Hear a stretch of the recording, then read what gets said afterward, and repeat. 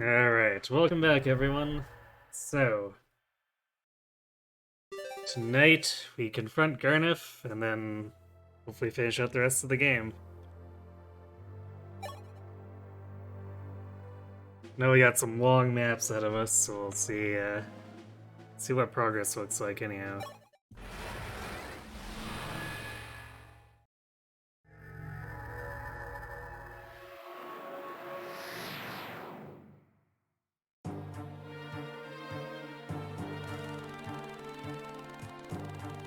The aid of the White Sage Gota's powerful warp magic. Barth and company were transported to the faraway city of Thebes. Thanks for not helping us earlier, Gota. Thebes was once an advanced civilization, but only its decay advanced now. The League traced the lifeless streets to the temple at the city's heart. Somewhere within its walls, Garnif was waiting, and now it was up to Marth to wrest Falchion and his sister Elise from the fiend's grip.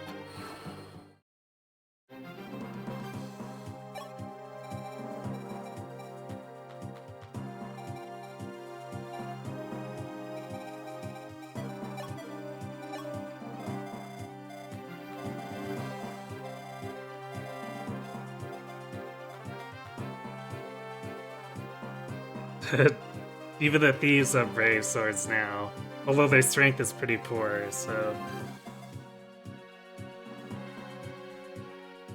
Oof, the speed on these enemy snipers, though. You can't double them unless we're, I guess Bars can double. But, like, our paladins can't double. We'd have to be swordmasters or snipers ourselves in order to double them back. Also, 55 hit points, because why not?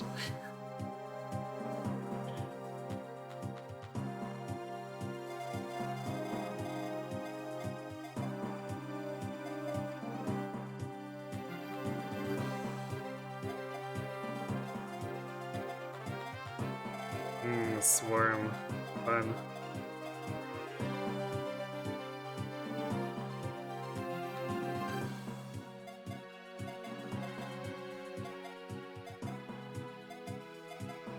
The amount of thorn here is kind of disgusting.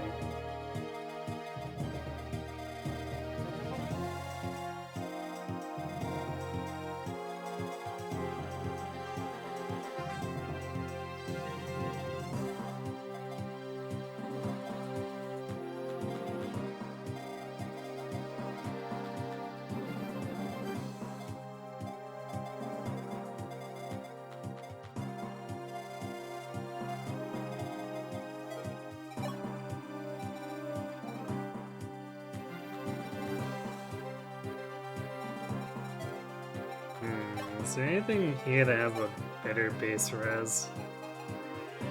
Well, that isn't the bishop. I don't think so, though. So it kind of makes Paladin our best physical class for engaging these. Which is a bit spooky.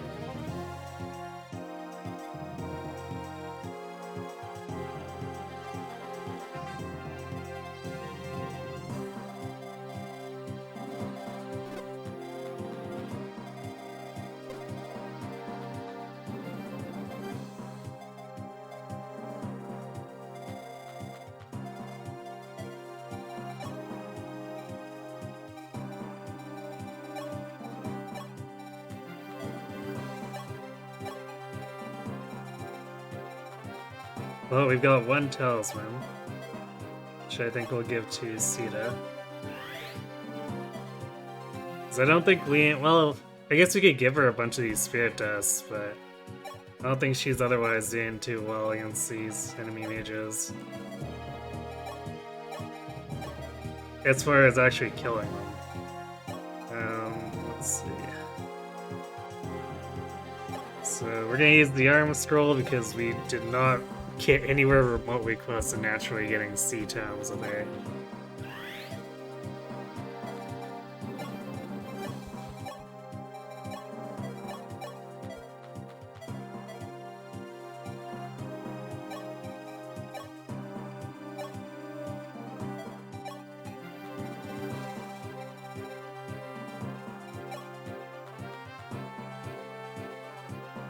That's what I just noticed. We're literally one experience away from capping out Cedar here. It's funny. Or, I guess, capping out her level. Technically, she's got a lot of work we could be doing if we wanted to, if we wanted to do maximum stats.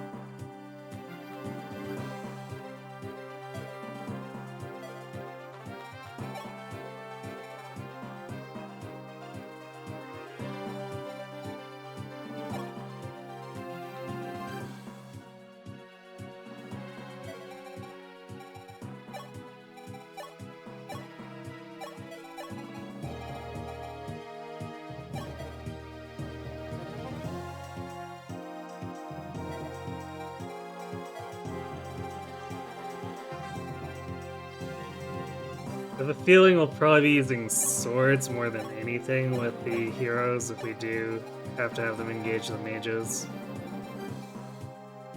Ugh, Bolganon's actually only a C, I didn't realize that. Her hit rate's gonna be, well, I guess okay. She's got a lot of luck, but her skill is pretty meh. So her hit rate is probably not gonna be great against these enemies. Actually, we should also get the Fortify to someone else if she's gonna be baiting these guys out.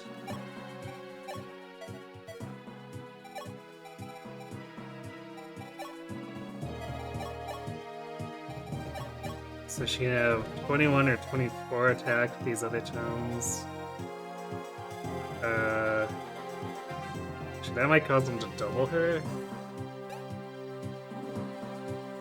10.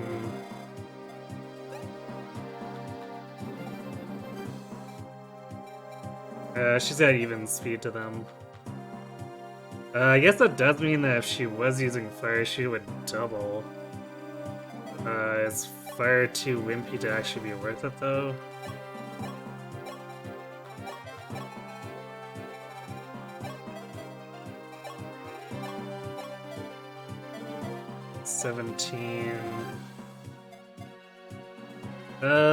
Actually, I feel like she does the most damage using Fire, which is kind of dumb, but okay.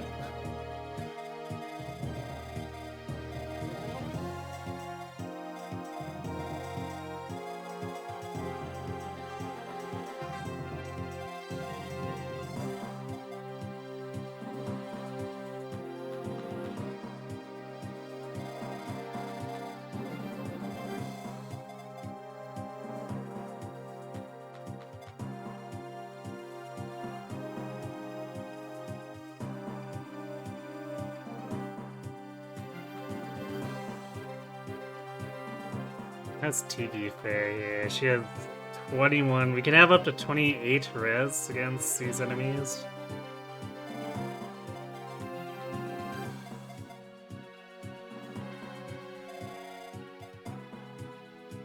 And she has just enough speed that the Thorns won't double her.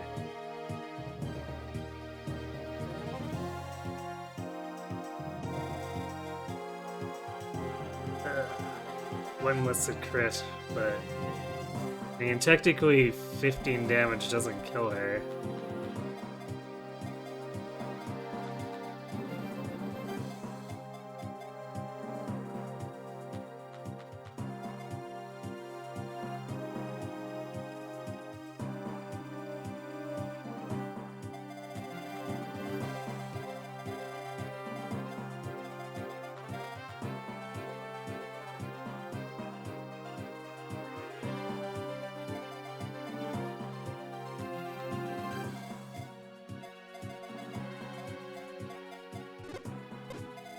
We probably want to try to bait this bishop out right away to get that swarm away from us.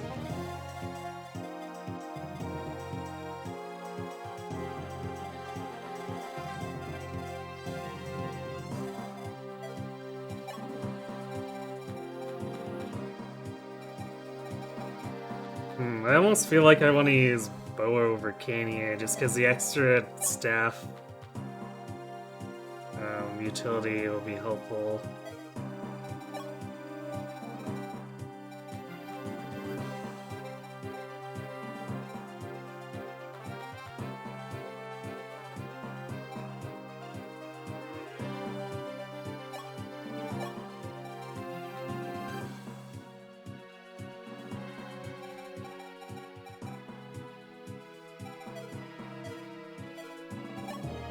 How much we're looking at within Hula. I could also buff her magic a bunch. She's doing what, like 11 right now to these guys? Which means if I give her 3 of the Spirit Dust, she one-rounds them.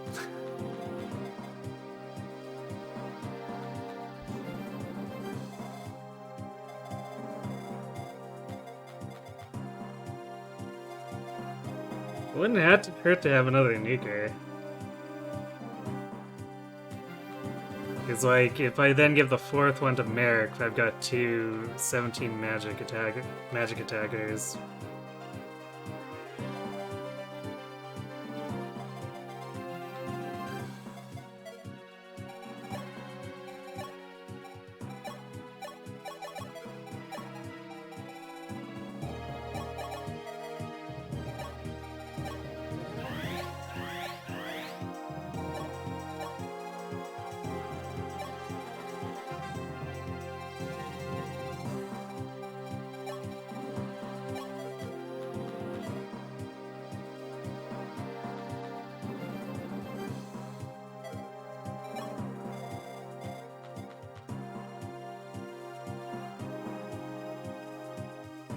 Slightly overkill.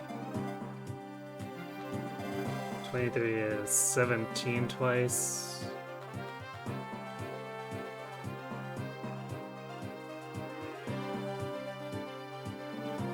Never mind. 15 twice would have missed the kill. At least on this guy. This guy would have died.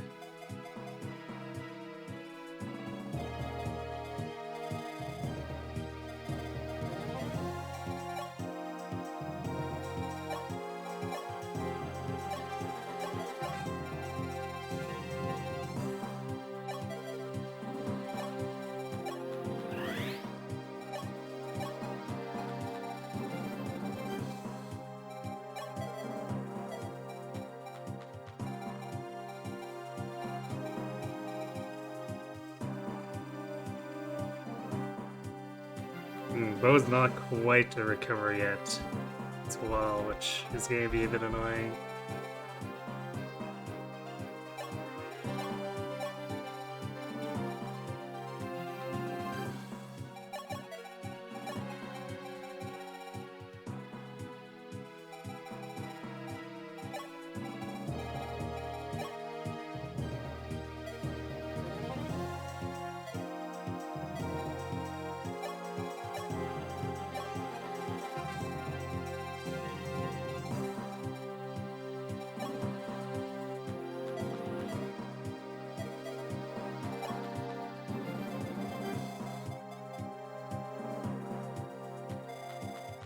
I guess the 25 against Sita's 18 defense is not too bad. It's not like he'll have a chance of critting me.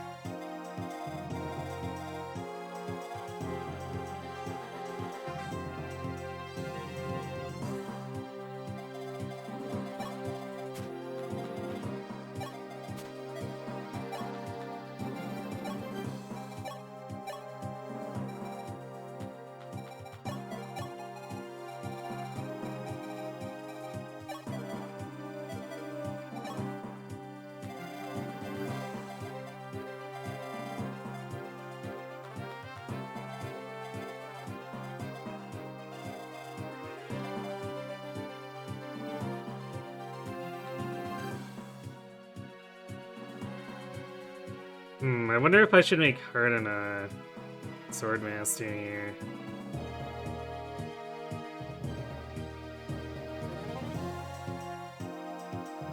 Because we do really want to double these snipers. Which, I mean, Bars can do it, but still.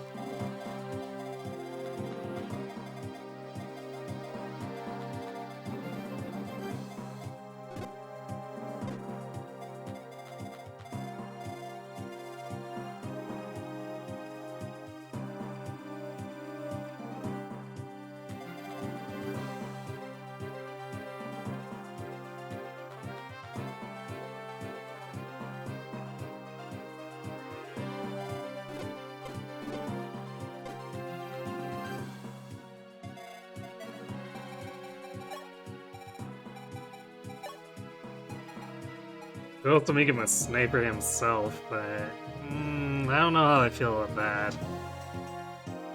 But Swordmaster actually gives him Silver Sword access.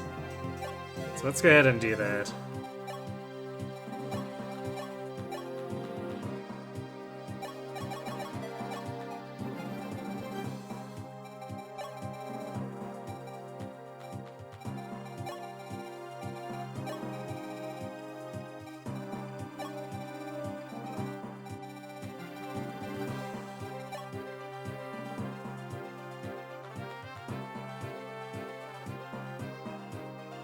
Yeah, I think I actually quite like having that 30 speed on him. As painful as it is to lose all my other lance access for the moment.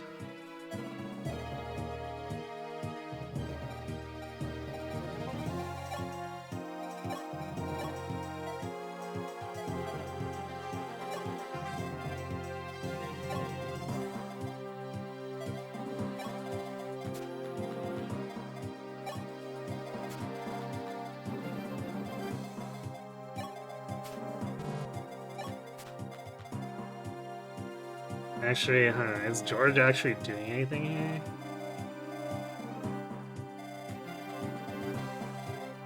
I'm not sure if he's helping us, because he's off flyers, so... You know what, maybe we do bring Kane instead of George. Because Navarre's not really fast enough. I guess Kane's not terribly fast either. But I don't know about bringing ballisticians. That feels like a probably no. So Kane it is.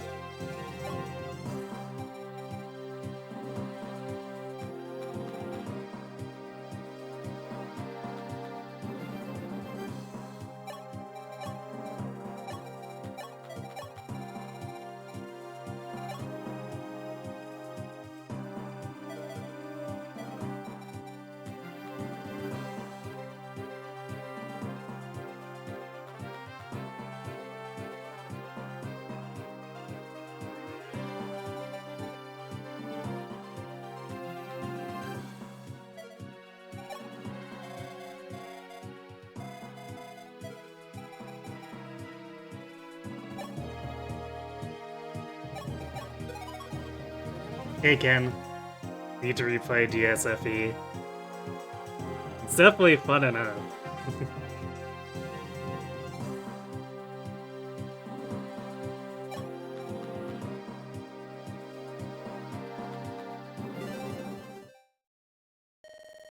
The Temple of Thebes, he's here, somewhere. Hehehe, come to play, little Marth. 'Tis I, Garneth. I've been waiting for you. Waiting? Oh yes, for you to dance around the continent, collecting powerful weapons and killing off my competition. Thanks to you, Camus and Michaelis will trouble me no more. You have my gratitude, diligent prince. You monster! Tis, don't spoil the moment now. You're about to do me one last favor. Die, prince. Hehehe. That's what you think. I have something else in mind. Hey, is that a threat? If you mean to harm me, first you'll have to find me, boy. And what's that supposed to mean? My prince, several sorcerers have been sighted around the temple. They all seem to be Garnef, sire. Heh. Fight, boy, fight. Wear yourself thin fighting puppets and shadows. But the only way you'll claim Falchion is by defeating the real me.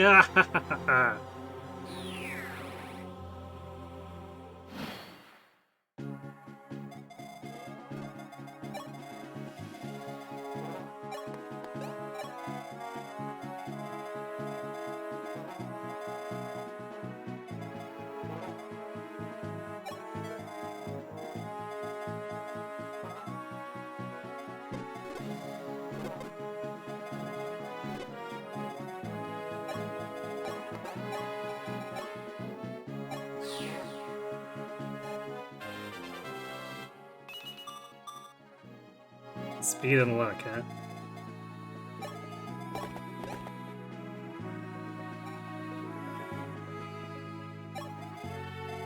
Actually, interestingly, we kind of don't want to deal too much damage to him here.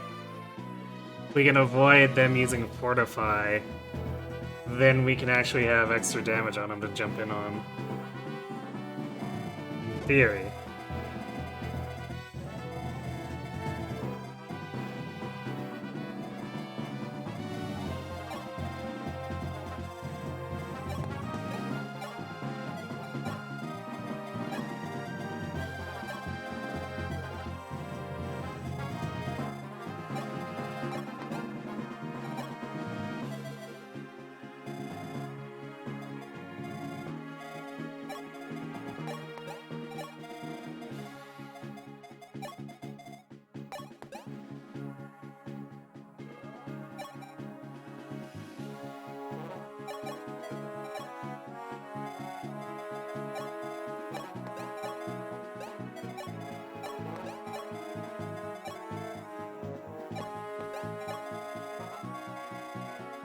Should Marth go help up here? Will he actually matter? Because she only goes 1, 2, 3 out. Marth goes 1, 2. I guess he could help. It's not like Marth's gonna actually fight here. He's basically useless as a combat unit at this point.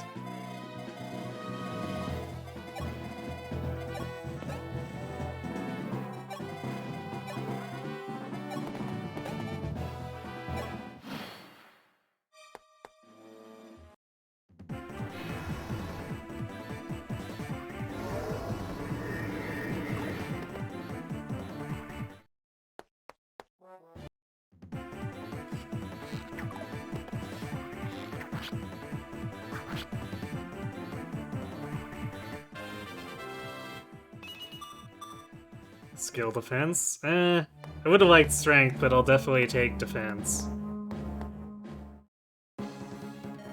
Sire, we pinpointed where Garnef is keeping the magical apparatus that gives him his power. Where? The Tower of Thaves atop this very temple. Then we don't need to fight Garnef if we find those apparatus.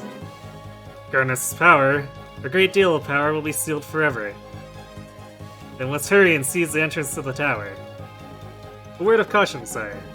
Stopping the apparatus will not undo his power, only Garnef's. He still has Falchion in his keeping. If you want the blade back, you must defeat him now before seizing the tower. How very convenient.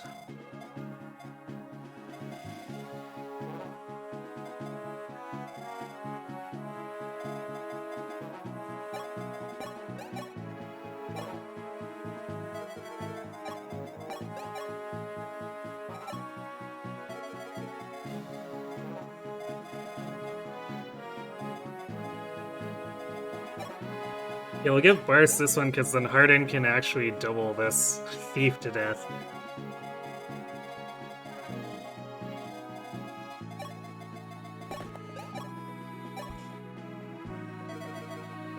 Man, even the thieves have like 40 hit points.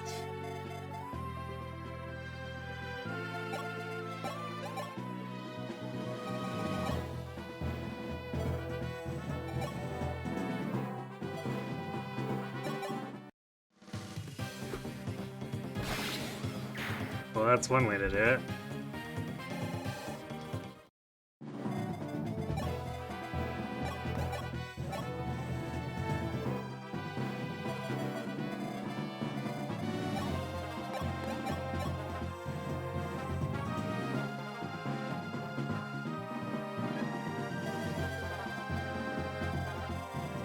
I don't like taking 16 damage back.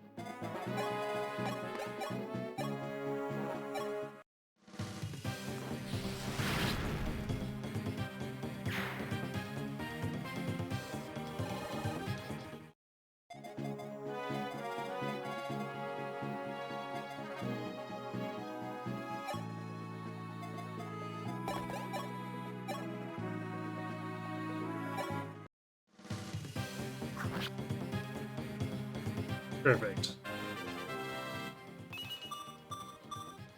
Nice, good job, Kane.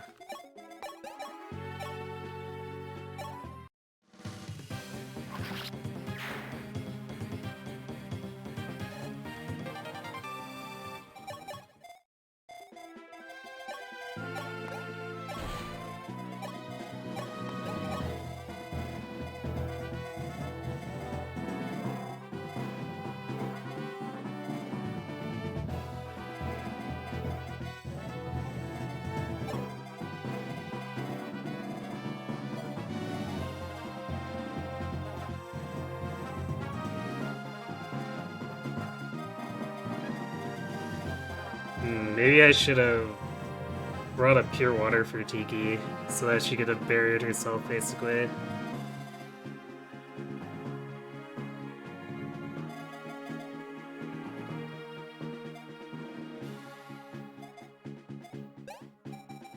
Well, it's D rank, so Merrick could actually bury her too. Hey, Math Magician.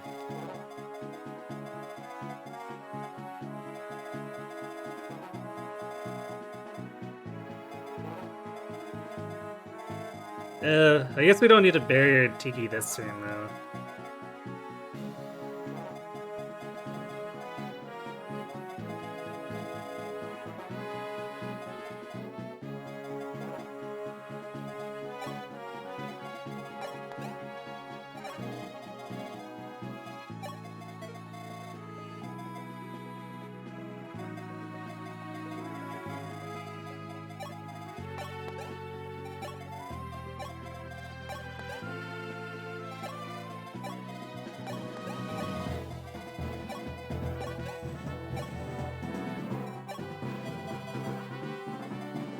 Ogre has my lowest res here, so what if we...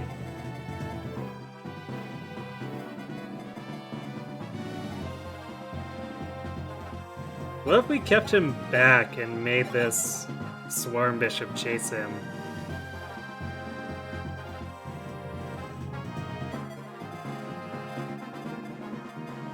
Because then it puts him in a position where we don't have to have everyone else run out to kill him, and then Lena can bait this as we would like her to.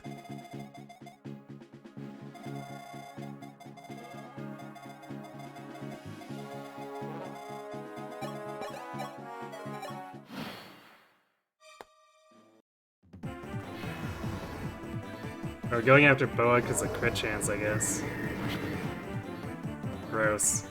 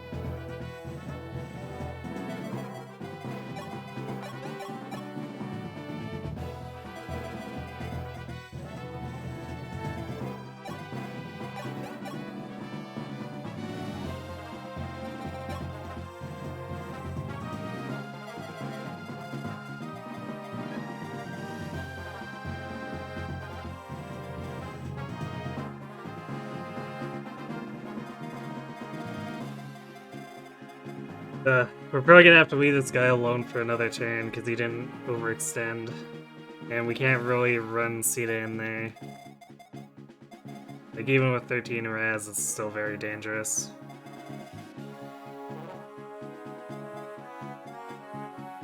Actually, I guess,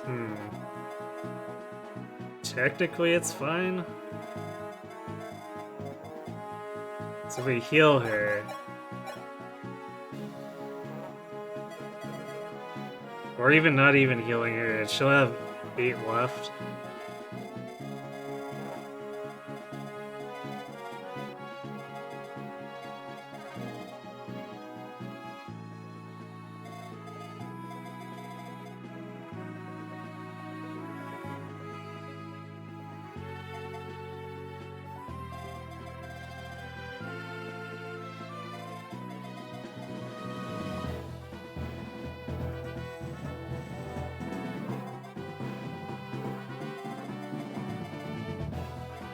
Alright, I guess we're committing to that then.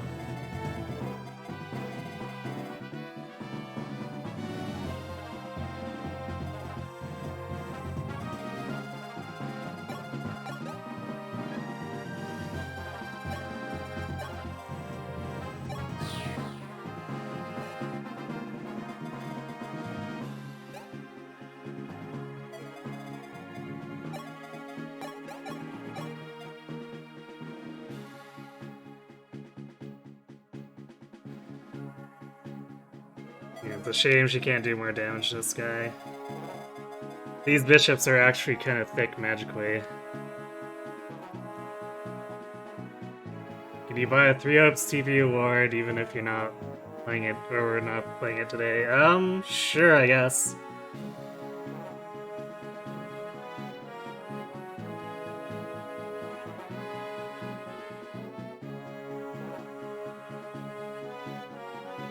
It doesn't really come up too often, so if it was maybe a more competitive thing, I'd say to wait. But yeah, it's not like anyone's trying to get in front of anyone else here, so go ahead and throw it at me.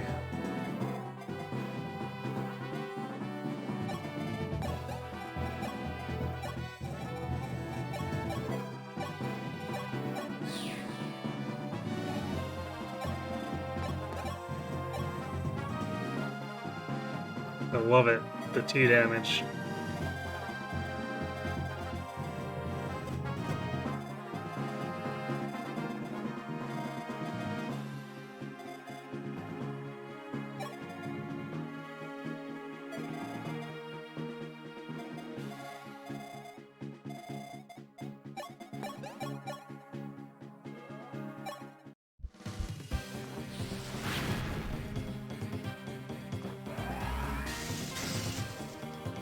Tink.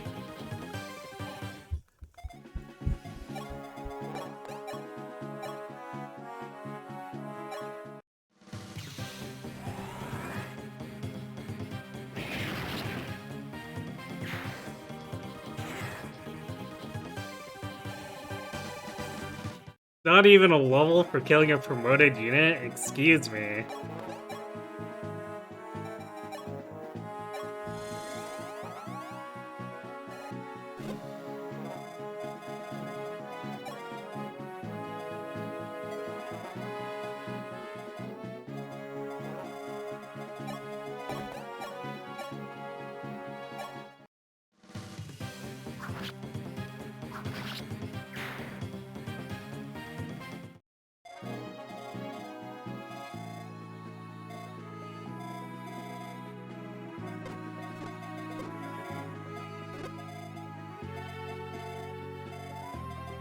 And this bishop is heading towards us.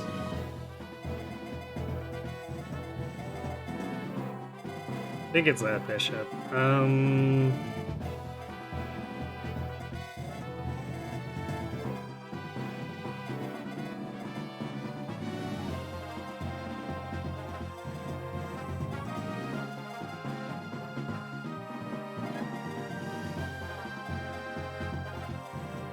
Actually, it's probably a good thing that we're not getting double swarmed. So I guess we'll let him come down and then catch him in the mid.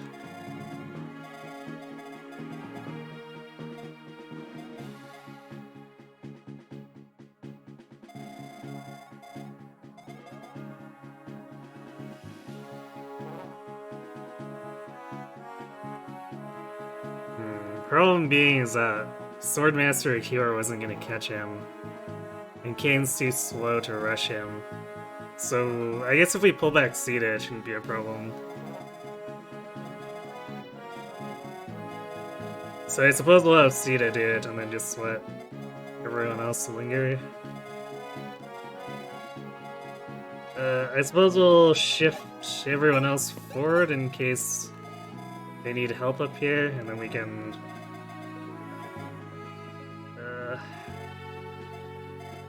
shift Sita back. Do you want Hubert for the next battle? Well, that's definitely not going to be the actual next battle since it's a battle that has fixed units, but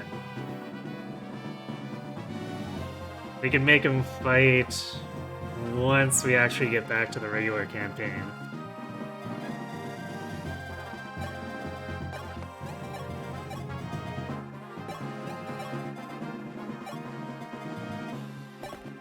Okay, so if I didn't screw this up...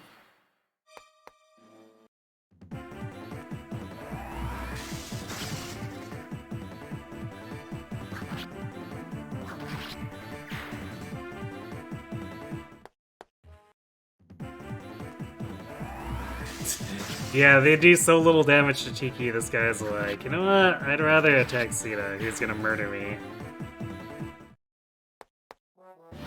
Wait, what?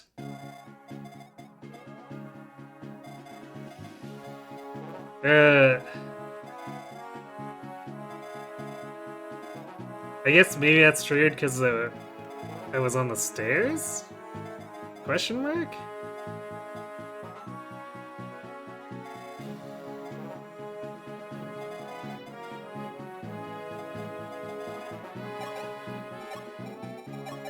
I'm not quite sure what went on there, but that was very weird.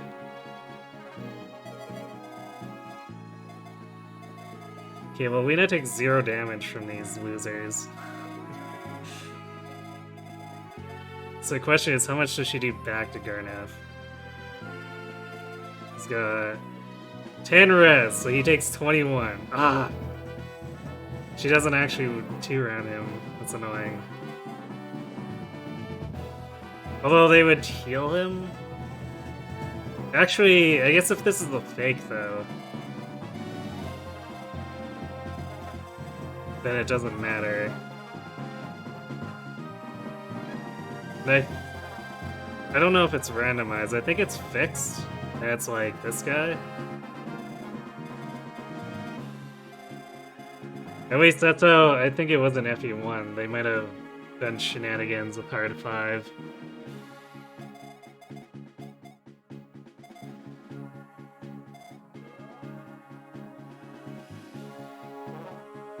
Well, I guess there's no rush then if this guy is just hanging out over here instead of actually moving up.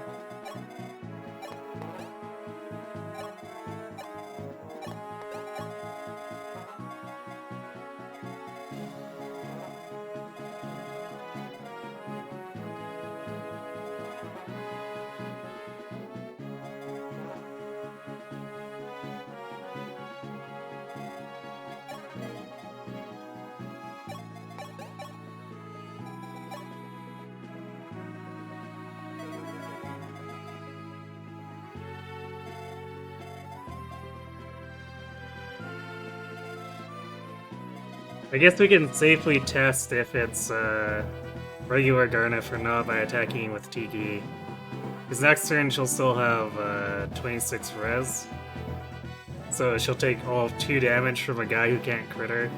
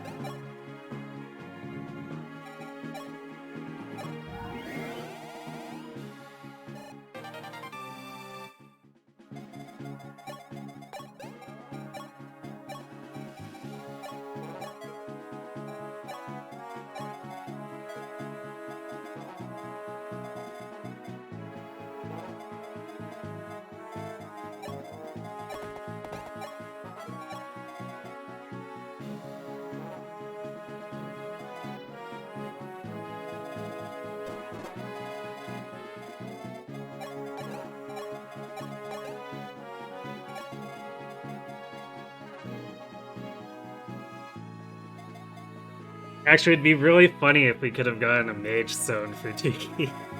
Because presumably Imhu is not exempt from dealing 0 damage to Mage Stones.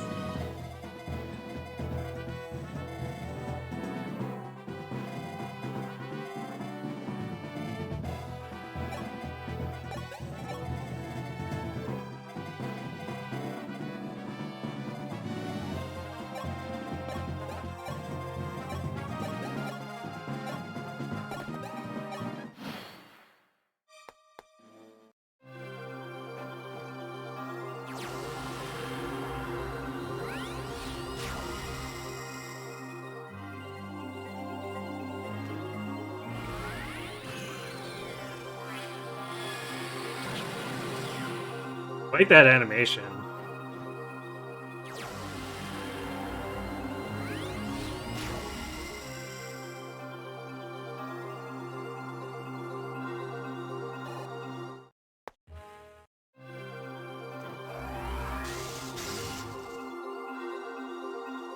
Ah, here comes the crit. Bye.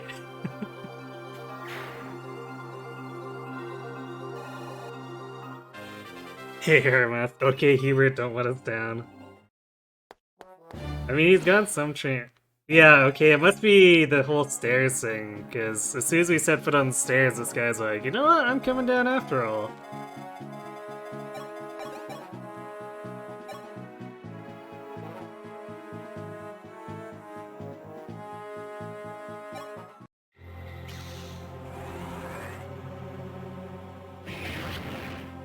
Yeah, it's the pig.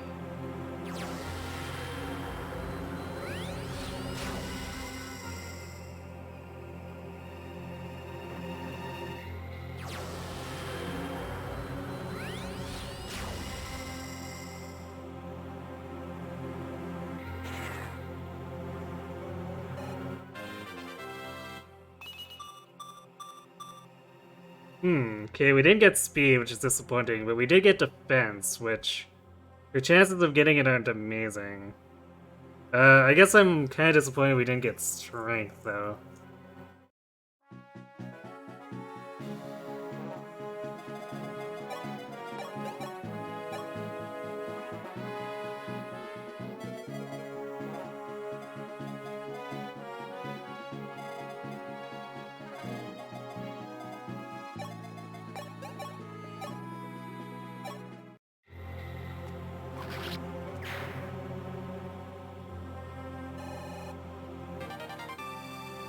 Yay, Steel Sword, my favorite.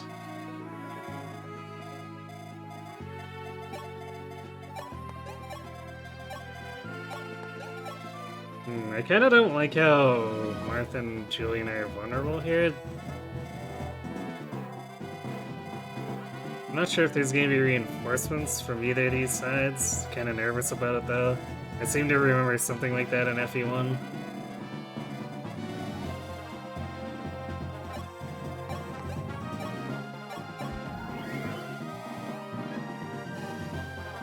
So we'll have C to take care of Swarm Jade.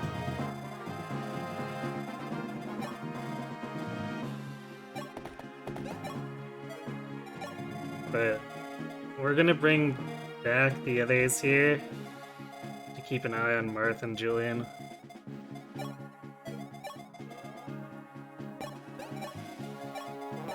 And let's be honest, Bars and Ogma don't want to rush headlong into 2 swarm attackers anyway.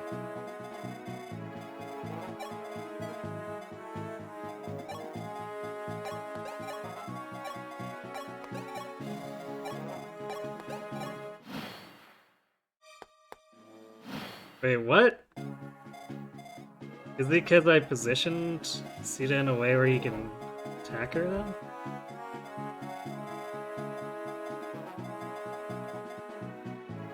That's really annoying.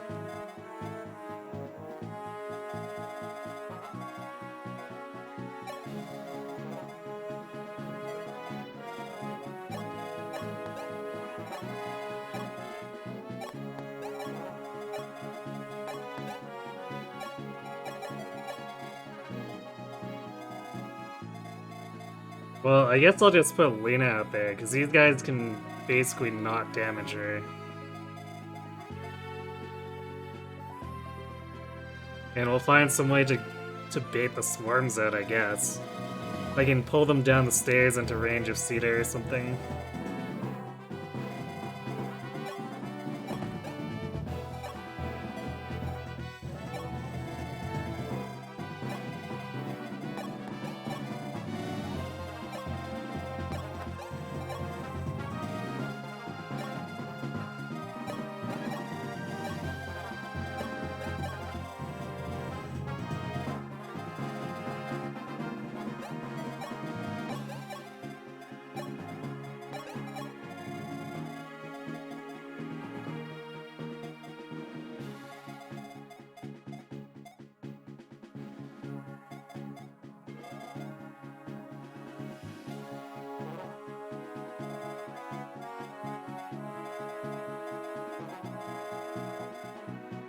Turn is this 6.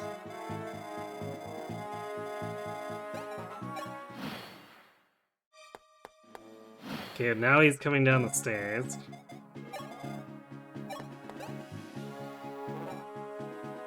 But he might come back now that I put Lena in range. Or maybe he'll ignore her because he deals nothing.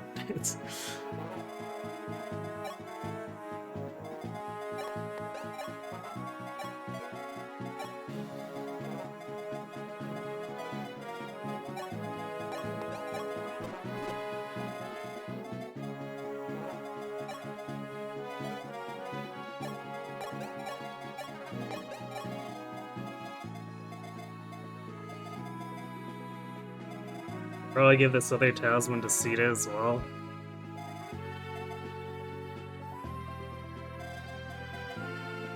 Because Lena doesn't exactly need it. She's already a ridiculous res tank as it is.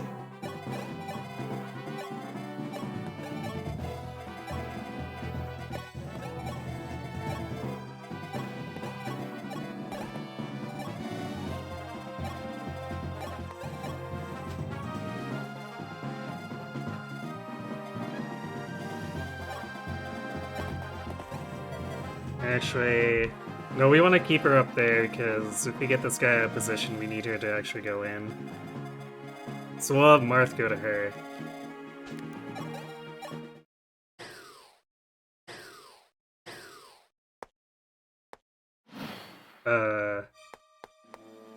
Okay. That is a lot of mages. And not at all what I was expecting. Although, to be fair, I'm not quite sure what I was expecting.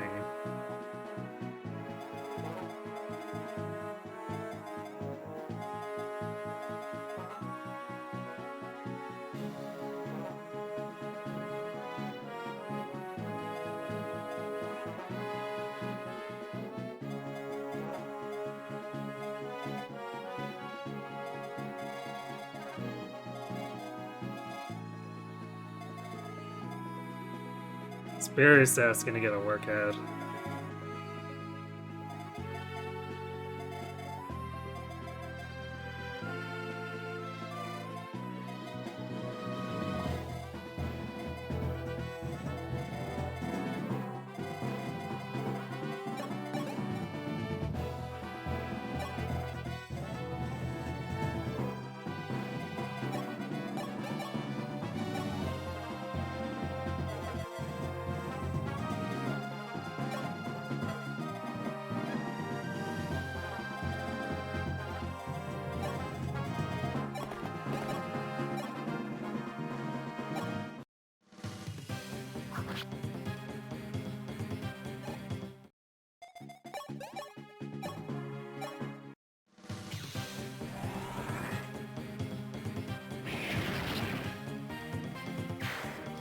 I do find it funny that Kiki can just be whichever dragon she wants to be.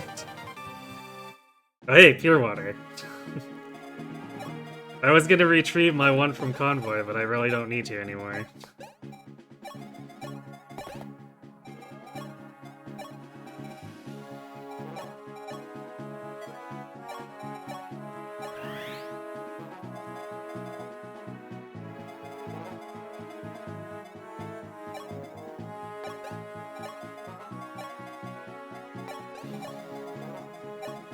Yeah, well, I still don't fully trust the flanks, but I guess we'll move forward. These guys are all Thoron, right? No, this guy's actually Swarm. So we're probably gonna have to clog this up with Lena.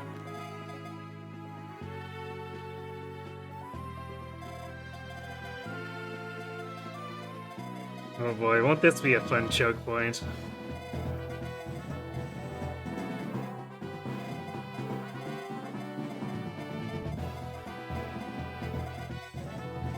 Wait, I guess this is the guy who's already here, so the rest of these are non-swarm. Still, it's gonna be annoying.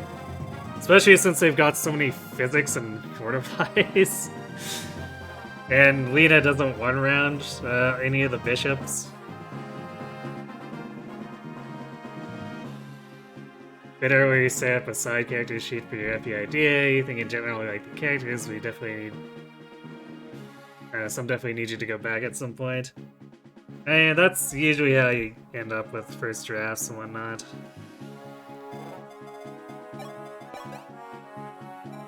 So first draft that you like some stuff of is pretty good progress, really.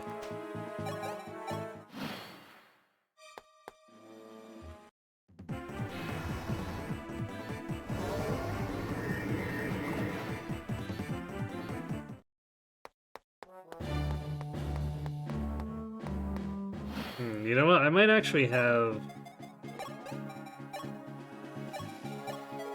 Tiki carry both Pure Waters anyway.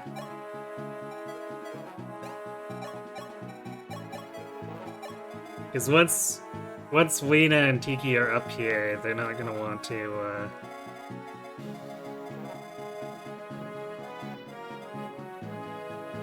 have Boa trying to tail them and barrier them.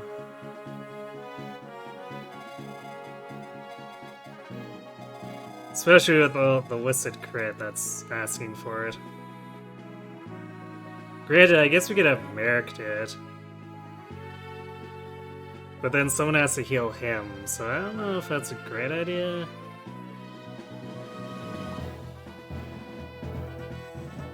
I suppose...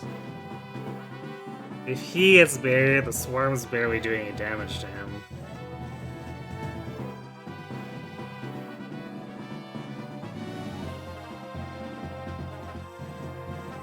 And then we can physic as we need to.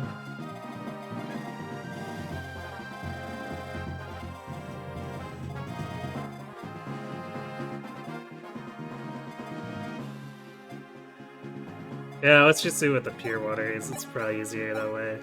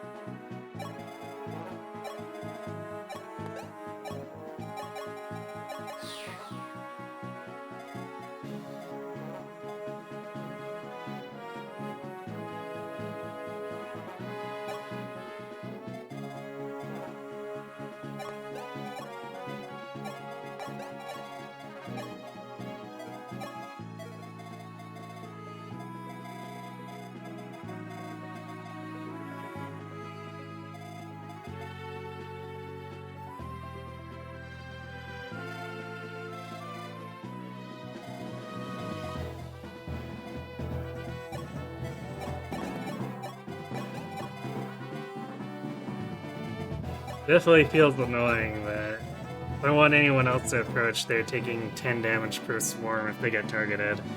Which really sucks against multiple swarm.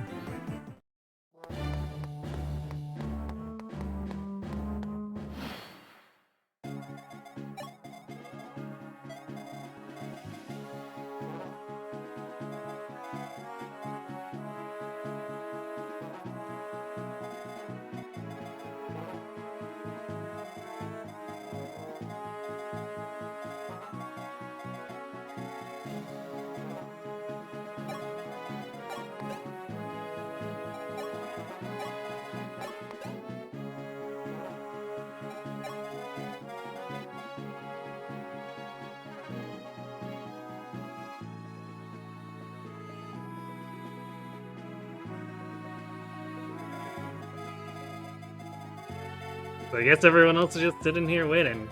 I suppose Zeta's bulky enough where I could just kind of run up and not care.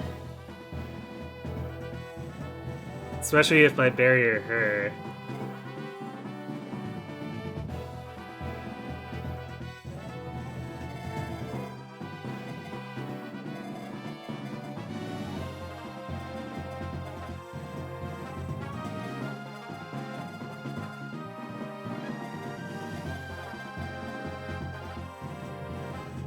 Yeah, I think we'll end up needing Zeta to break through the sniper too.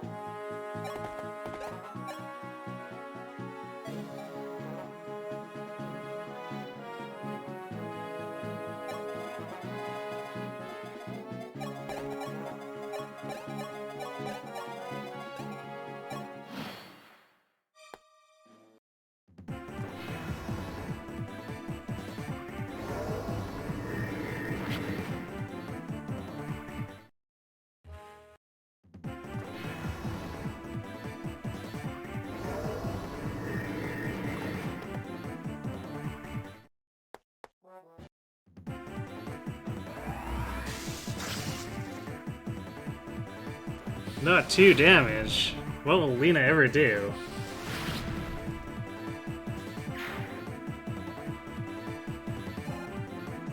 Hey, JC. Yes, the robots have arrived. Skynet is nigh.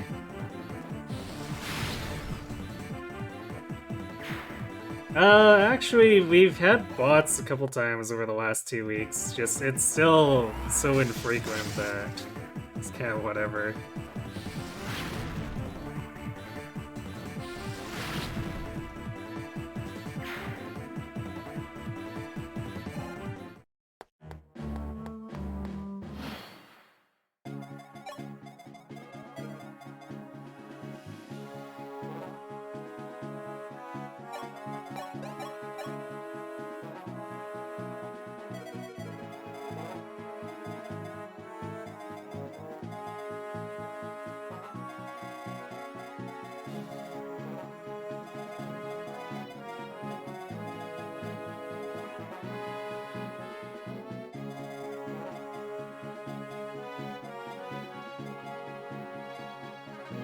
Probably wait one more turn on the physic.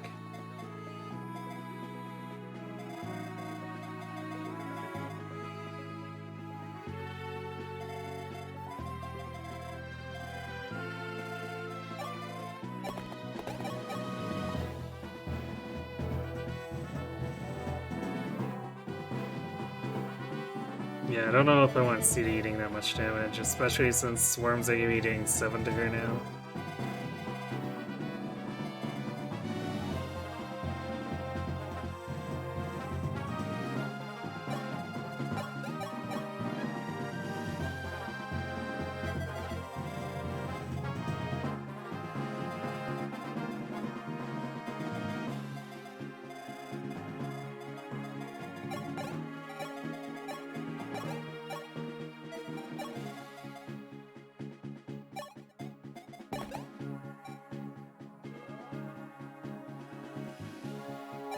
Depending on if Zeta takes both hits, I might even just fortify instead of using 2 physic uses.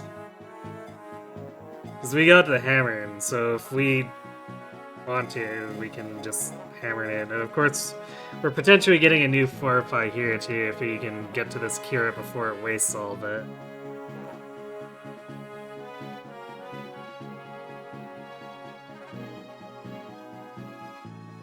You're in here for long, but full-time jobs and all. Yeah, I get that. Thanks for popping in, Ken. Have a good sleep.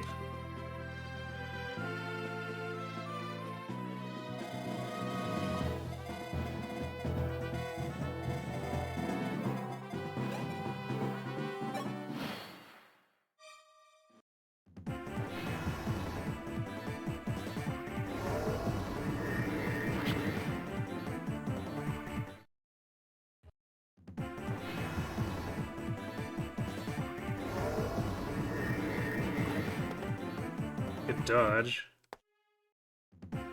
Actually, we might just... well... yeah, we might use the Fortify anyway.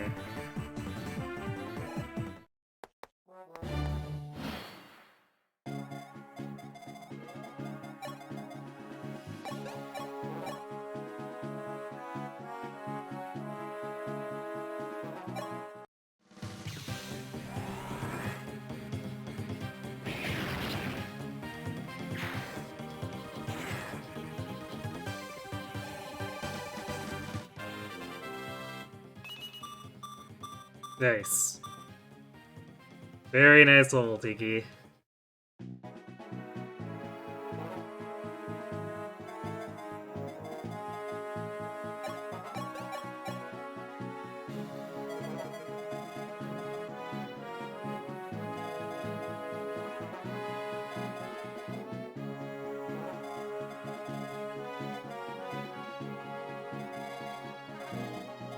Now this guy will drop us a new barrier, so we don't have to worry about using up the old one too.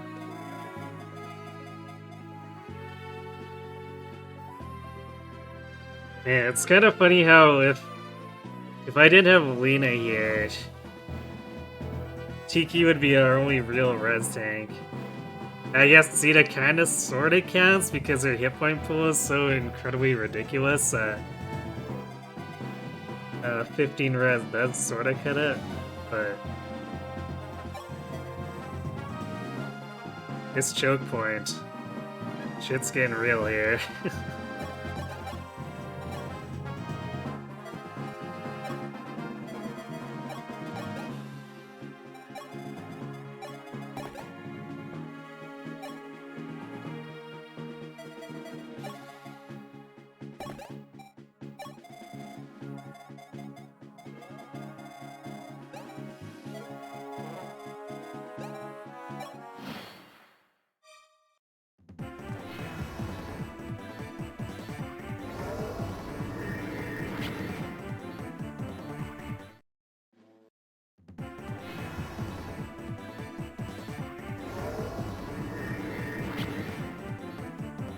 They're winning a lot of those coin flips.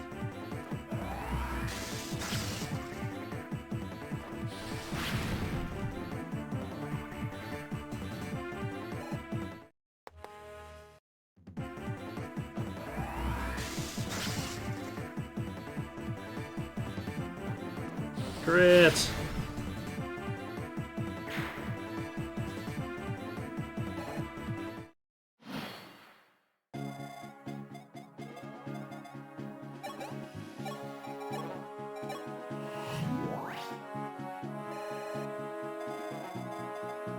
Weena showing them how it's done.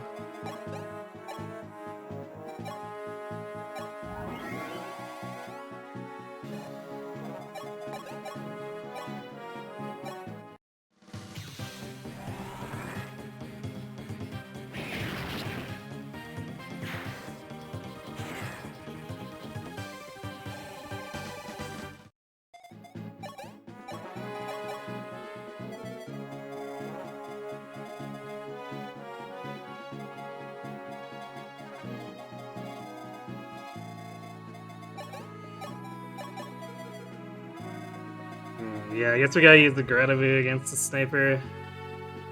Because otherwise, we're falling too short with the javelin. Like, we're still doing 46 damage.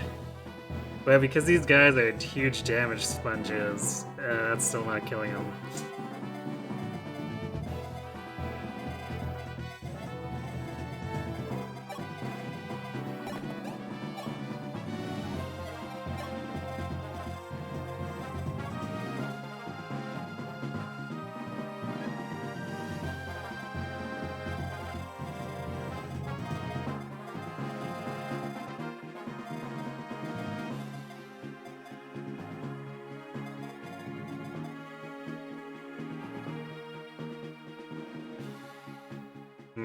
The question is what we're gonna do about Garnef too, or like this one. I assume this one is also a fake.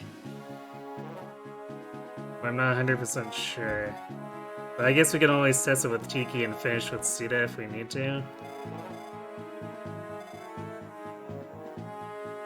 Or I guess finish with Lena, since Steed is not getting experience, so if we can give the kill to Lena, it'd be preferable.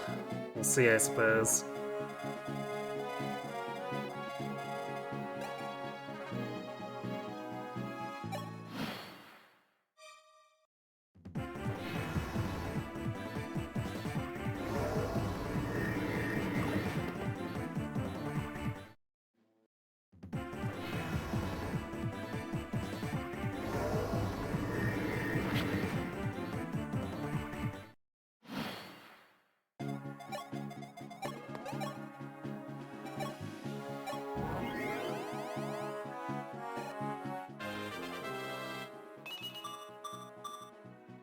Okay, magic speed res.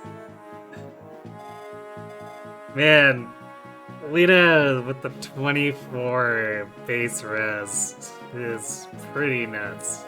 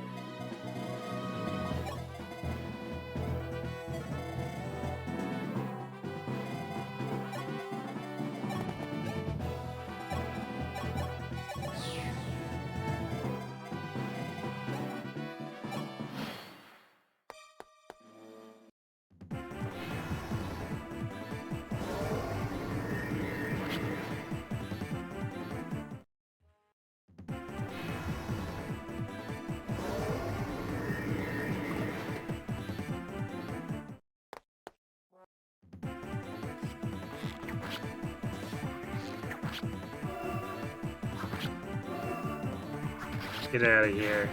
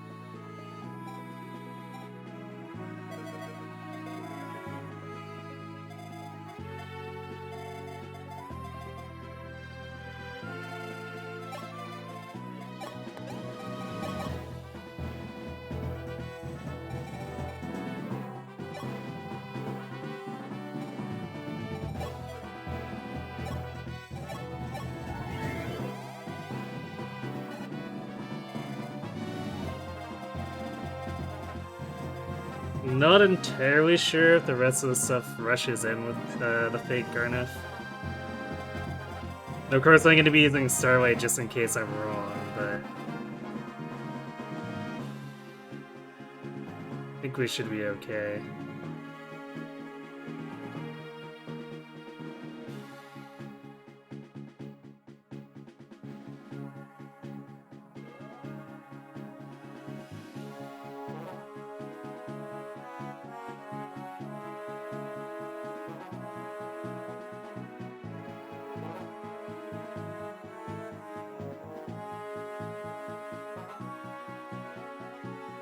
So it's gonna be down to 9 res on Tiki, so 20 total by the time. I think I might use another Pure Water. I probably should have. Actually, no, wait, I haven't used it yet, that's why. I'm like, this math doesn't add up, what's going on?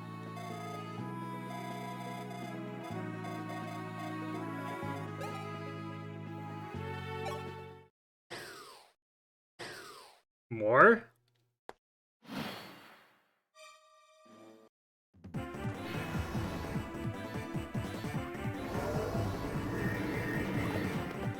Well, that's not cool.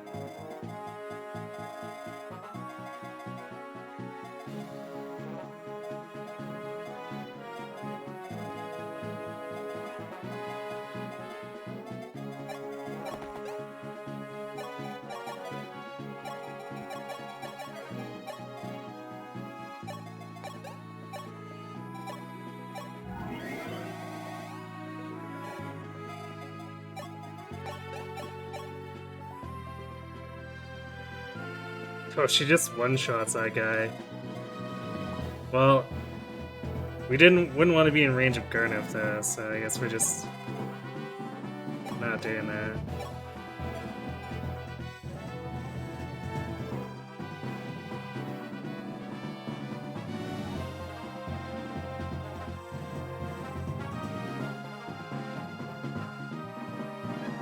This is getting really annoying. I think we're gonna warp Merrick up there. Does anyone else have... No, everyone else is trash res. So I guess we'll just warp Merrick up so he can hopefully help out with that stupid crap.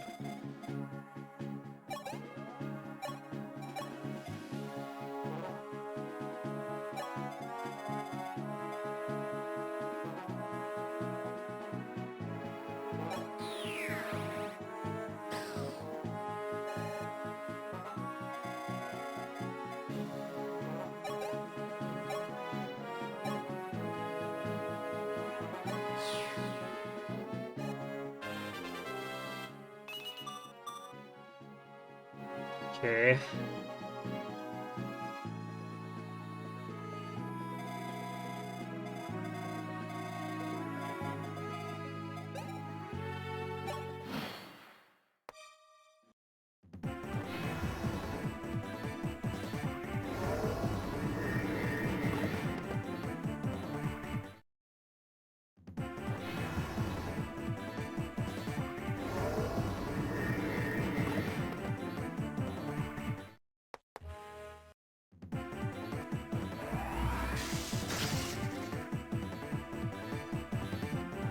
Lena didn't like that.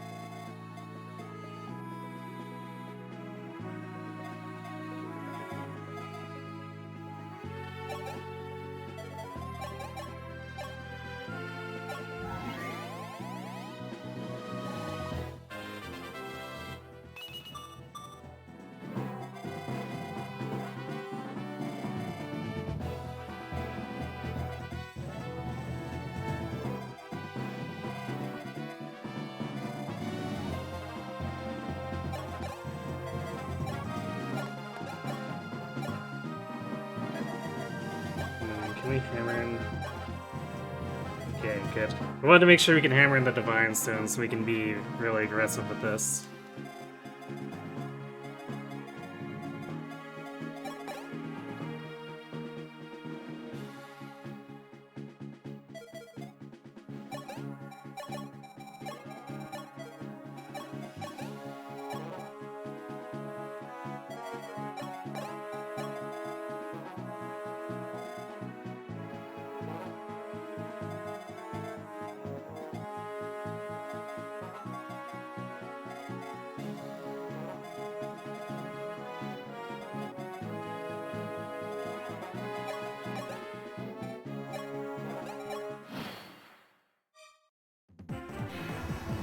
Alright, now they're targeting Merrick, which is kind of annoying.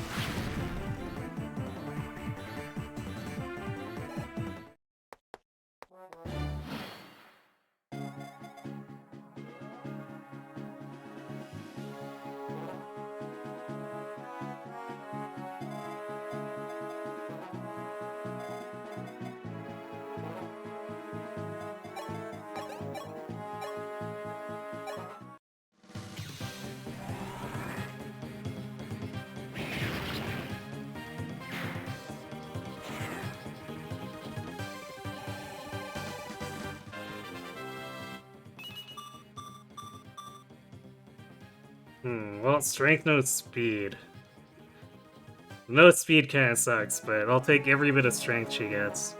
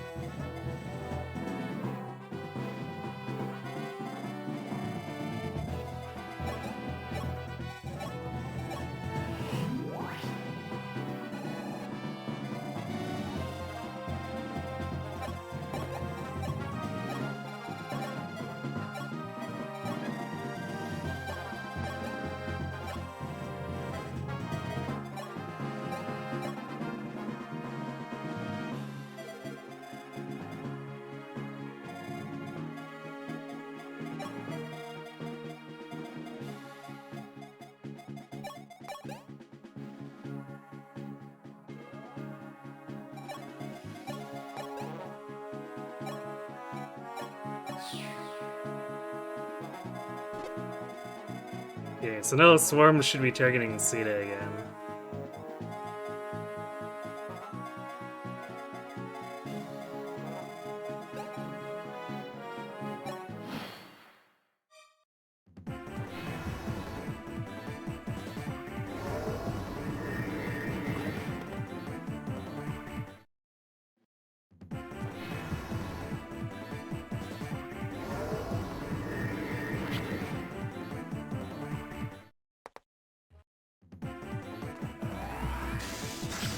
Ooh, that actually had a chance of...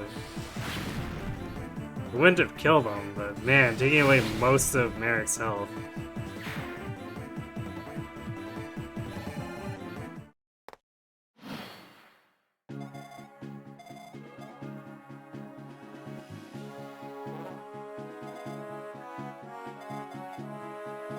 And now it could actually legitimately one-shot him, so you gotta be careful.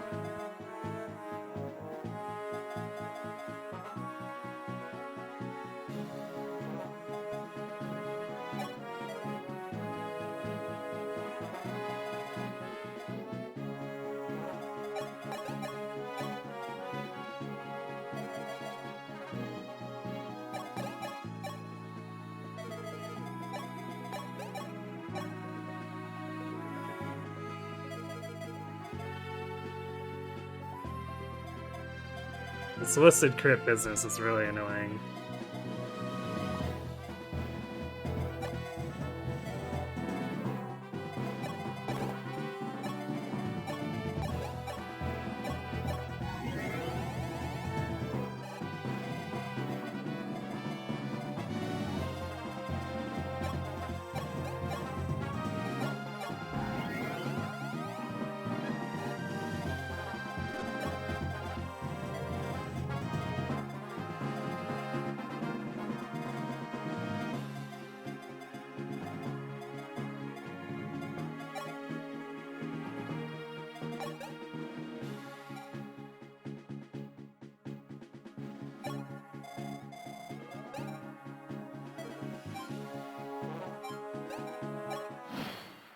I wonder if turn 20 is gonna bring another set of these dumb mages.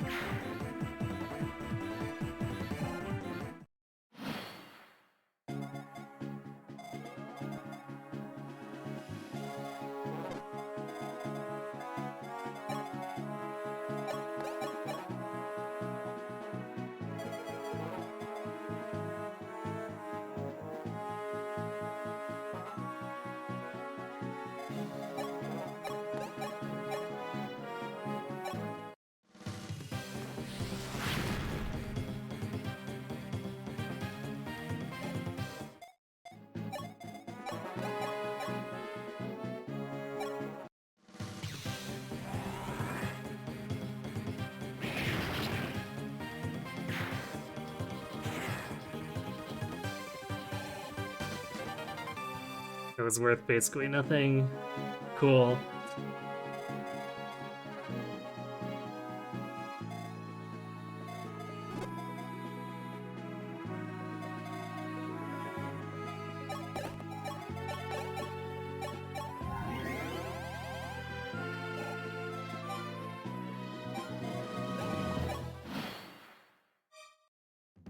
Well, it seems like we're not getting another wave.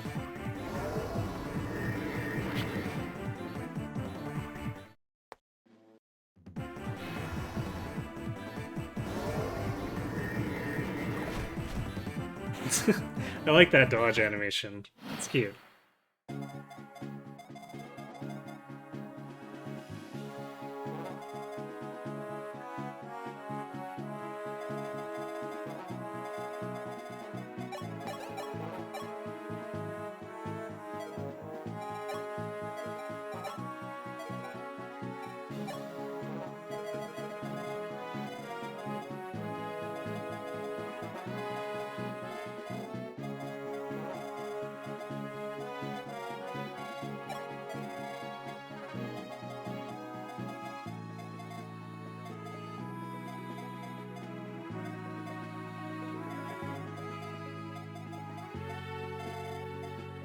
Wonder if we put seated on there.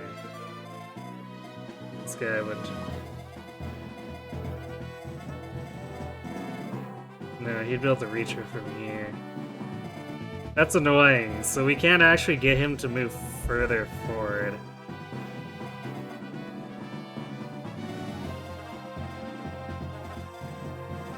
Because if we just put Sita here, then he goes over here instead.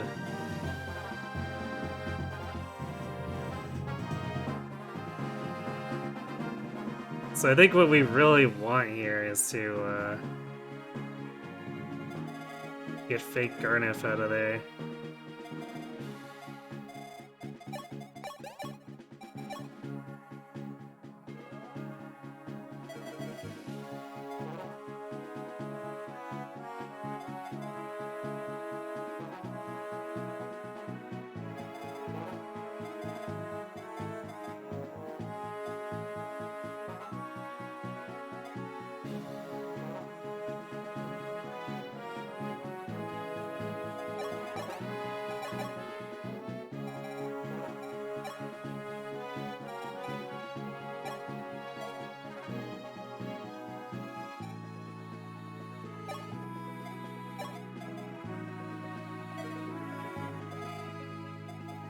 Actually, do we really need...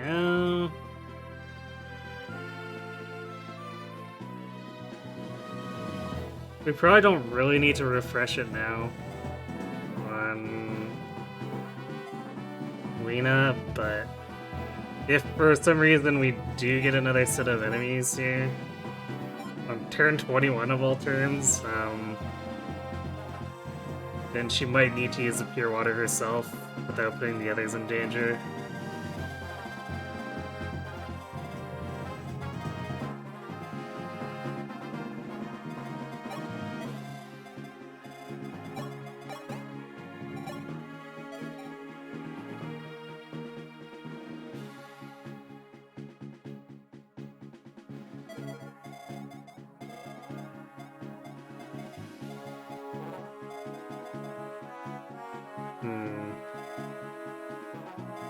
Maybe we do want Sita down here to get that guy out of the way, because otherwise he's blocking us. But then, damn, but that'll make it so Sita can't actually reach to help.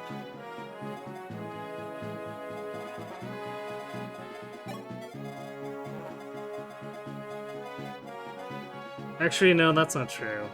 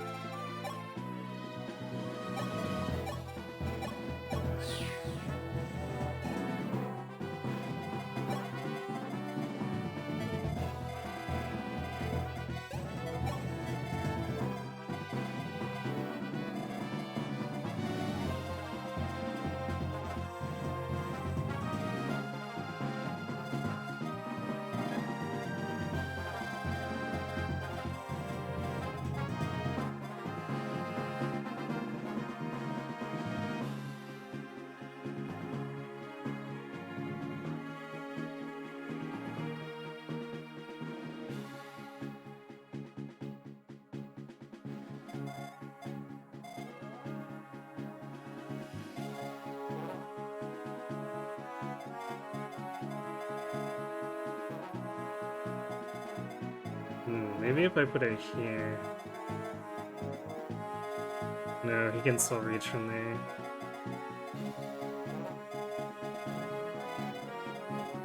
Actually, we want her here.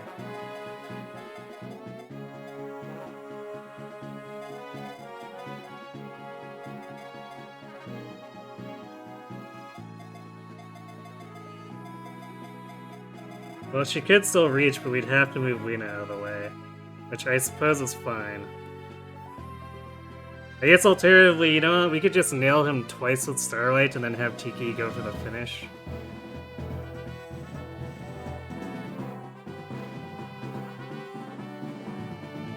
Yeah, if it's incorrect, we just heal Tiki.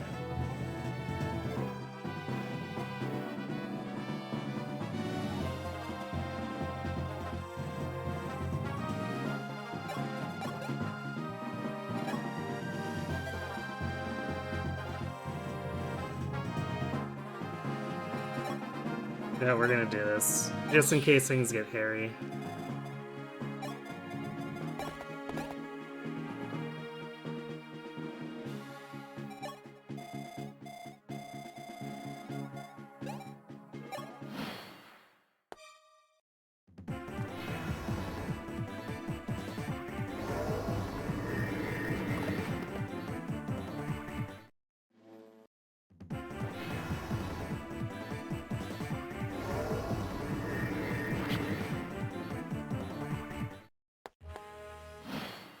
Oh, that's annoying. I guess we can get Garnet out of position.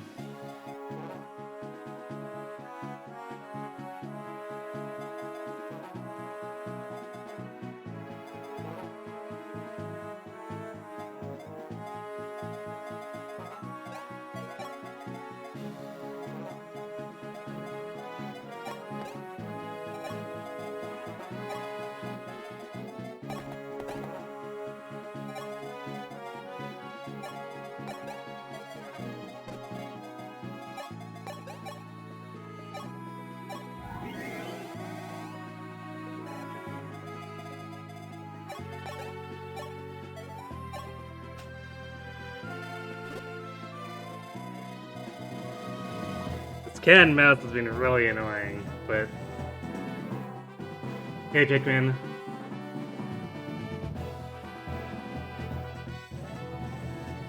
The only way to be safe in Shadow Dragon is to assume there will be Medea's ambush spawns on every tile on every turn. I mean... Sometimes it feels that way. Sometimes it really feels that way.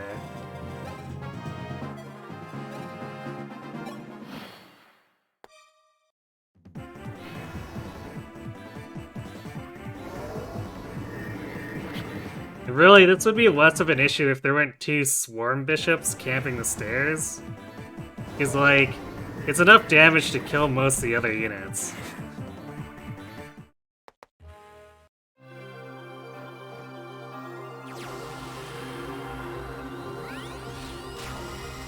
Well, this one just straight dies to two Starlights. I wonder if that's gonna trigger Fortifies, though. Because we're doing half of his health and damage.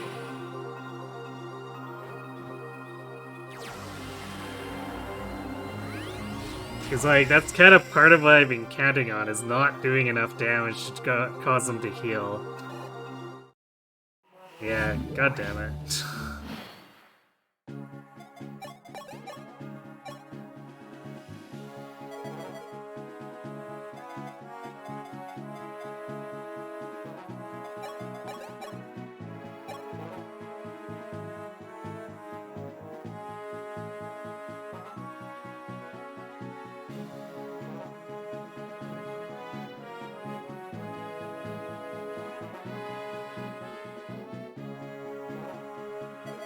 You know what? Because this sets us up.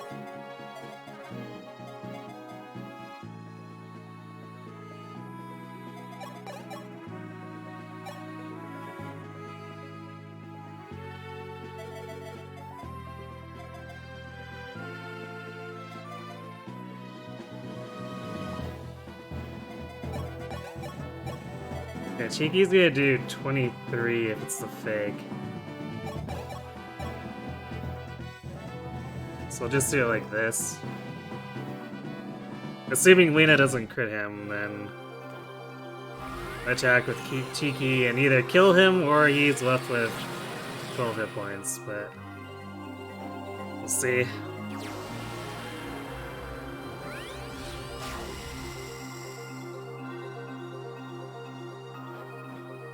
Are we Paladin Reds? Or Paladin CA just have Res here? Sorta. Also for the movement, 12 movement's pretty good, and the 25 speed benchmark allows you to double some of the snipers. And the heroes for that matter, like, cause if we were to do Wyvern, we wouldn't be doubling the heroes even.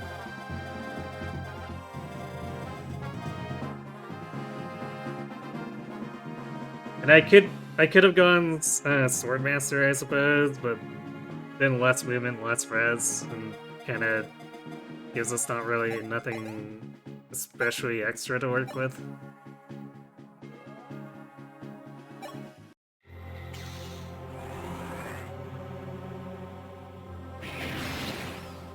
Alright, so that was the fake.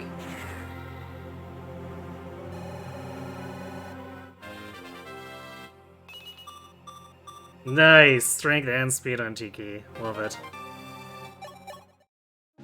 I was starting to question putting the investment into Tiki, and then we had to deal with enemies with 30 magic attack. And suddenly the Divine Stone made her a god.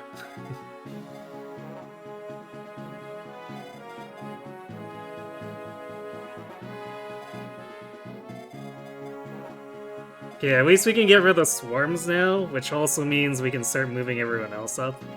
Even though there's not really anything else to fight after that. It's literally just these heroes which Sita can kill.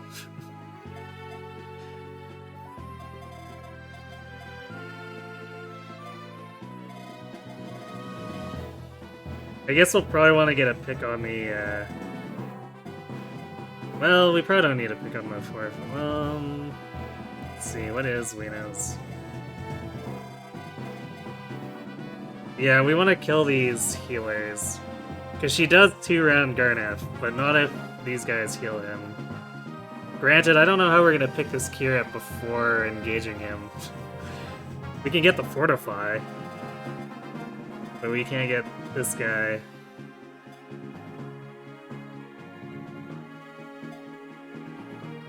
At least not without sacrificing the ability to get a counterattack. Because we could safely go in with Tiki to try to kill this guy between her and Lina, but then Garneth's almost assuredly gonna attack Tiki. And waste a bunch of time. Or I guess waste that turn. Which I guess is fine?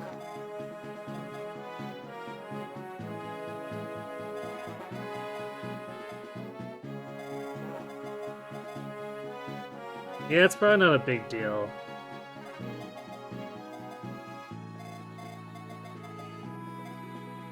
Okay, I'm not gonna move Sita out because we want that guy to not move away so that we can pick him next turn. I could kill him with Sita now, but she's maxed out. And Tiki hungers.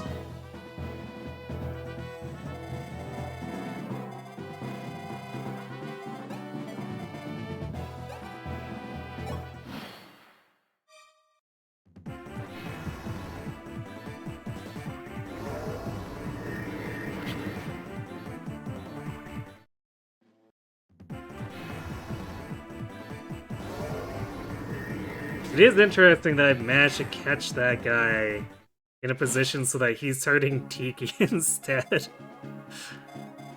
Because he'd have to run several turns over to target Sita. So instead he's just wasting Swarm on Tiki.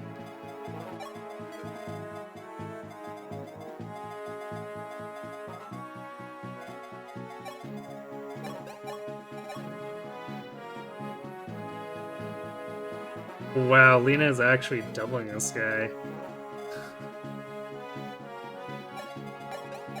Don't see that too often. Well, I guess because he's a swarm. Yeah, the Thorn guys actually were just fast enough to not get doubled.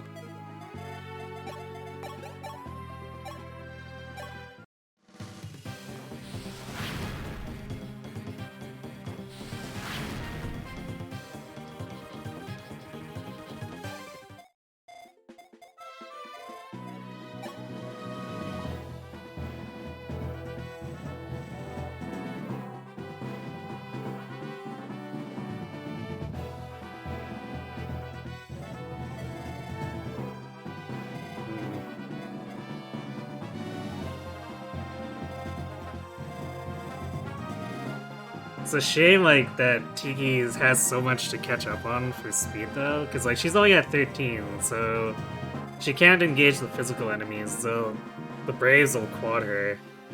And even though she's got 20 defense, like, 28 damage from the Brave Sword.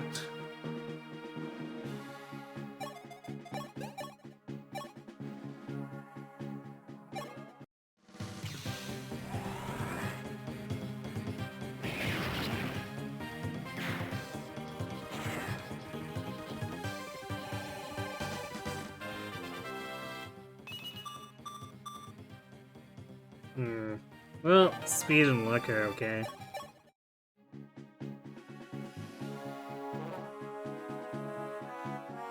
It's kind of annoying that she caps at the 20 luck, though. Because there are enemies who will have higher than that for crit.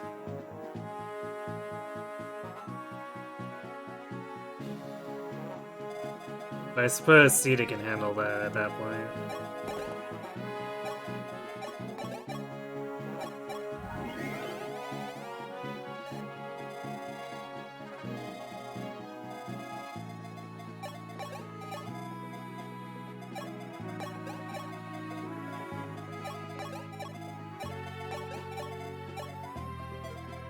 Probably don't even have anything really to do with anyone else here, because like Garneff's immune to their attacks.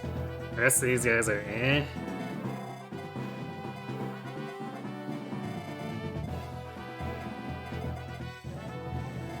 I guess no, we wouldn't want Kane fighting these guys.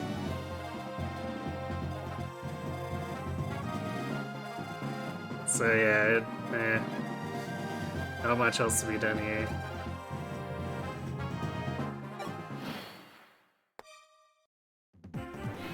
Oh god damn it.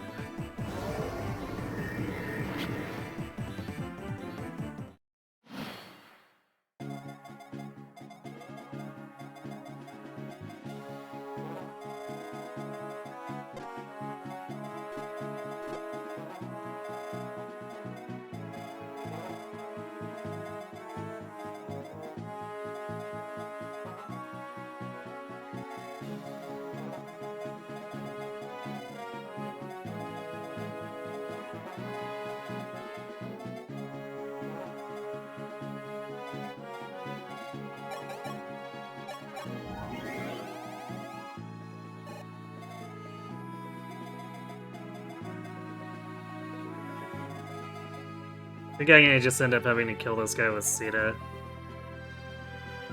Because we're gonna have to get into range of the heroes.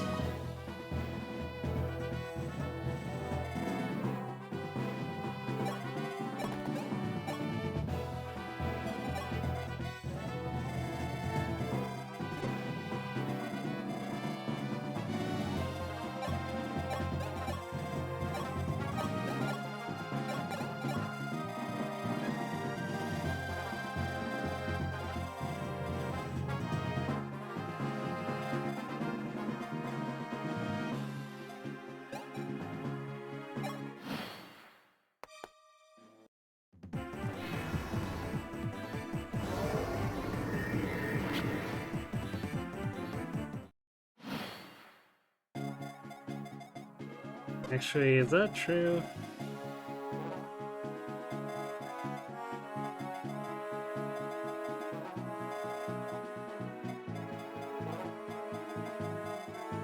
If we run Sita down here, we get him out of position again. At least I think we should be able to.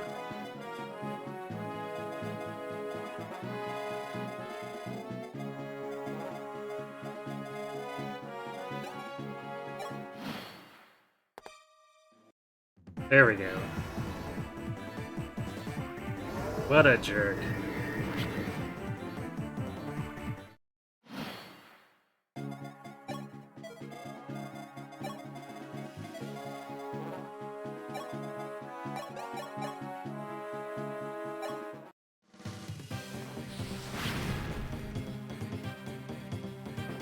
No food for Tiki. Lena's hungry today.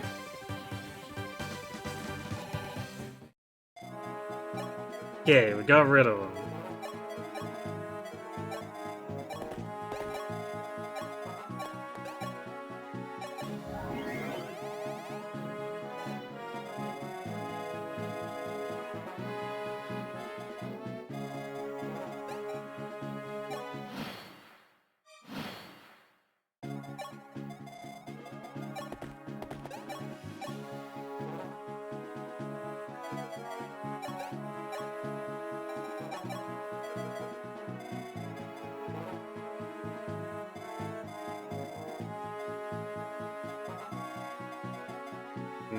I think I'd rather keep the fortify uses and spend more.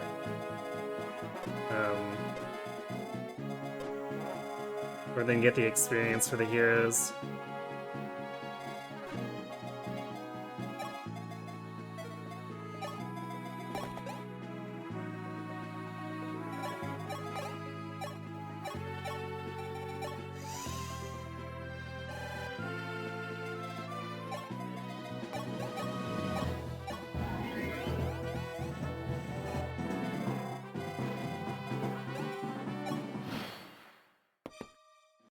Because if we injure him, it's just gonna leave, or have the physic and the fortify use on him.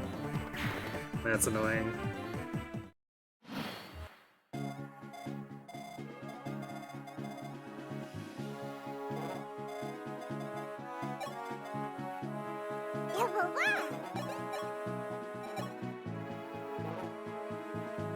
Hey, thanks for the follow, Angel Mans.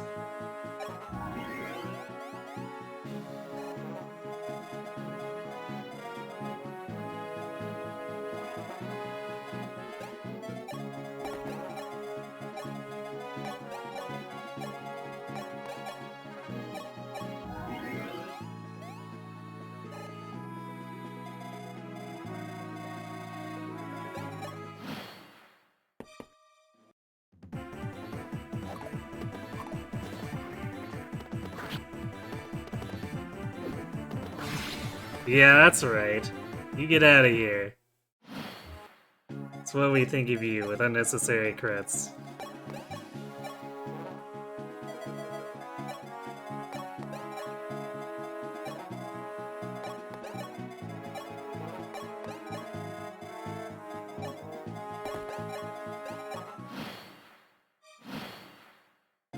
Actually, I guess we do need to move Marth up, because he needs to seize.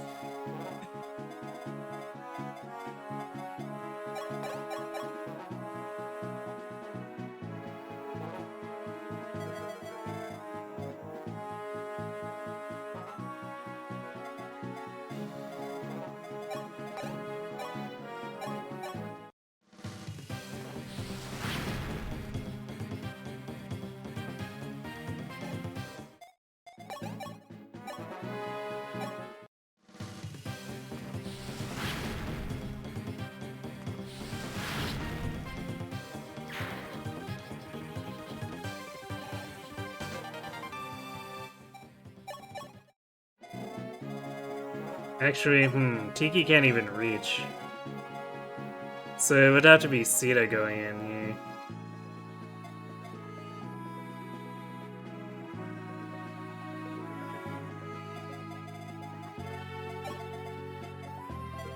But then we can back out.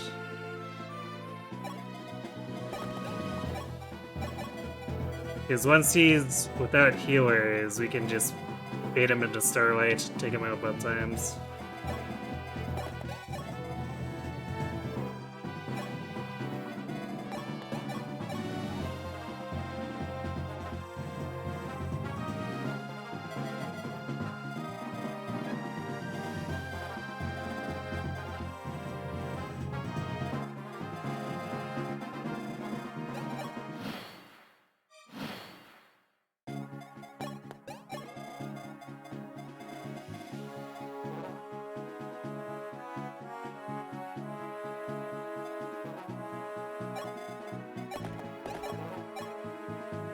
We don't even need the barrier here. Like, he does 19 damage, but it's 3-hit KO on Cena and he doesn't double.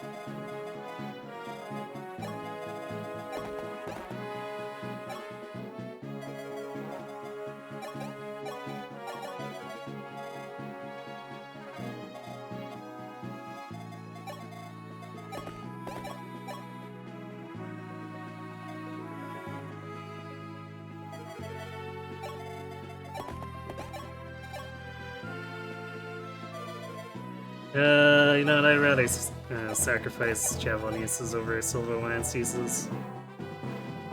Javelins are much cheaper. Or we could crit, sure.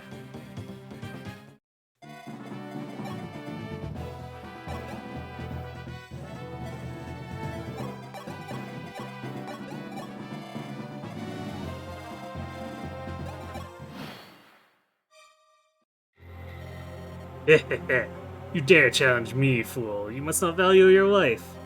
Cower before the might of the dark magic Imhulu.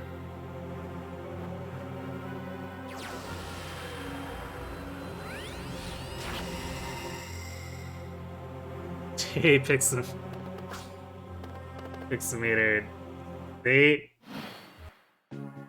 What's the Sege yo? I'm a fired my laser. Yep. We're just gonna have to counter laser.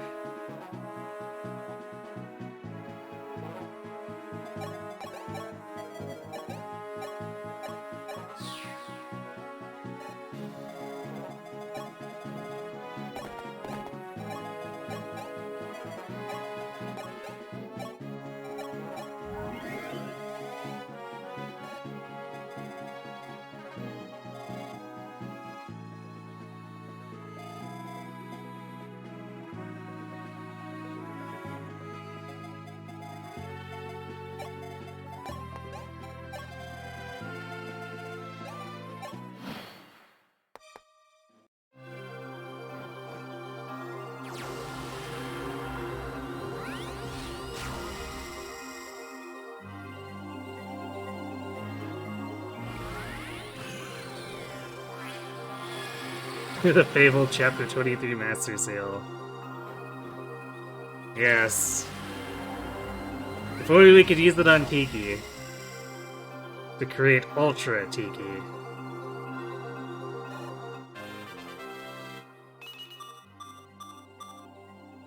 Nice. Well, I guess Pure Water can't push her res higher than 30. That's funny. Which means even at max res, those stupid Thoron mages would do 3 damage to her. Excuse me, sir, but that's cheating. To promote to Mamkut. Yeah, she should be able to. They have better caps. I'd totally take those caps.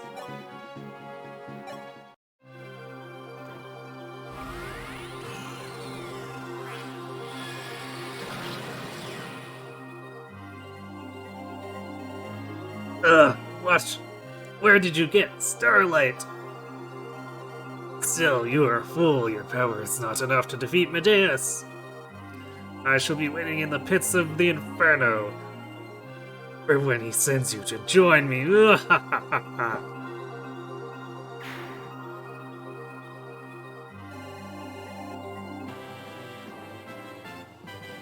Yay, we got Falchion, and we're not gonna use it because our Marth is garbage.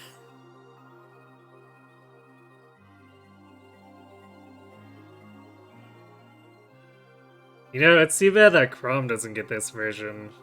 Granted, I guess it has a little bit higher might in Awakening, but man, that 100 hit looks so juicy.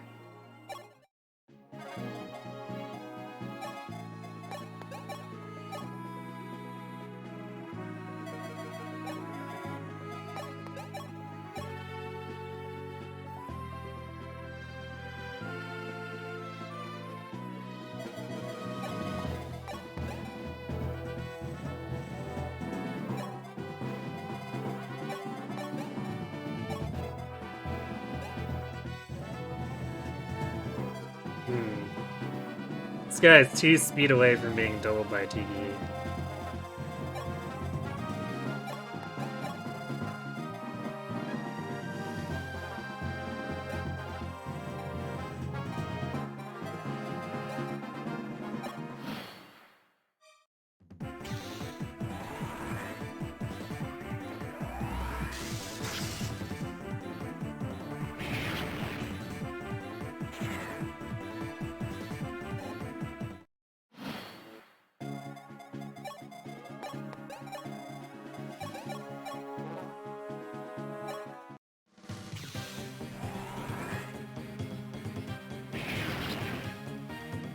Of course, if Tiki missed there, Lena could heal with zero danger to herself, so eh. Might as well get it onto Tiki.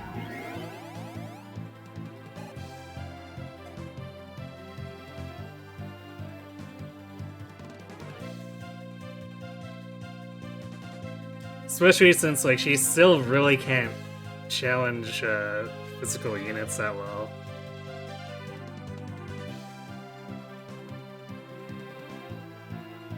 Dude, you just watched us use Starlight on your clones. Where were you? He was AFK. He thought he'd won, so he was just AFK the entire time. That's how it works, right?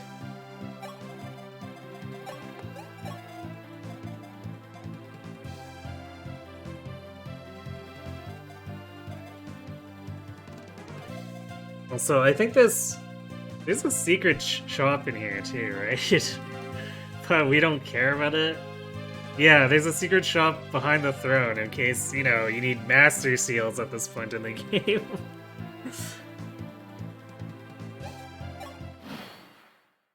The one we want is next chapter.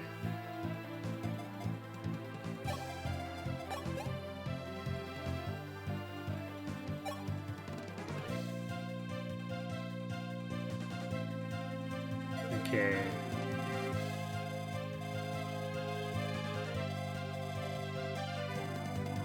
Almost a little disappointed that all we got was that small bullion for money. Seek in 2020 all your units, of course, clearly.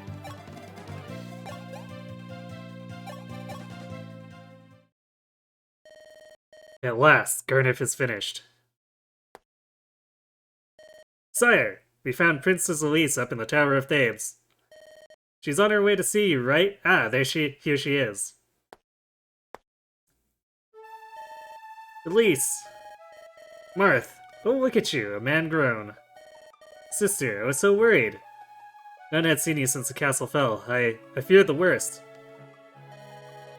I was prepared for the worst, if that was what it took to ensure your safety, but they did not kill me.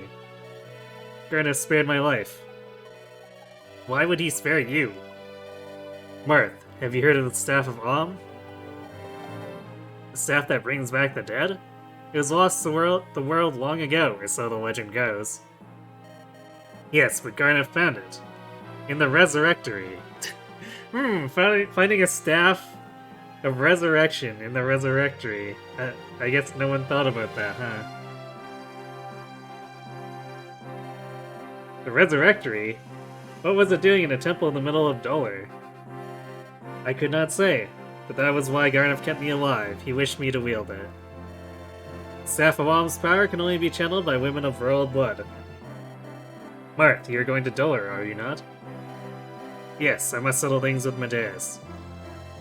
And take me to the Resurrectory along with the staff along the way to Take me to the Resurrectory along the way to claim the staff.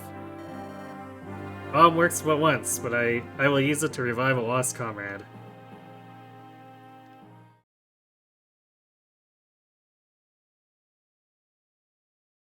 You mean they were well organized? You suppose you thought we'd find it in the killing room. Well, it'd be a decent place to find it too, I guess, if you're being a jerk and resurrecting someone to kill them again.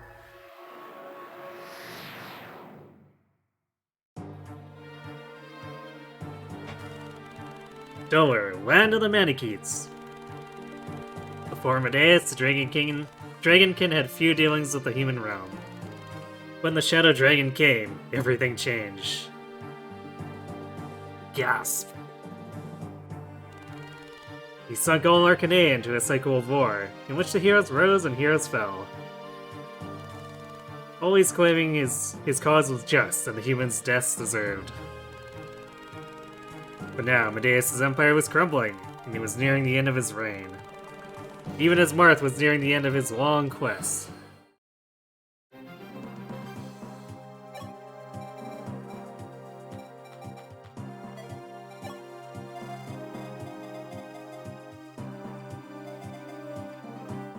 Yes.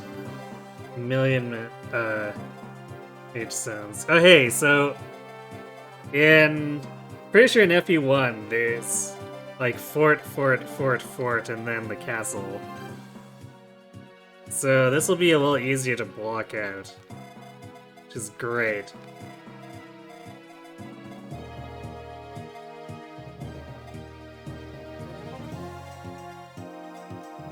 I do not like this though. This is a 19 speed on the Mage Stone one and 24 on the Firestone one.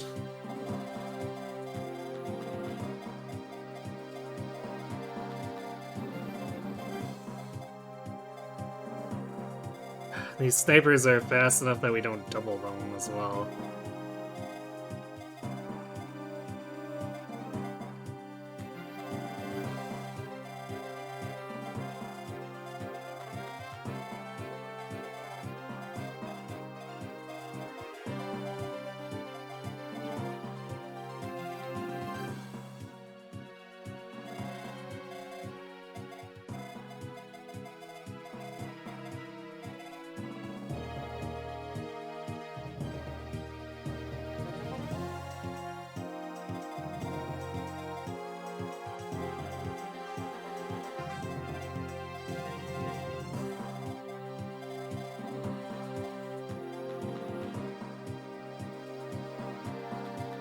I guess at least the sniper damage is low, relatively speaking. So we could, like, put Sita in the middle here and bait them off. I would really like to make her a flyer, too.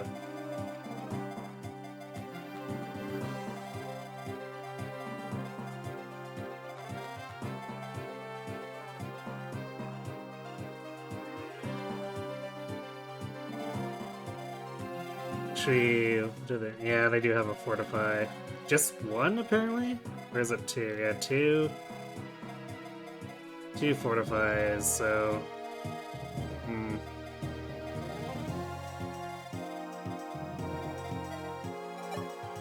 Well, I think I still want to run Cena as a flyer. I might want to run another one as a flyer, too.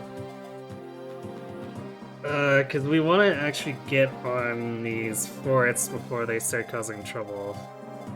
Which I guess we could use Warp for.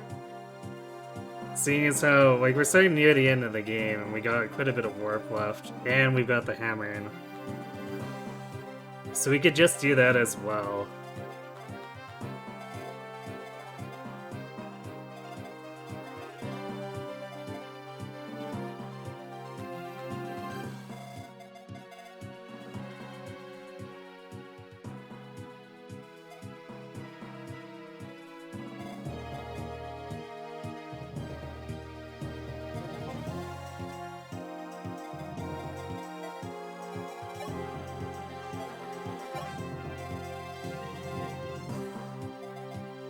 We do want to hit the shop down here, too.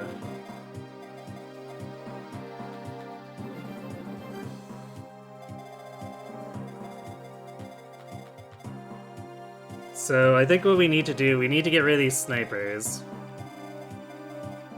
Then we need to warp onto here, probably with Barst and Ogma.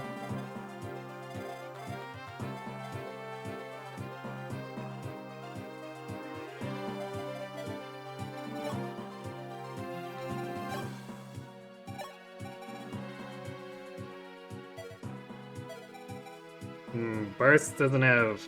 We didn't train his swords at all, so he doesn't have a Wormslayer either. Or a Wormslayer access.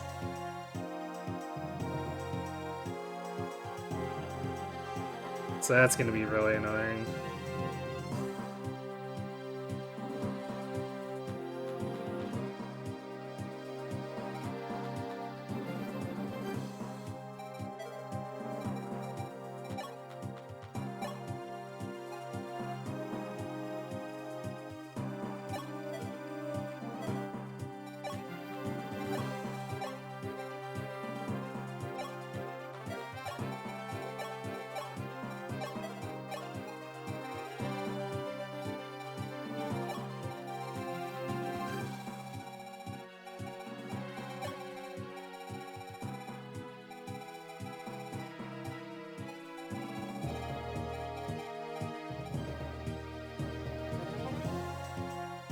And I guess we don't have to... I thought there would be horsemen here, but apparently not, so the wing spear is kind of wasted, but eh.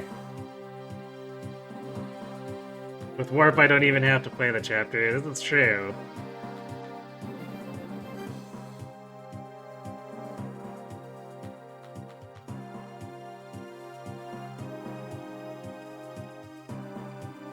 I don't know if I want to totally skip though, because I kind of want to go get the Alm Staff and then hit the secret shop.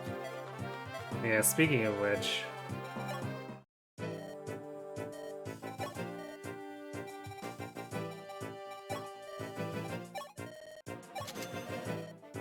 Yeah, I don't know if we're going to be doing any more forges at this point. Well, let's see. Can we soften the convoy? We can.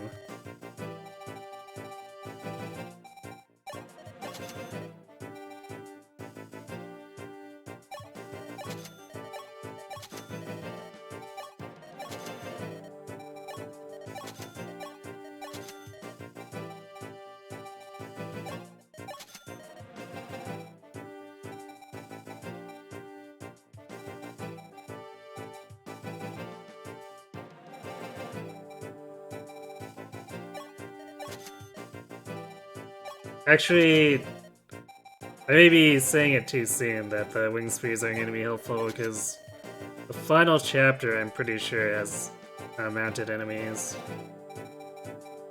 Unless they change that too.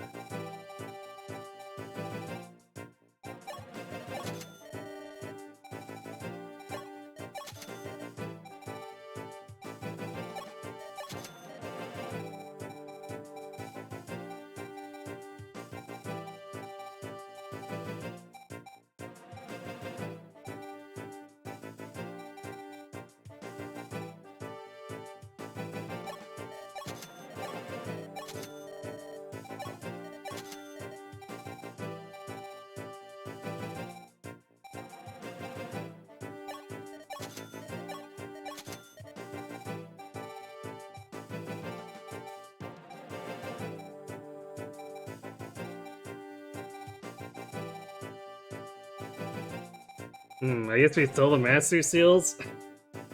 We don't really have anything we want to do with them. It's all bullshit.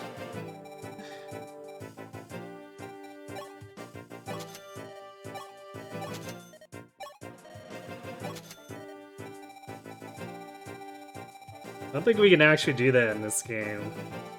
I wouldn't really want to if we could, but...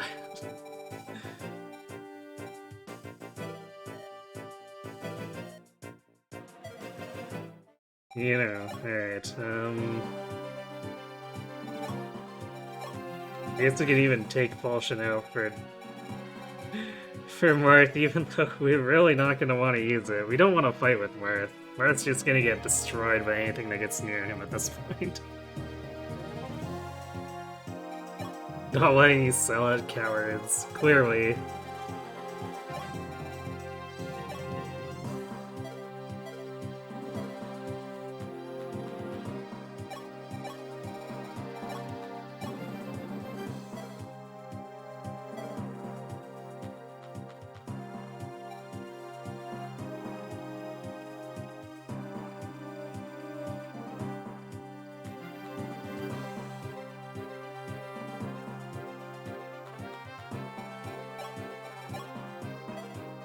Should I...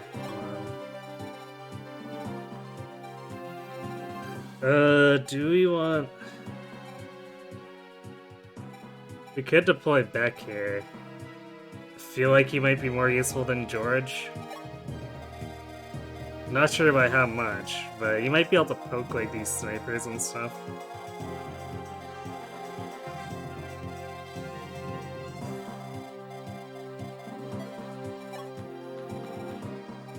Actually, Parthy is really accurate and damaging, so you know what, we probably drop Navarre.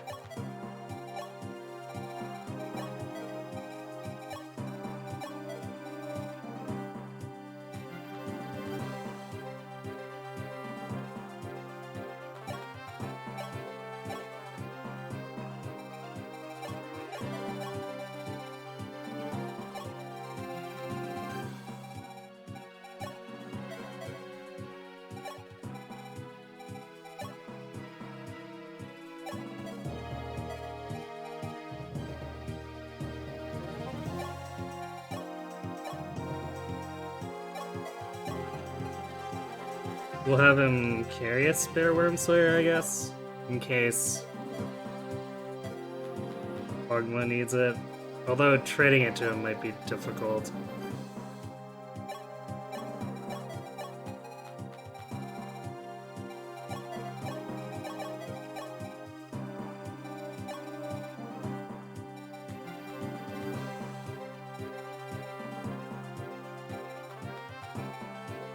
Actually, we'll keep Starlight on her. It's a powerful and accurate tome, which is kind of what she needs.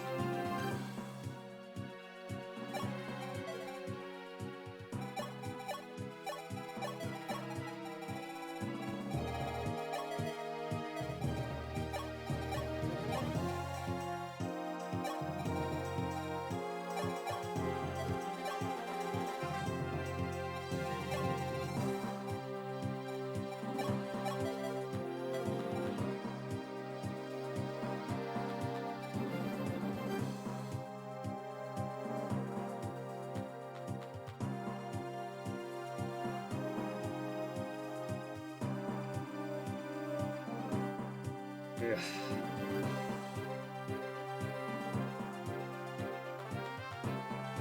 These Manakits are gonna destroy Tiki in Manakit to Manakit combat too.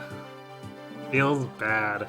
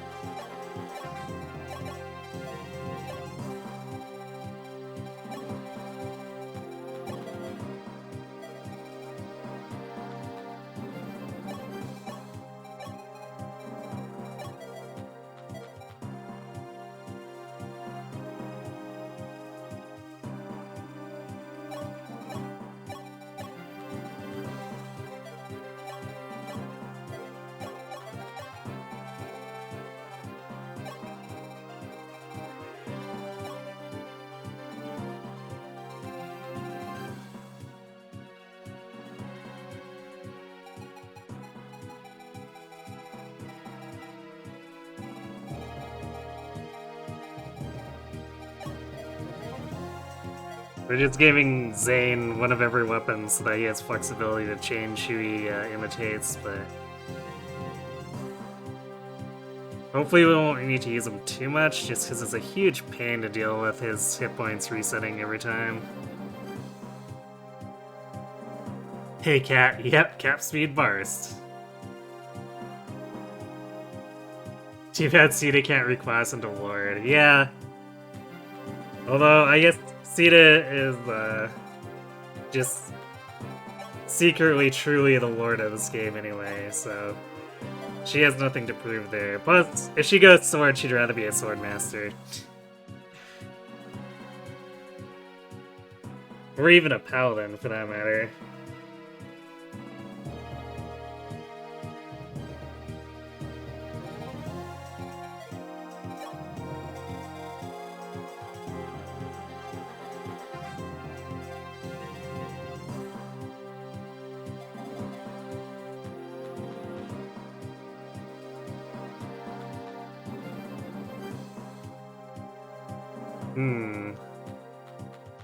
We also want to loot or like buy for the shops here.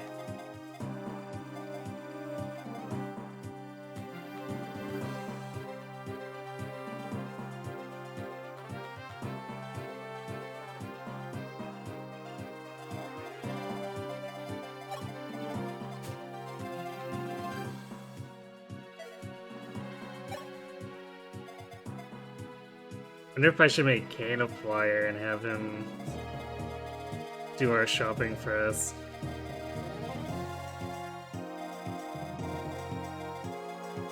So I'm not sure what else he's gonna do. I mean, like, he's sort of strong, but he's so far behind.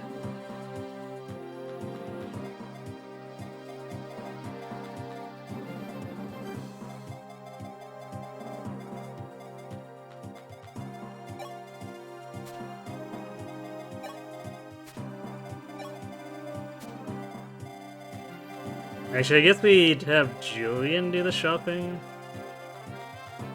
At least with the silver card at the start, because he's not likely to actually do anything useful until we get to the bomb staff.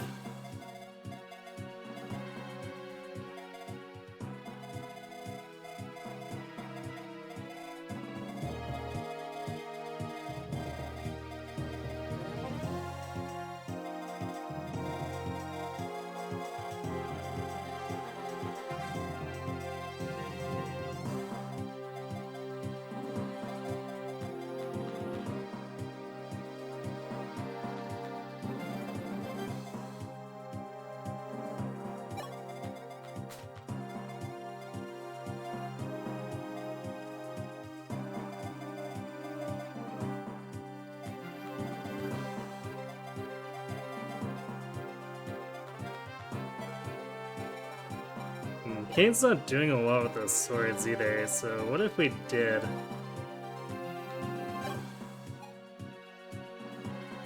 One strength, 2 defense. I mean, it's not terrible.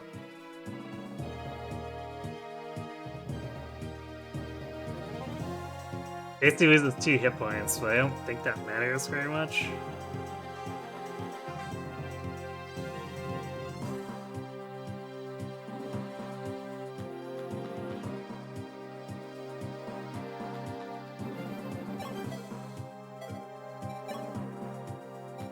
It's all like Kane's in danger of hitting the speed cap, so whatever.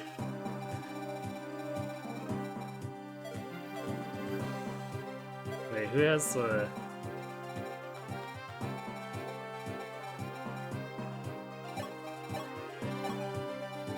Or did I pass him? Oh, I must be in the wrong category. Oops. Then we got a Speedwing and a Goddess icon. I almost kind of want to give the Speedwing to Tiki. But the Speedwing's more likely going to be better on Merrick.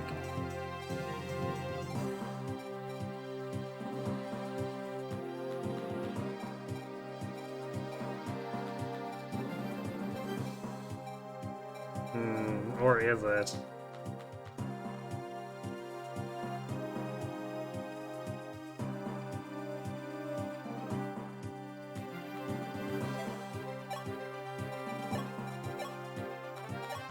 So do we have a slightly better fire here?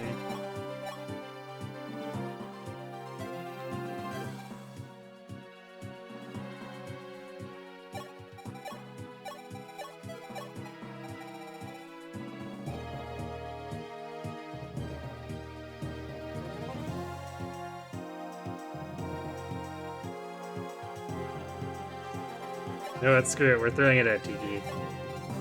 No regrets.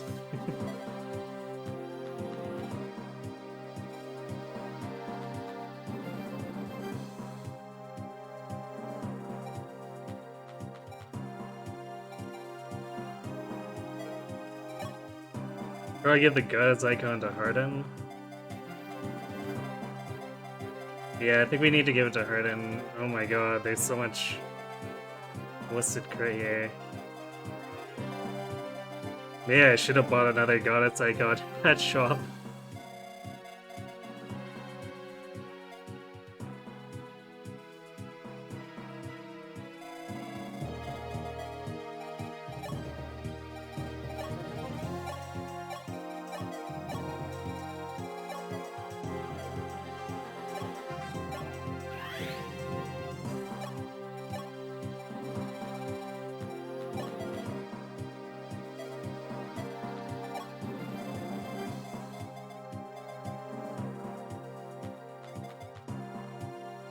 Yeah, man, the Firestone Manicates with the 15 crit is dumb. Although I guess really Harden's mostly wanting to deal with the Mage Stones for us.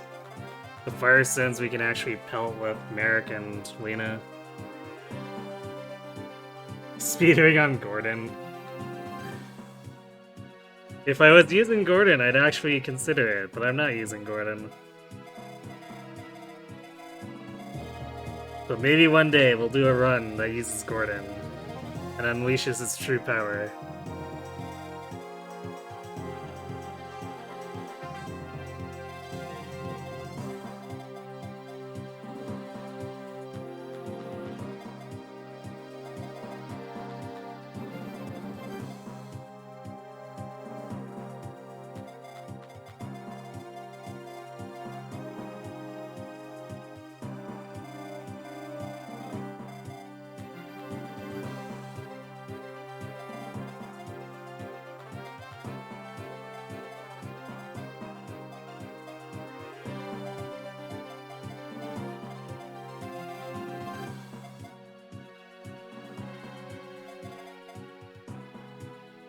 Actually, well, yeah, even with the long load, George might be able to do some chip damage to these snipers over, like, the mountains.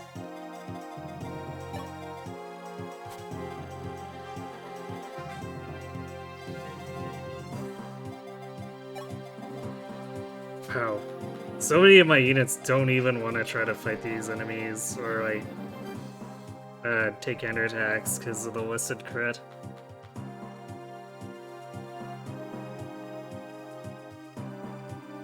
Not happy about that.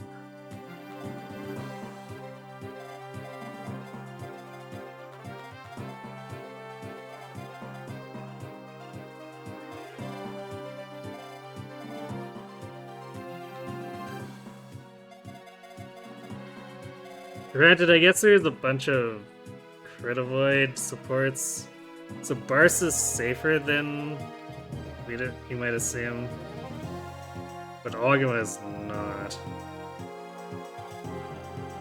So that's gonna be really awkward.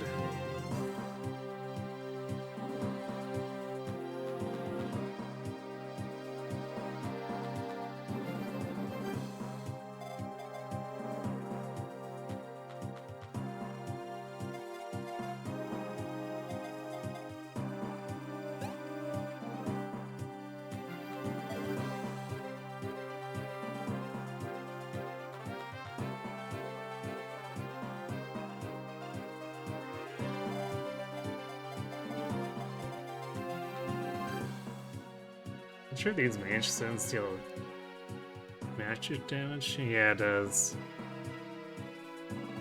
That's gross. Well, granted, I guess the fire stones have such high attack that's basically no difference against burst.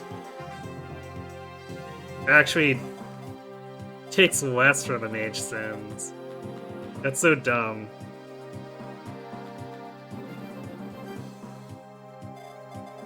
So he takes 22 instead of 28.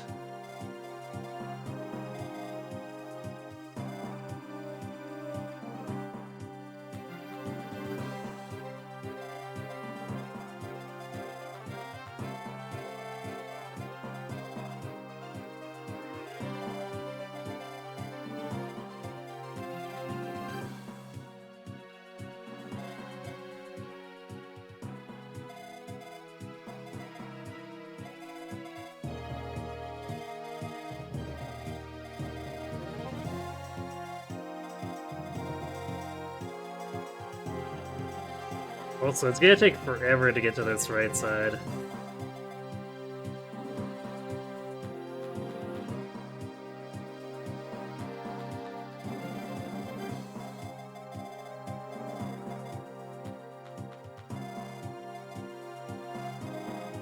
So hopefully the reinforcements don't come too quickly.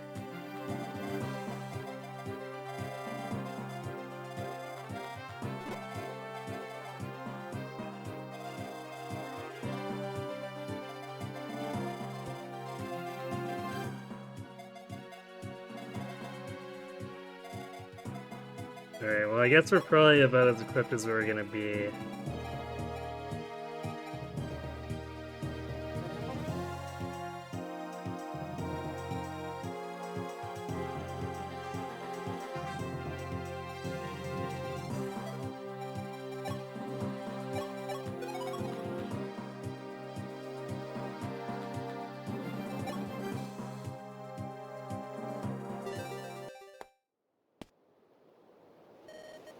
There, sire. Up on the mountains to the south, you can see Dollar Keep. And inside is Medeus, king of the Earth Dragons. The one they call the Shadow Dragon. Why doesn't he leave the keep and face us? I recall Lord Gota saying his return is not yet complete. Only within the keep's walls can he maintain dragon form. Really? Then we have the advantage. To Dollar Keep, then! Let us put a stop to this war.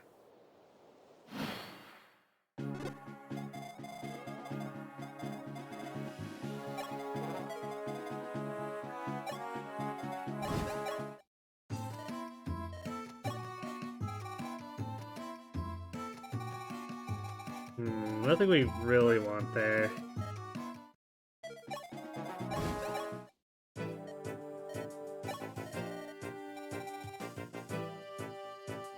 Oh yeah, I guess Dragon's Pike is a thing, too. Probably should have brought that out.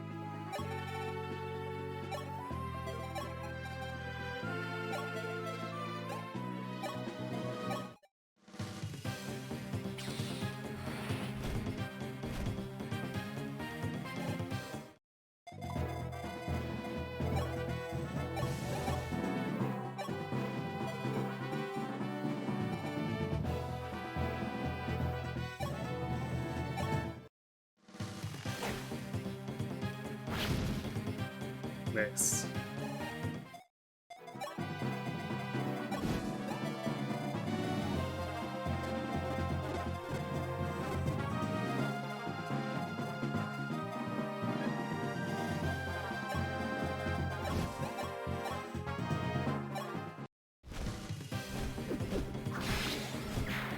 Well, that works.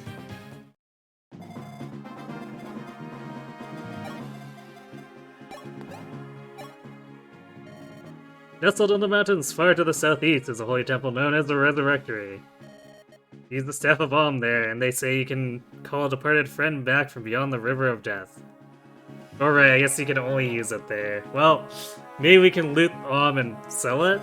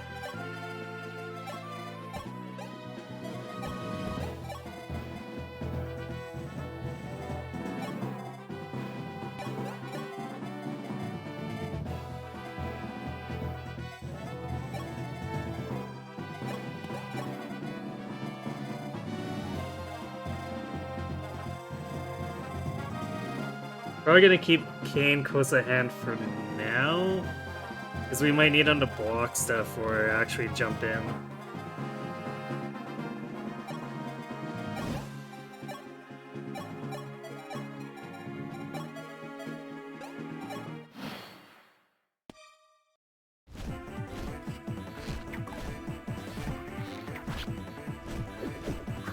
Okay, that works. Seed on a rampage.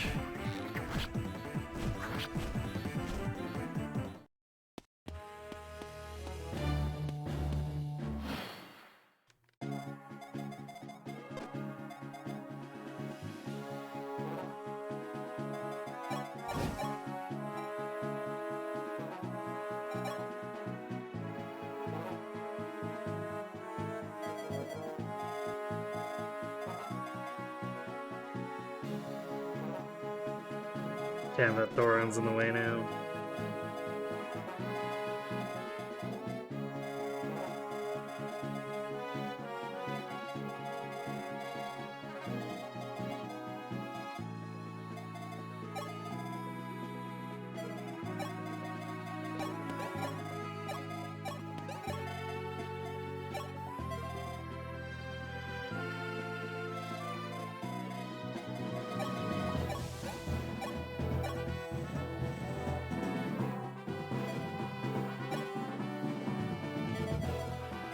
Probably hold off on doing that for now.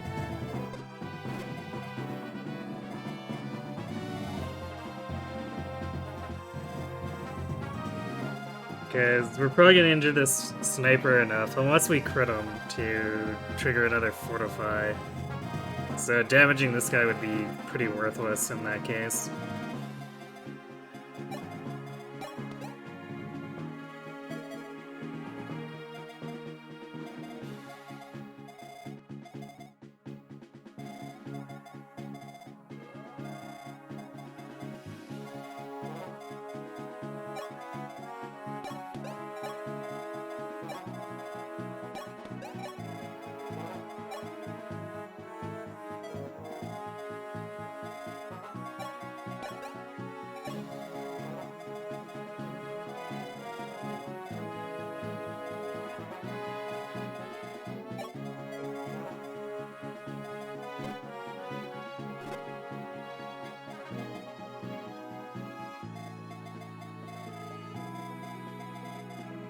Actually, Kain could slip down there right now.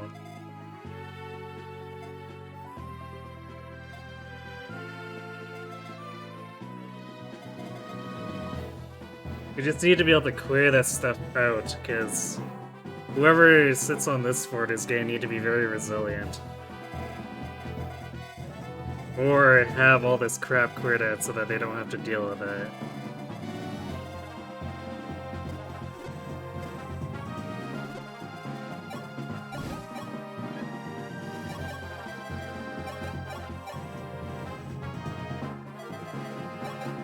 Actually, you know what? Maybe this is where we use a Gretavu.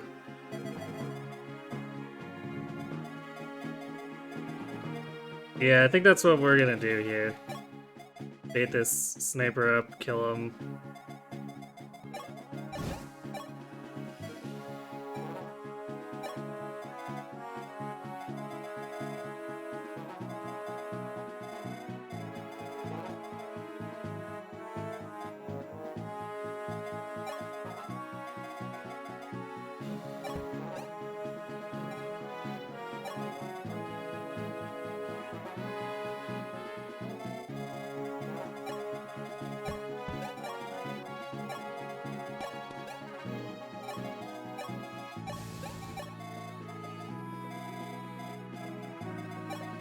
This definitely means that Kain's value is likely going to be in blocking this. We'll keep him with Sita for now, Sita and Zane. See what comes of this, but...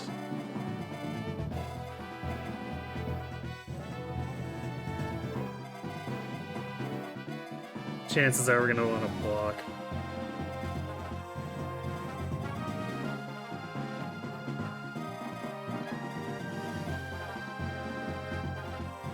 Let's keep...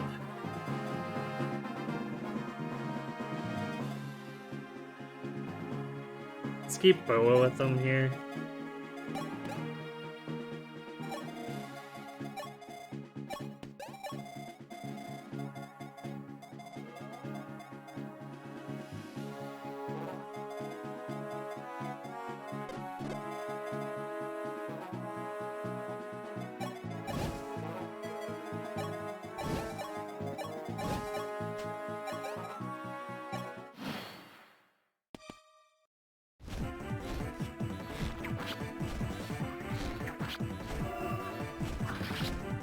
Alright, that takes care of the sniper.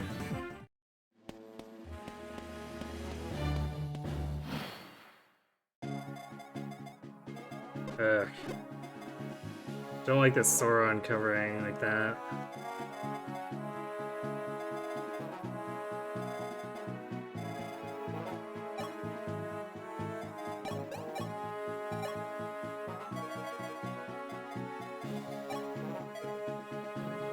Can't even get Lena close enough. I guess Barst is technically not credible with Ogma in range.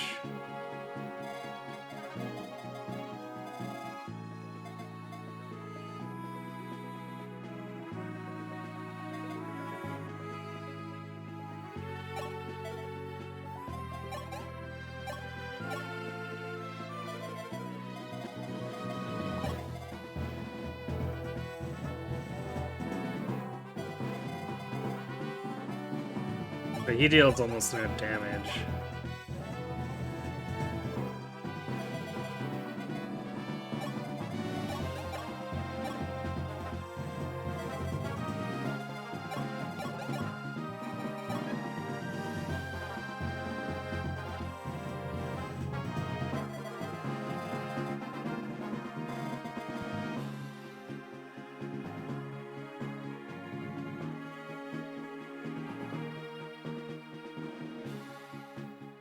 Don't think Omsap is limited to one spot, Old Man Villager.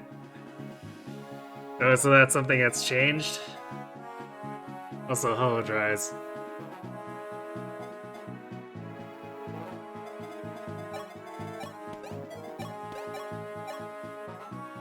Oh, Tiki just one-shots these guys. I almost forgot that the Divine Stone is actually effective against Mannequins.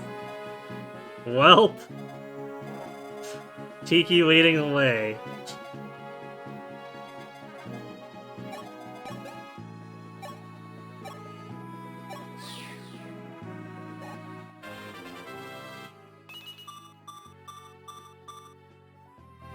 Good level for Merrick.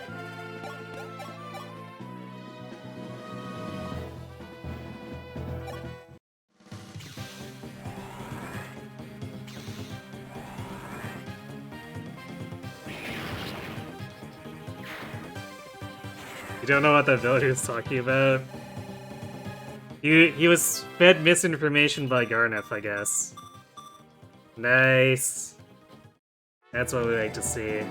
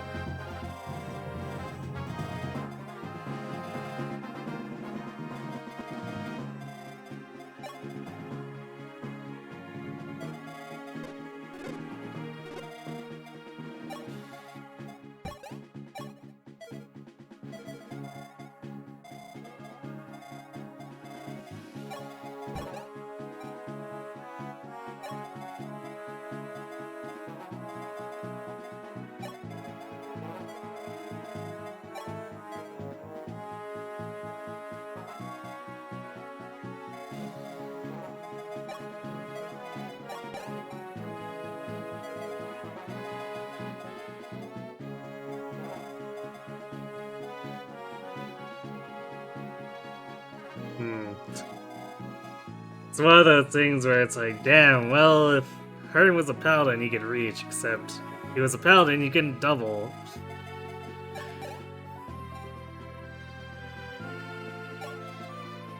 Although I guess Tiki against the Mage Stones is just like, yep, you ain't touching me.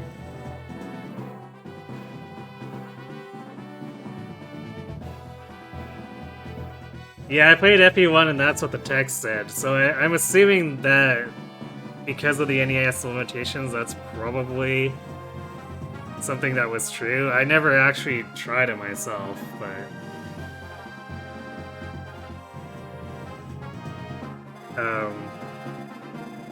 I would assume the game's not lying to me. So, I guess they just ended up keeping the text the same here. But I could be wrong.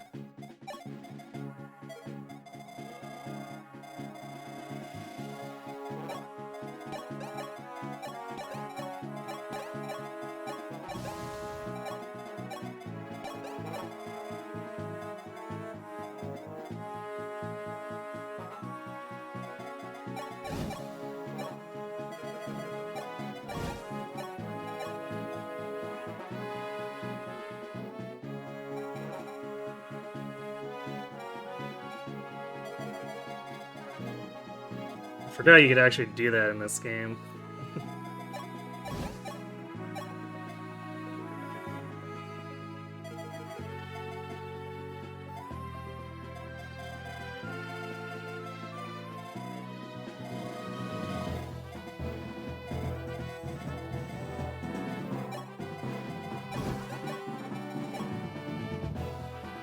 Oof, that hit rate though.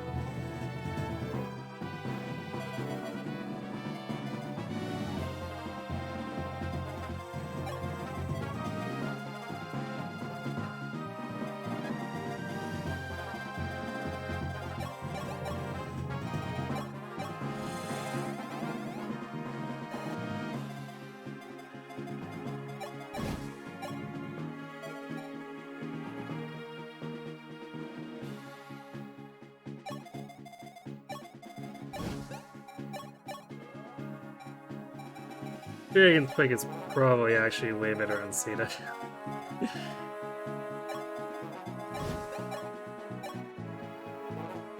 Although that 71 hit, not a fan of that.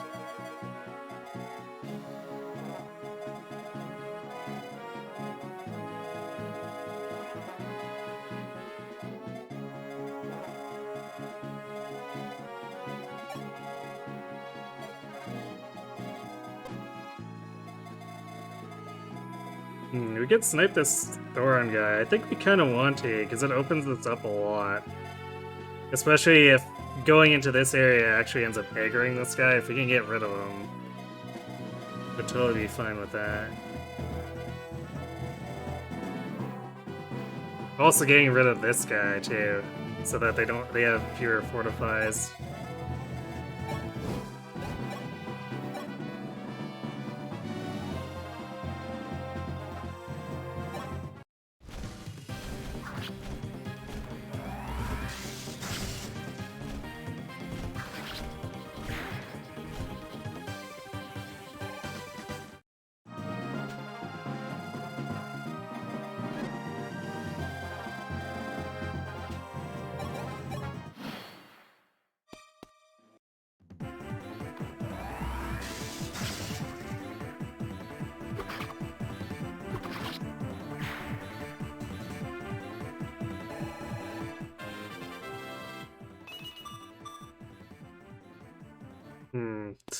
Alright, I guess defense is okay. Actually, the luck is probably the more important part. Because then he doesn't have to be glued to Ogma all the time if he gets a little bit higher.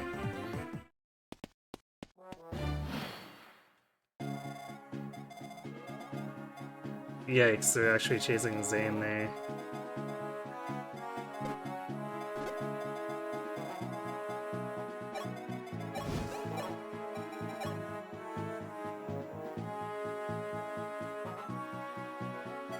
Seed is not beefy enough to take 3 of them on. Actually, especially if they're the mage summons they're doing.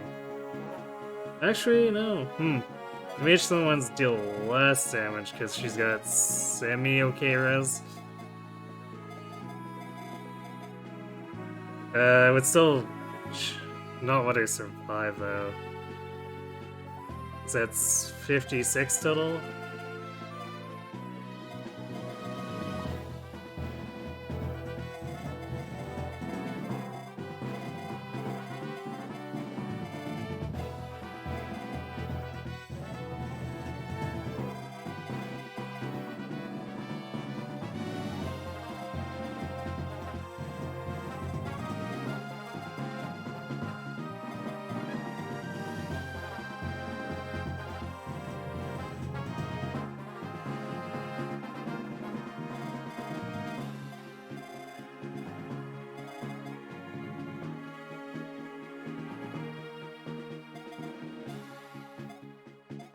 We can pull them apart though, so maybe that's the play.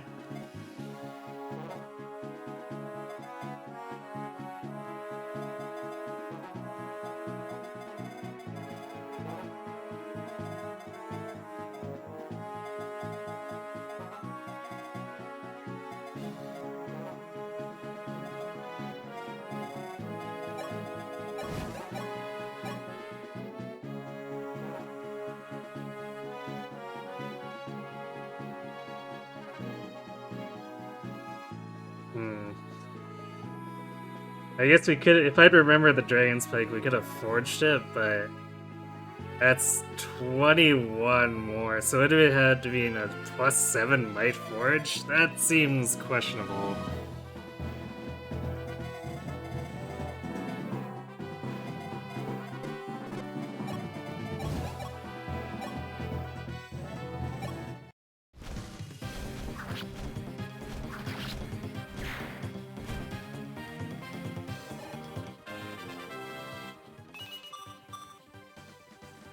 Oh boy, those stats that don't matter at all in Zane.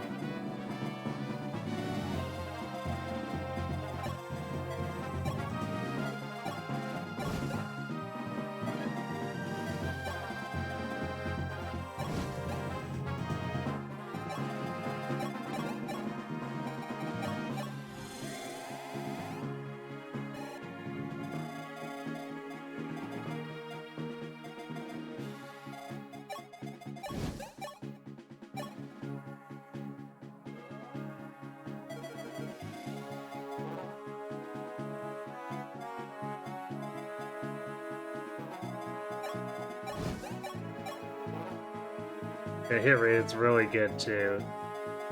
So I don't think there'll be too many freak misses on that part.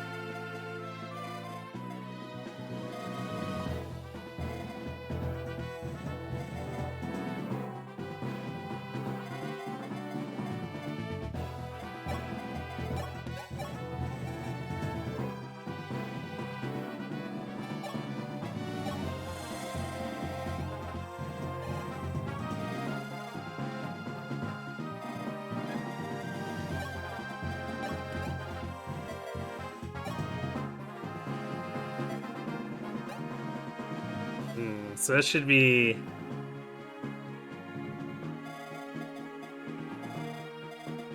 Should be easier to kill these than the Firestone ones, because she one-shot the Firestone one and overkilled by 2, and this guy's quite a bit weaker. And he also shouldn't deal any damage to her if he's attacking into res.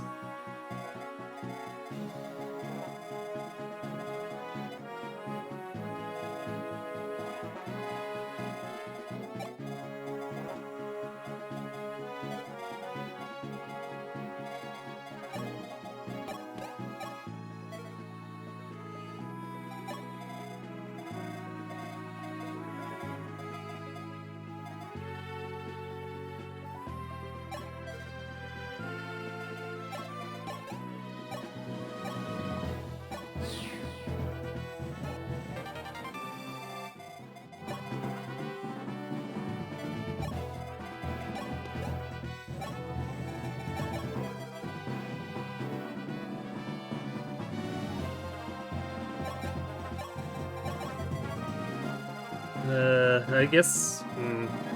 Yeah, I'll use the Forge here because we want to make sure we get rid of them. Though, let's see. We only forged it up a little bit, so...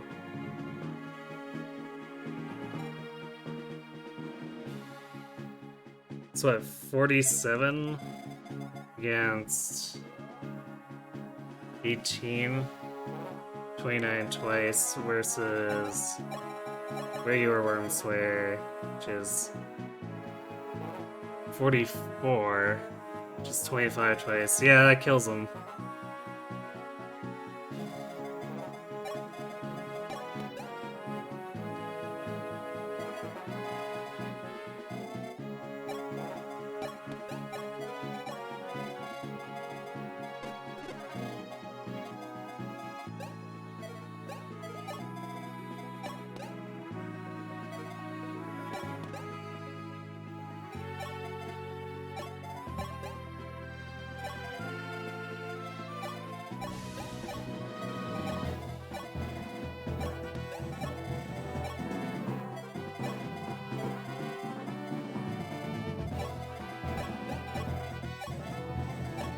Poor Marth, not getting to do anything.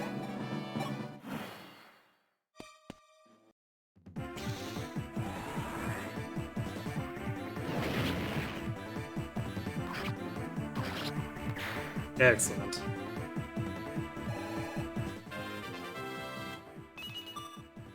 Strength? Okay.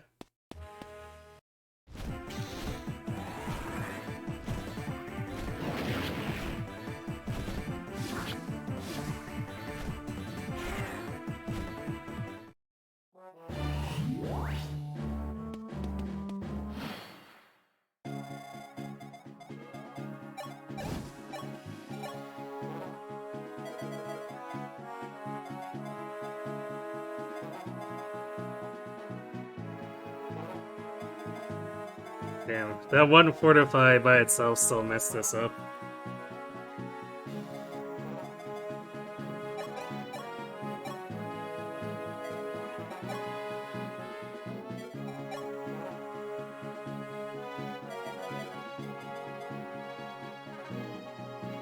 Although, because they can't actually reach here, so if we Javelin, we could finish off with Gretavu.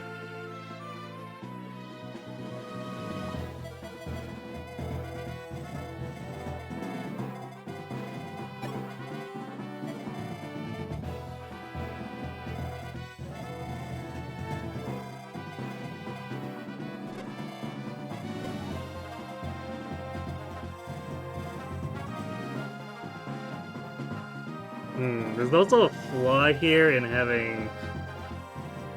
not having my most durable units down here. So Sita's eventually gonna have to come across and help over here. Because this Bravo is actually kind of a problem. Well, actually no, Bars can pull him. And he should be fine.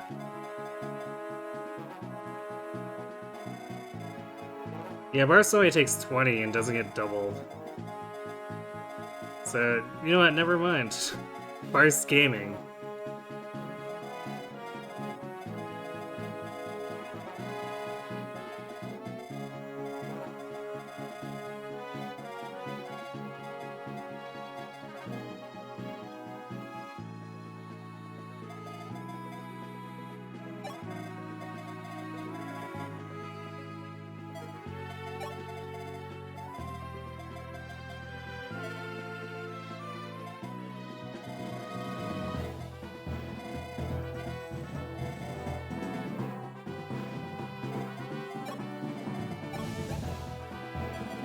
This boss is so slow.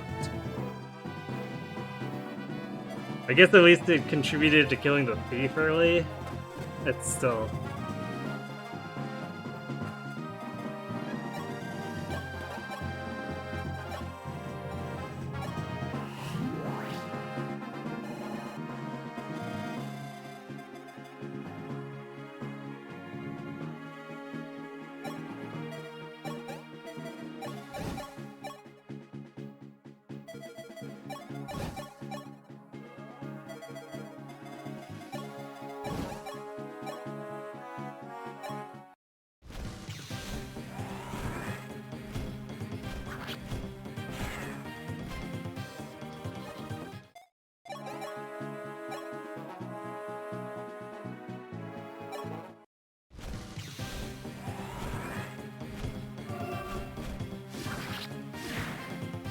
Well, glad we're giving these holy weapons a work at.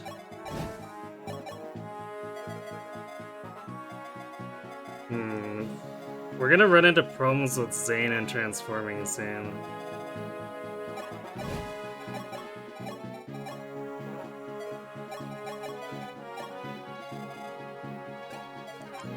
Well, so this is turn 5. I'm getting kind of nervous about these forts. I think we actually need to block them next turn if nothing comes out of them now. We might be too late, now that I'm looking at this. We'll see. I guess to be paranoid, we will heal Sita.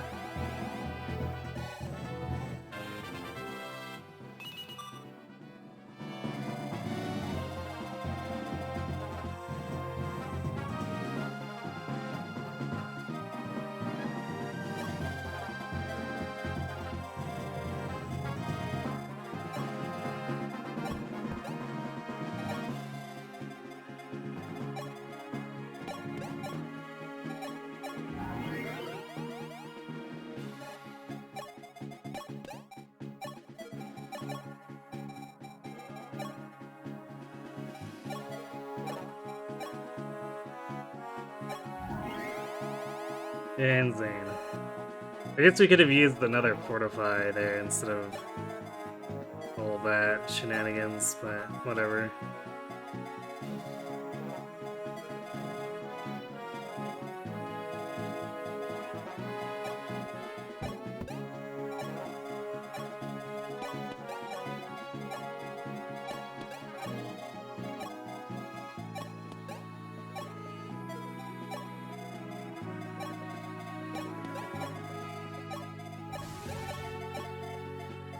Yeah, we might not actually get to do much this next turn.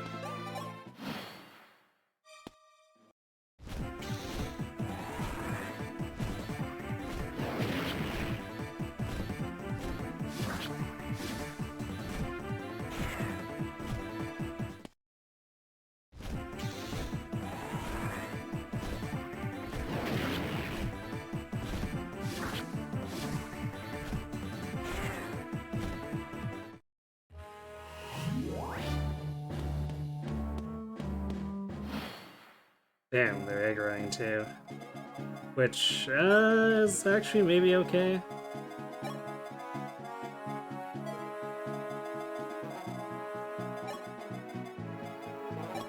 Zentigi does this. Ooh, barely one-shots this guy. Yikes.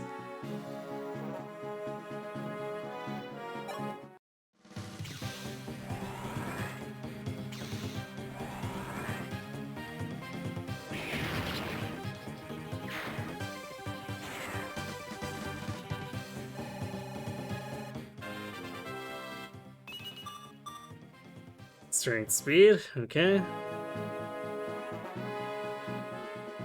So she's now 4 or 18, which is still too slow for not getting doubled by fire dragons. She needs to get to 21, which is 3 more speed growths.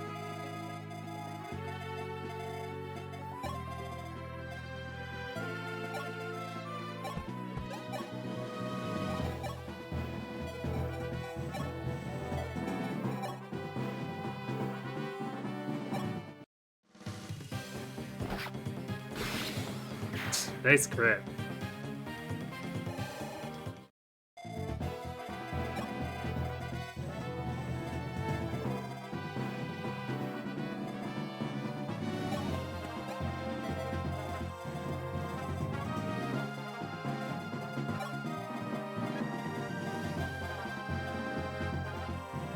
Yeah, we're gonna be a little short since the forts take 2 movement.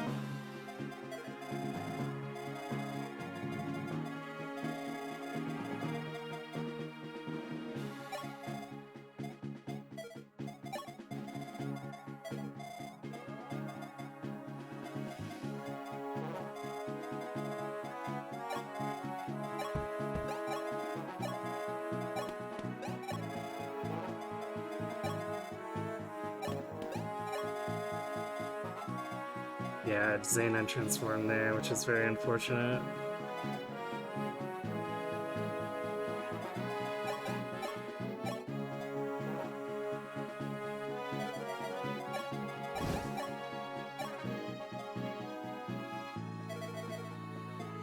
Kane could still let us get the kill here.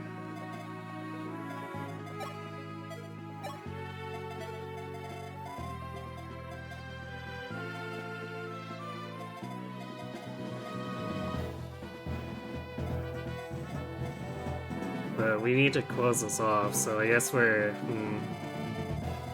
just dealing with the enemy getting healing.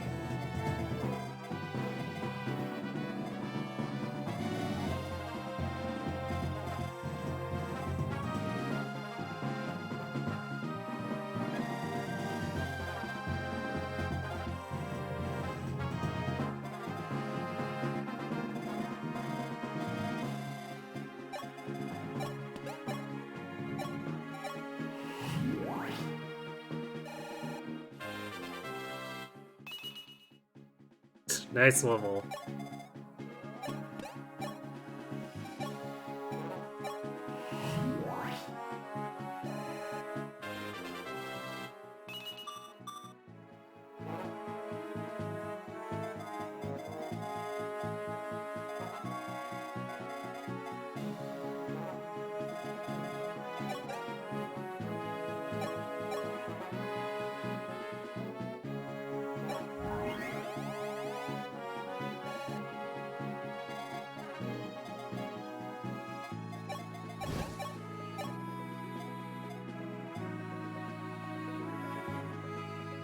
Alright, we're going for this. It might crit, but even if it fails to kill, it'll... One fortify is not enough to get the enemy healed, but fully healed up.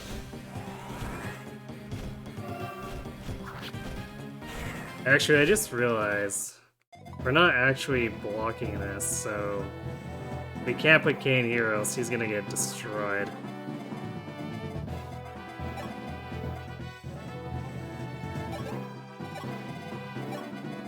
But he can still maybe take this kill,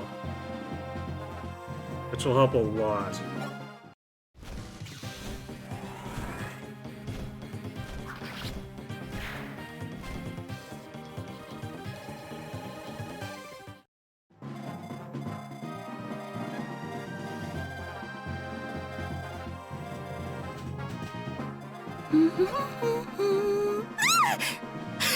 How long have you been standing there?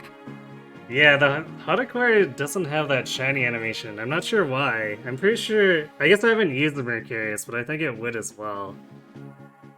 So, it's kind of weird. I guess maybe because Minerva comes with it so early that they don't want to do that for some reason. I'm not really sure why. So, hello, Mute. Thanks for the raid. How are things going over there? What are you working on these days? Are you doing... Are you still working on Path of Radiance?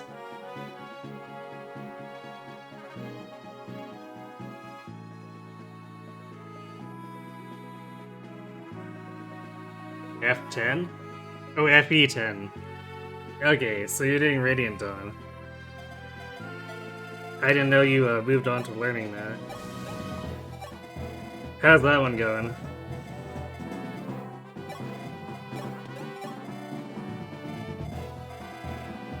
You know, I'm kind of afraid to get Marth too close here. Because he's such a liability. So he and Julian can hide behind Merrick.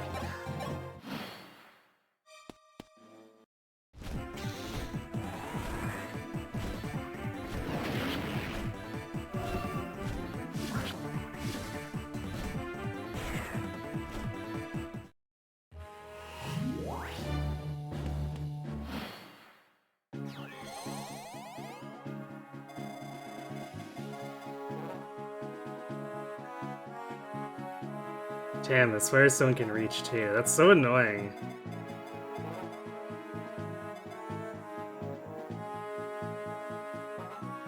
So we had this kind of walk down until this guy decided to chase after Sita.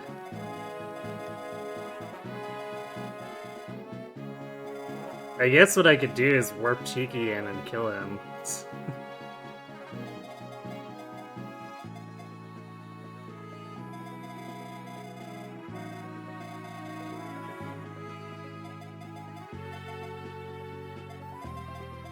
At least I think she should have enough damage. 55. We're not, wait, it's not. It's more than 55, we're adding 36. So that's 73. 73 against 72, yeah, it's a surefire kill. So as long as Sita cleans up this one, we're good.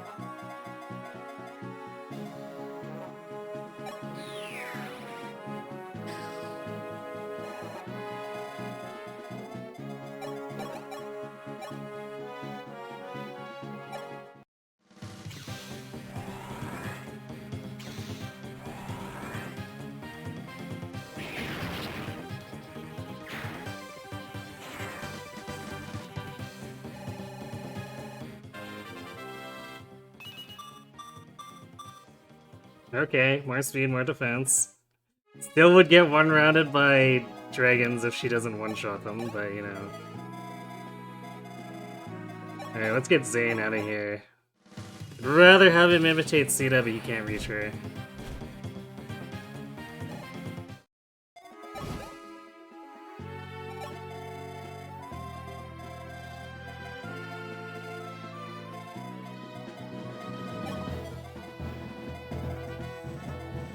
Damn, we're just short of reaching that with everyone. And these forts are making me nervous.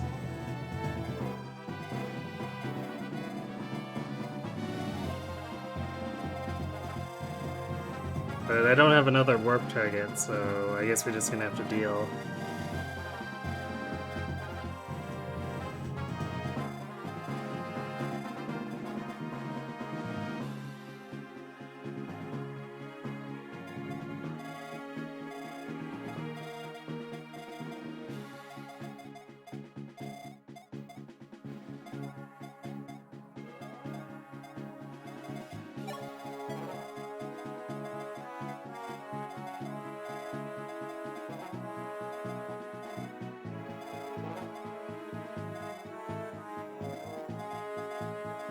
I don't really trust George here either. He's definitely getting one-rounded by basically anything.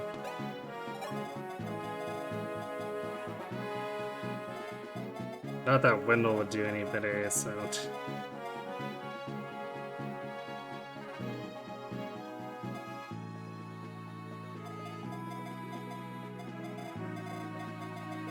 Guess we're probably blocking with Merrick just to make sure and putting Lena here.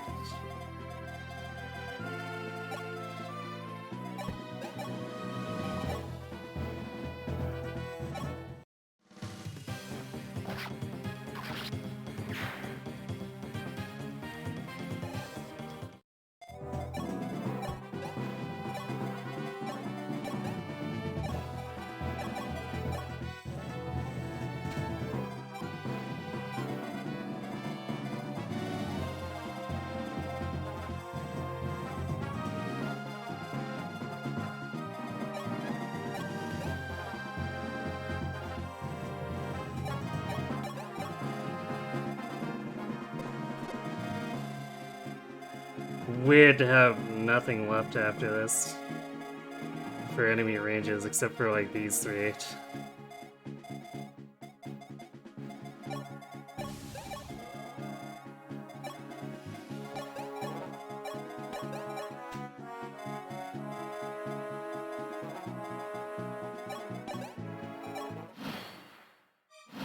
Alright, nothing yet. Maybe it's a turn 10 thing? Although I remember these ones in FE1 producing stuff fairly early, so it might just be these ones are like a turn 7 or 8, and then the rest of these wait until 10 or 12 or something. Yeah, surprise Tiki in your face! Radiant Dawn was a relearning? Okay, cool.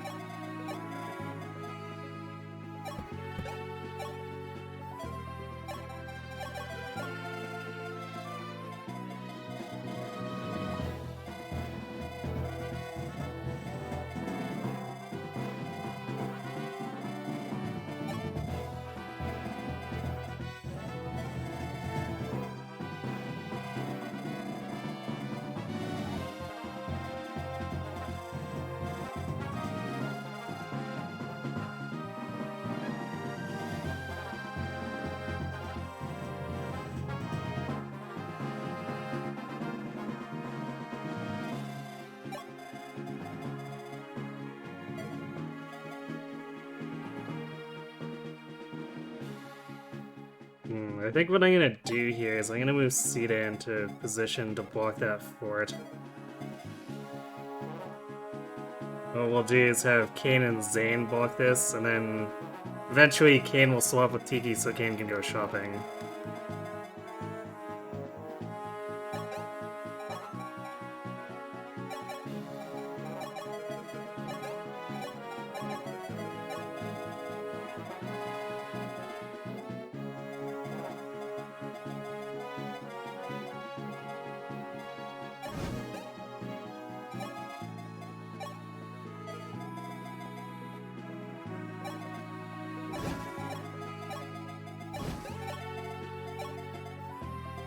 Out of curiosity.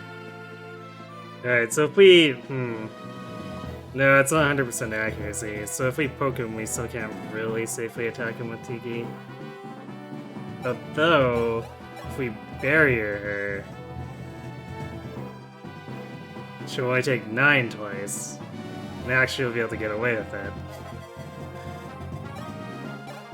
So we'll probably do that once we actually get to a point where we're ready to kill the boss. Which, actually, I might do it sooner rather than later, because I know that killing the boss disables reinforcements. And that'll help us just get to the point where we can clear this out, get the loot, and get out.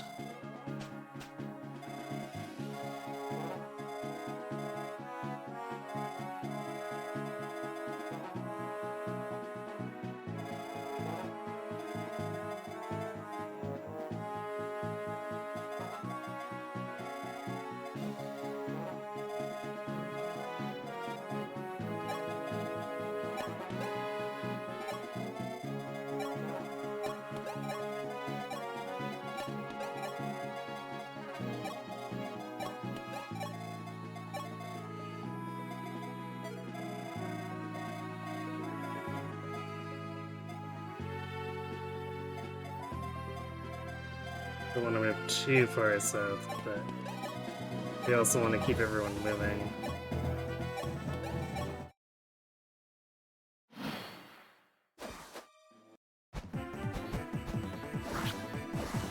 Well, guess I should have seen that one coming, because I was worried about it.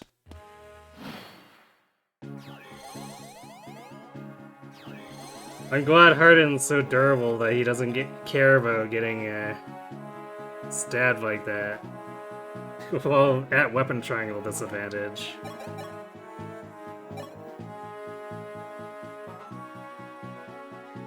Man, I'm glad I moved Tiki away though, because this Pegasus Knight would have murdered her.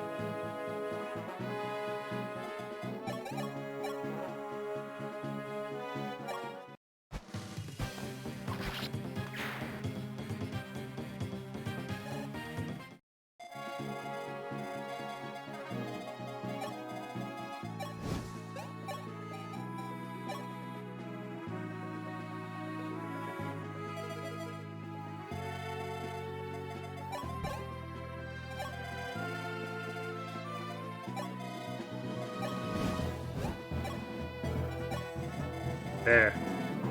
All locked down. Not a moment too soon, too.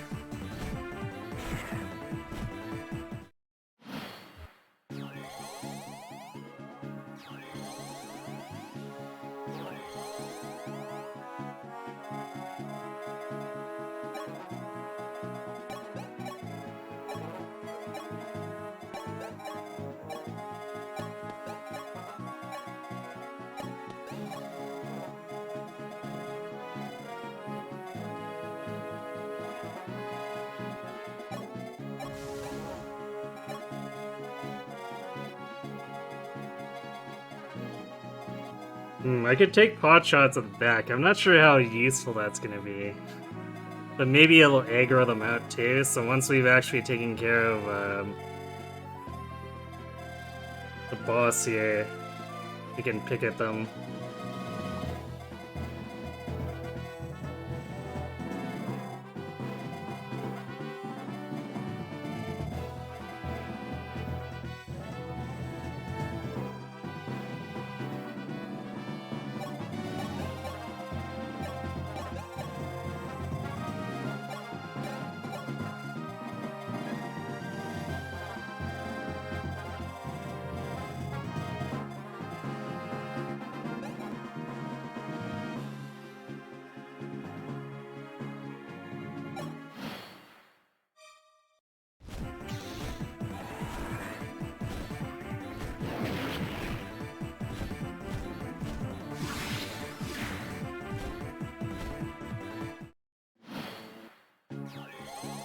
Oh, well, there's unnecessary crits.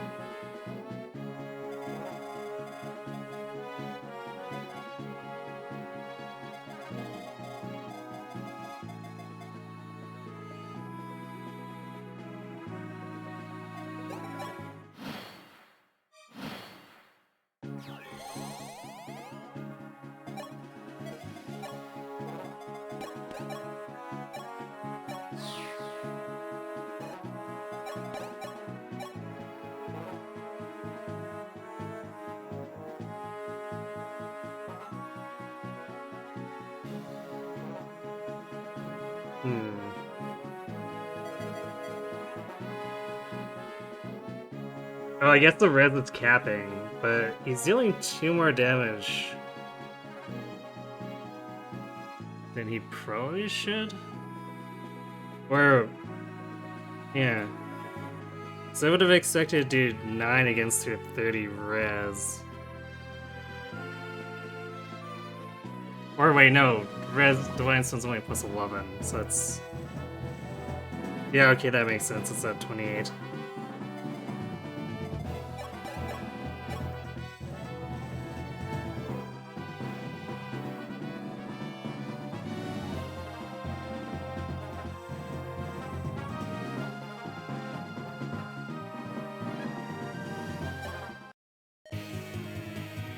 His land, all of it, belonged to us.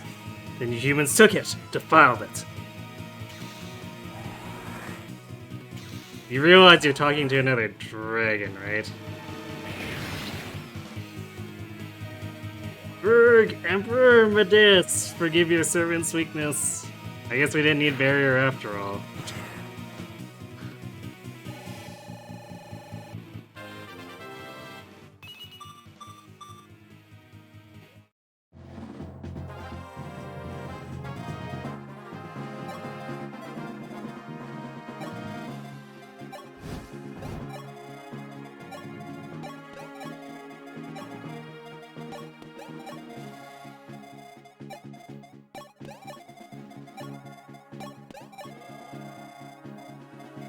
So just doing 1 more turn for safety here.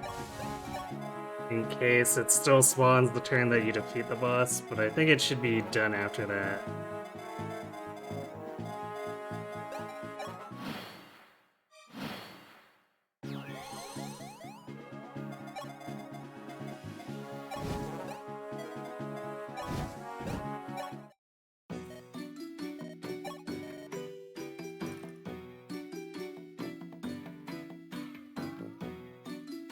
Cheeky's obviously heretic for siding with the filthy, weak humans. Apparently. Also, hello, Pokemon nerd.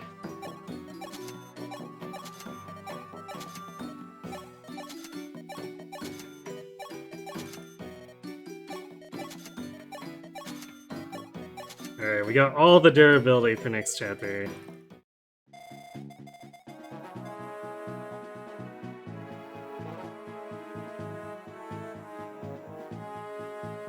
Which, if we throw it all at Tiki, maybe she'll survive fighting Medeus or something.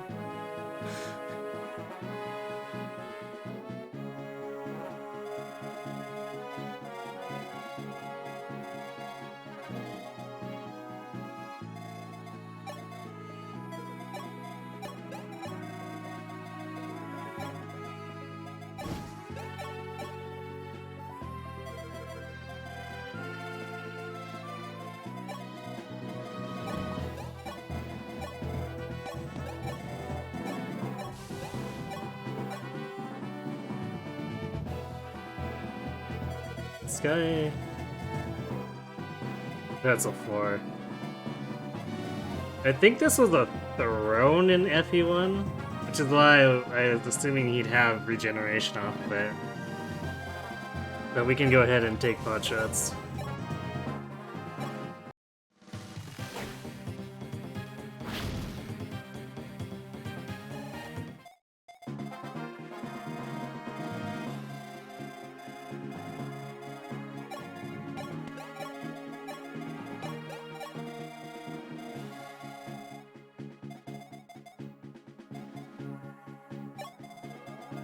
I guess we'll send Tiki down, because actually killing these Manikeets would actually be quite good for her. Assuming she doesn't take too long to get there. We may have just aggroed everything by ballistaing them. No, never mind.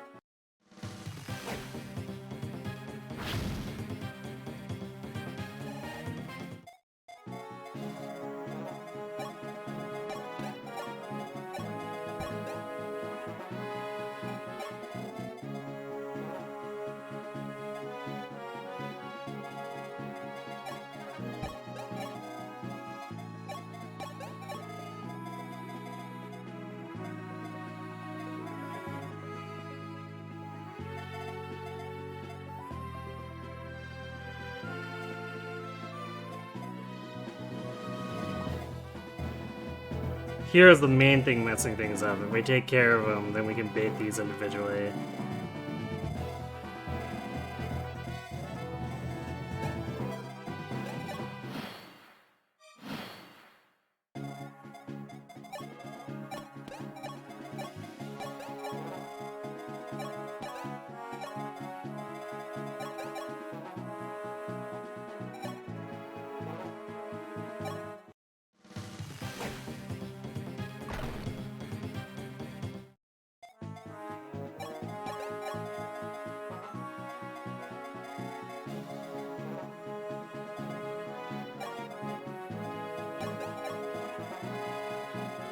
You know, considering, I don't think we encountered a shop that ever sold swarms, so I think it's the siege tomes are enemy only.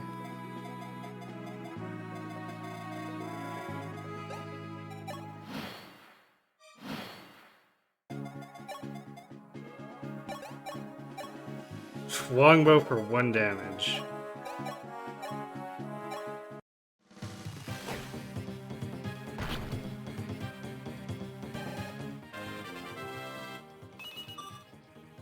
Good job, Beck. We don't really care about your stats anyway, though.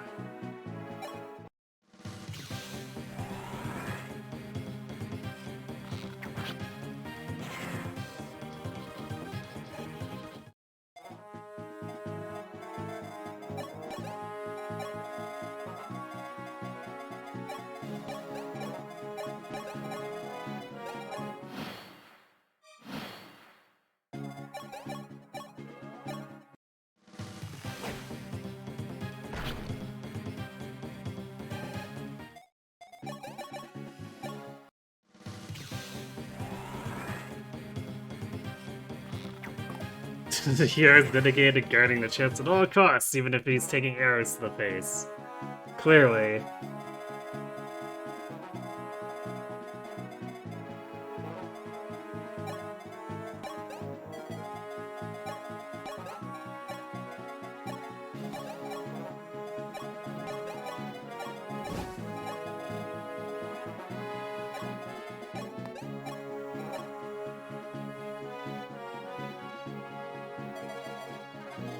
Maybe George needs to poke this one, so... Well, actually... 2 rounds of combat. Probably wouldn't hurt that much for Arden.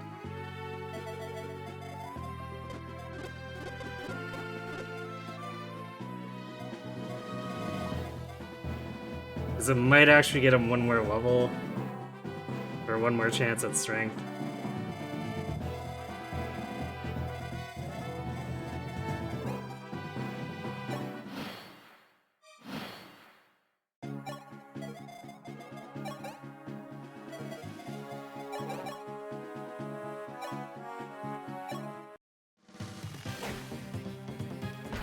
There we go. Alright, hero gotten rid of. Yay, speed on my ballistician.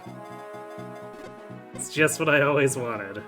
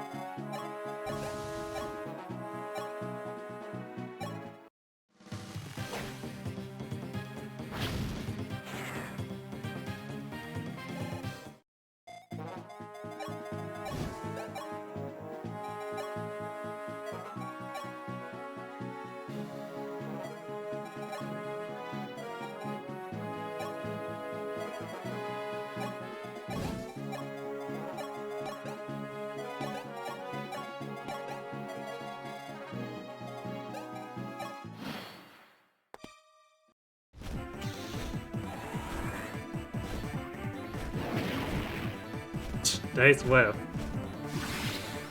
Damn it, Sita, that was for Tiki. Oh well, whatever.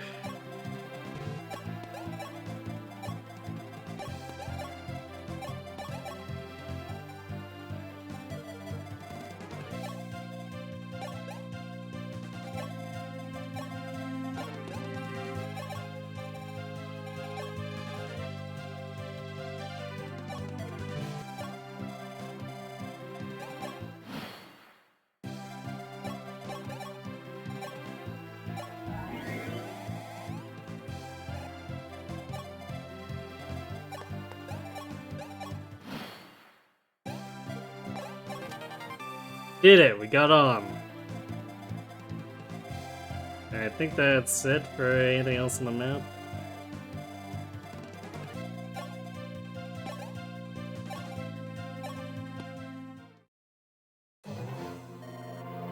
Emperor! The enemy has broken through the gates!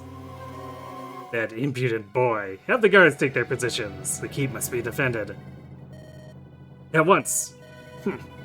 You'll find an earth dragon like me harder to tame than Garnet, brat. Come and face me. I'll tear the ground asunder and send you straight down to hell.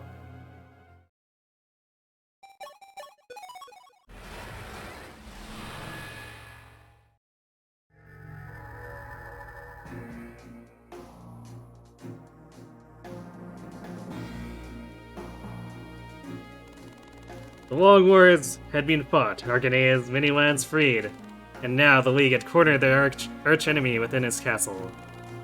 They broke into 4 groups and stormed the 4 gates of Dollar Keep. Because they're stupid.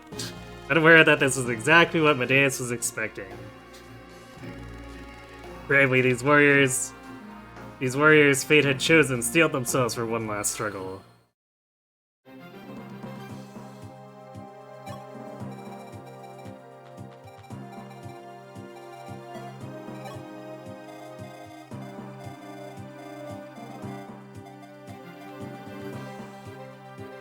Forge Thoron, hey? Way to be a dick.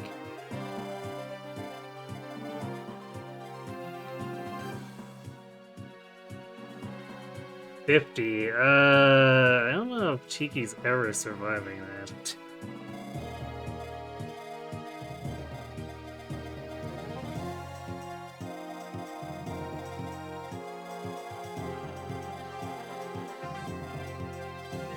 Where is Tiki on the... Oh, there, okay. So we could pump her up to 50 hit points. 13 defense, which becomes 28 after the Divine Stone.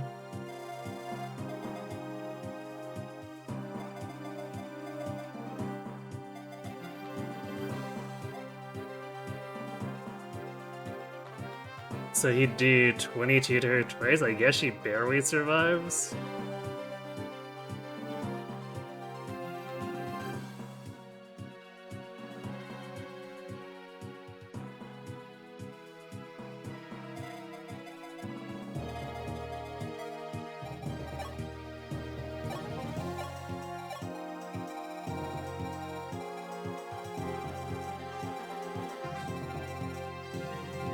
We've got 3 warps, basically.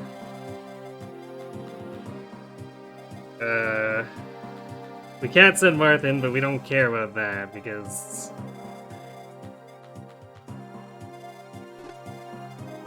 Marth's in... or kind of a liability. We do have to worry about...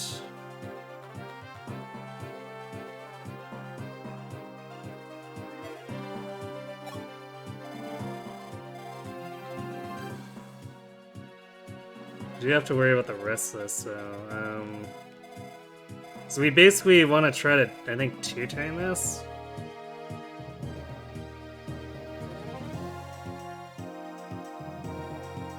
Which means we need stuff fast enough to kill both of these snipers.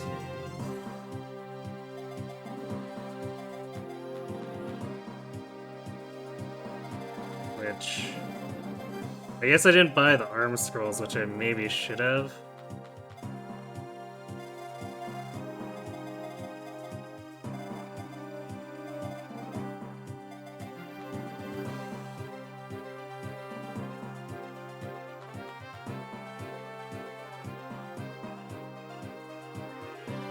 Also, I don't think Tiki's actually one-shotting this Manakete.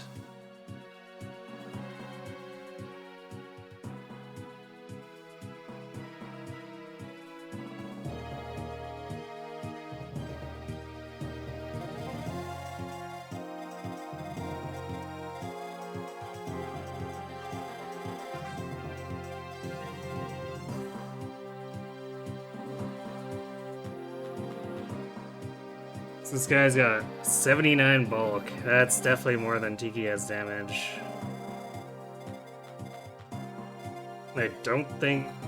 I'd be really surprised if it lets me forge it, but I'm gonna check.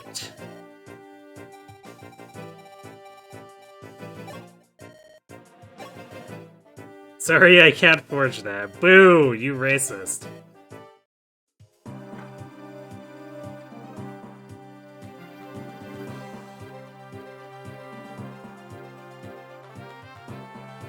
Oops, guys, I guess we got split up somehow. Yep. Why would they split up? Because they're stupid. Hello, Aquadum? Yeah, we're on hard 5. And yeah, Medeus has 30 speed, which is why I assume that he will double Tiki. So he would deal 44 damage to her. Oof, and then this Pachyderm could finish her off.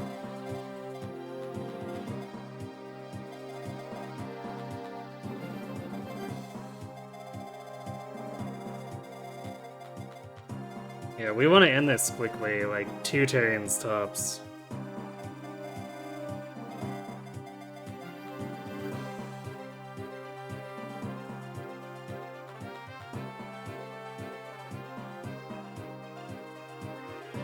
To even try to take a crack at forging, what kind of blacksmith does Martha play? I don't know.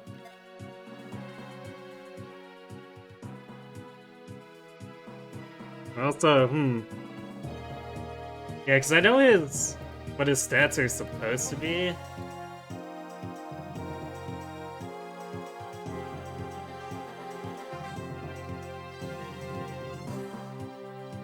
So I'm kind of surprised. Well, I guess maybe not surprised, because the Dragonstones always hide the stat base.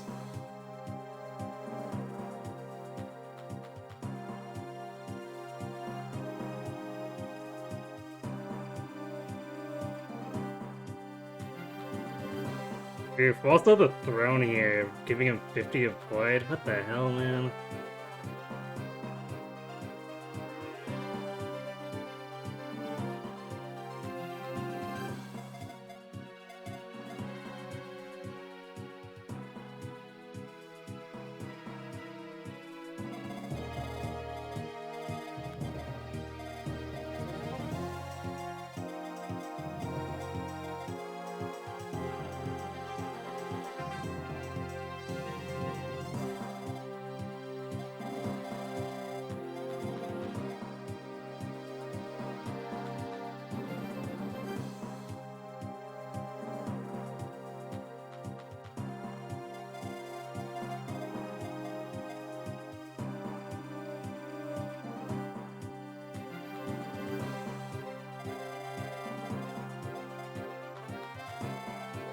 Placement's also gonna make it kind of weird for warping.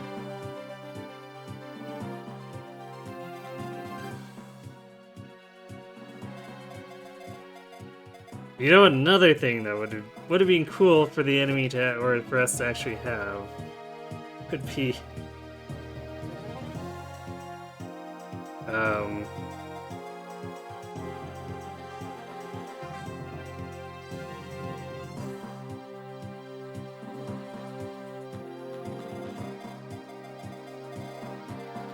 would be brave weapons.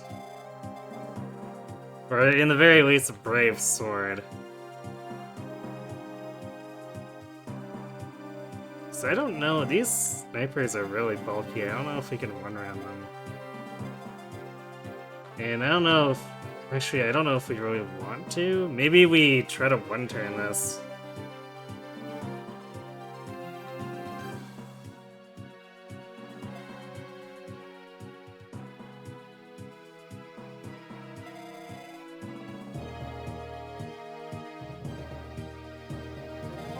But, man, Tiki's only gonna have 80 hit on Medeus, which is definitely not good.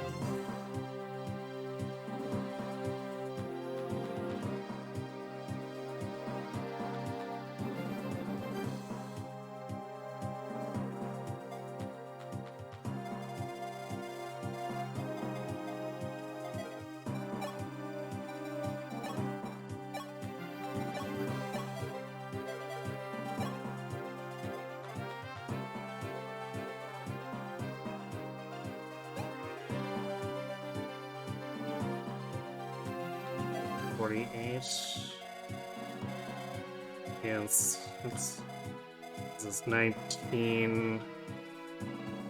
No, is it 20? Yeah, it's 20, so. That's doing 26 twice? Yeah, that's definitely not one round 8.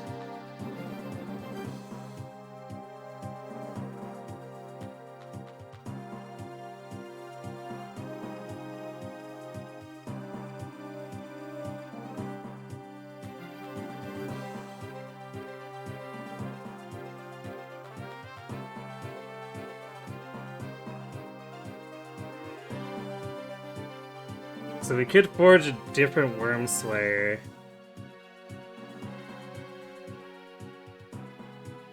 But the difference in damage is pretty steep. 14 more, which means we'd have to forge a +6 Might Worm Slayer.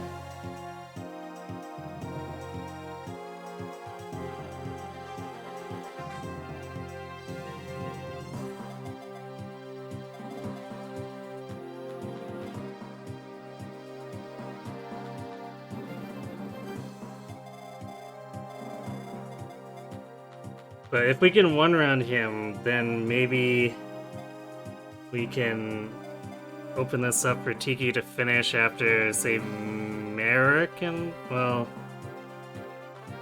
actually we don't have a 4th warp, because... Or wait...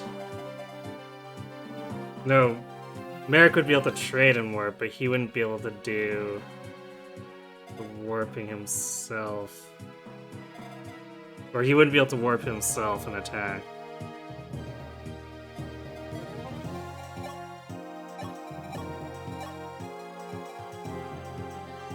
Or is he at C rank? I don't think he's at C staffs. Where is Merrick? Oh, he just barely made it. Nice.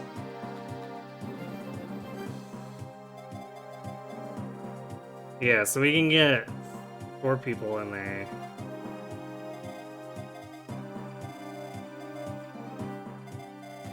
And if Gota wasn't going to be separated from the rest of the team, then we could probably have done one more in addition to that.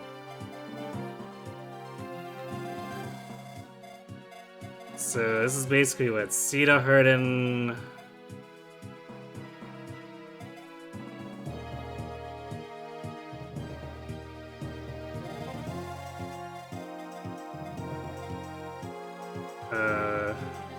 So we can't have any of our mages teleport in. I guess we could teleport Gota in? I don't remember what Gota's stats are gonna be.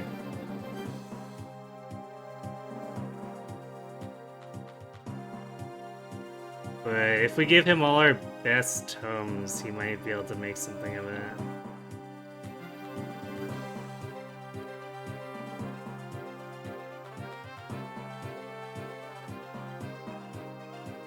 Magic?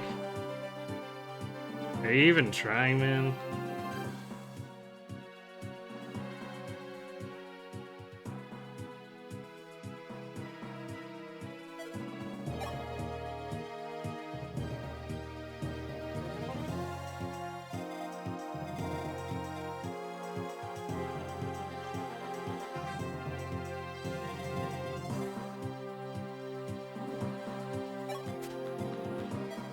So Chilean is generally going to be necessary here. If we had to open the doors, it might matter.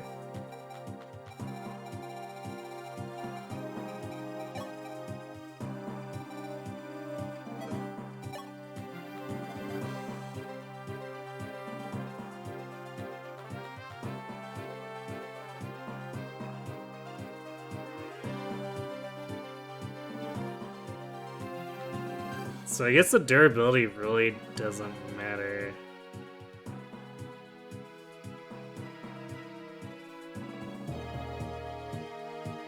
Because Tiki either kills him or she probably dies the next turn. And Medeus gets healed a crap load, so it's like, eh.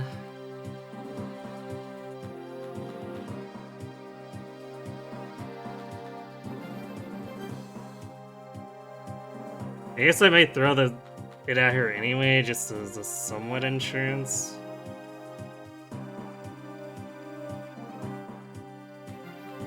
He has 27 defense.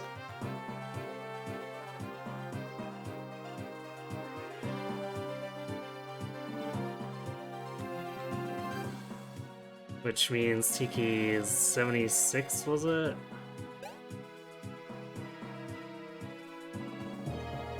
$75.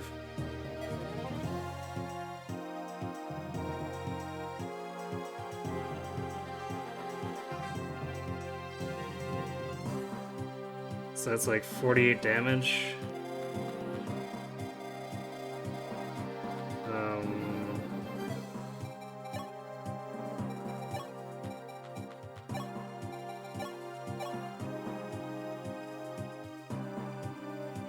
+48 plus 19 would actually kill him. But we'd have to hit 2 sub-100s, which, I mean,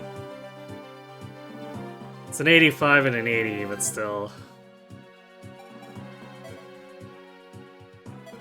Can we request Sita? Paladin gets her a little... Wait. How does that not get her more hit? Oh, because of the luck drop. Damn it, stupid Paladin.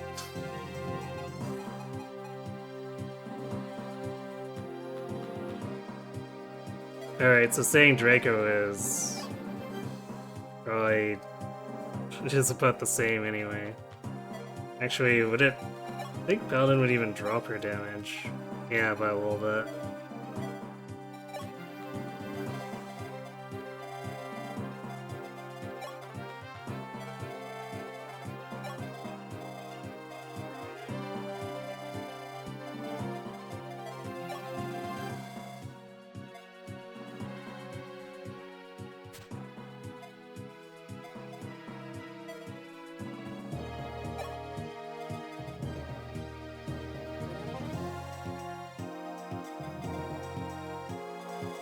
So, what's this guy's void?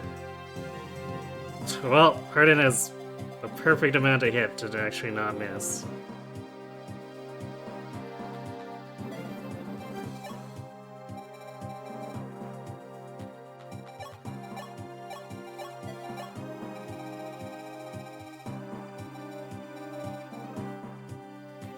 I thought I had another worm swing. Not that it matters. Ah, yes, Ogma had it.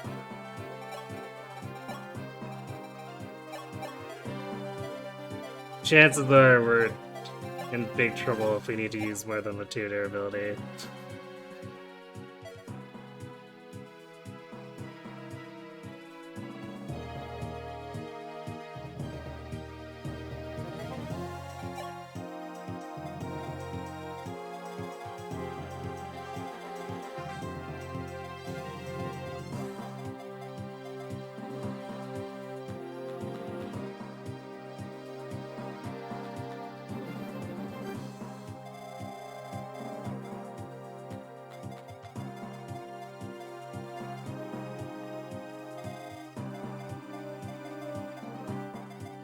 They're all forged braves too. Amazing.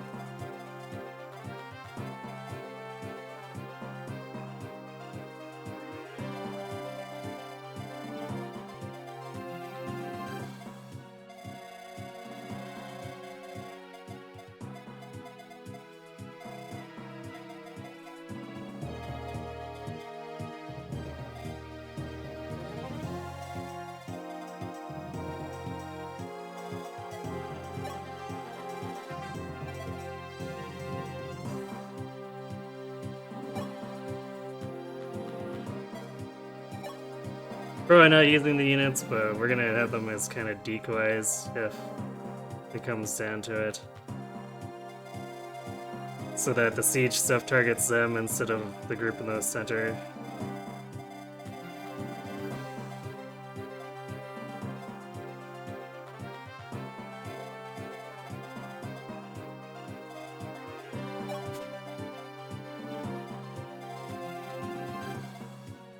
And hopefully it doesn't kill them. That's why I'm picking units that should survive, but you know.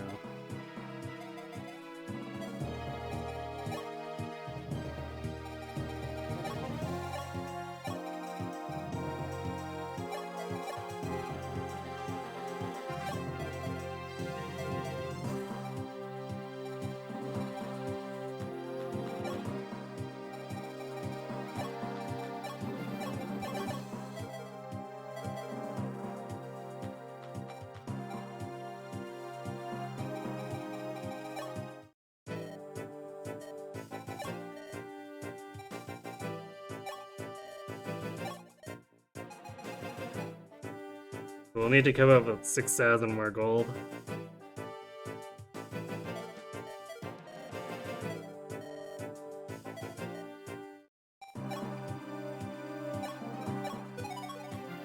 Okay, I'm gonna go refill my drink and then we'll fiddle with forges and stuff and save on the other SWAT in case there's a mistake where I have to deal with stat variants if this first attempt fails, so I'll be right back.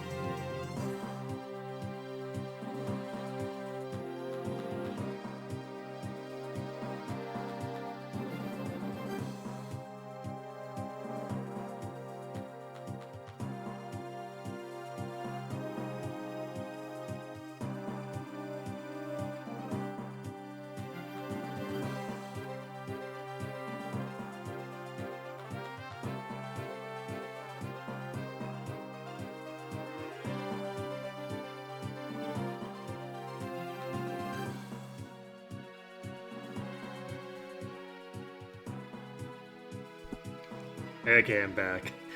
I took a quick glance at Nagi's stats since I was looking at Gota's. I think I kind of understand what the play might be for a run that purposefully sacrifices the Falchion and Tiki. Because Nagi does have better stats to begin with.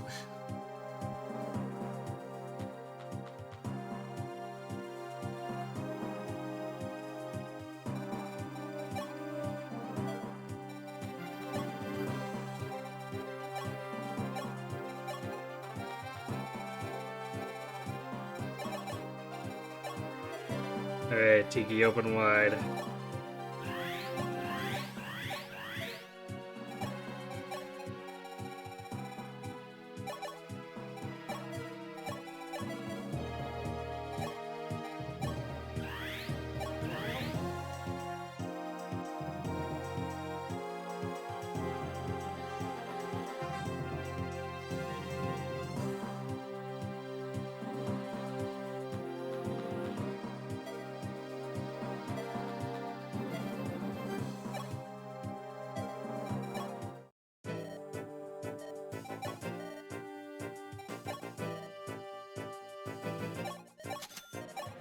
Okay, we're absolutely not going to be doing anything with, like, iron and steel at this point.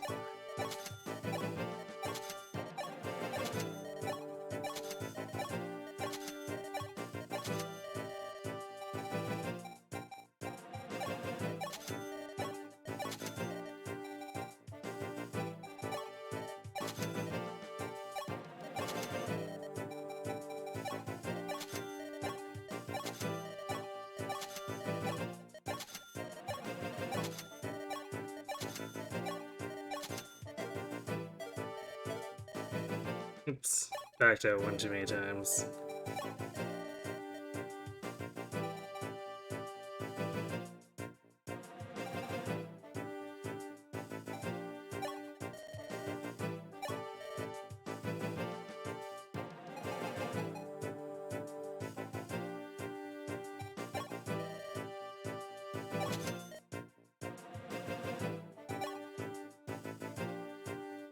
Okay, and I know this isn't what Brad actually asked for. At least for the facts and logic, but I feel like this is an appropriate thing to call this Worm Slayer.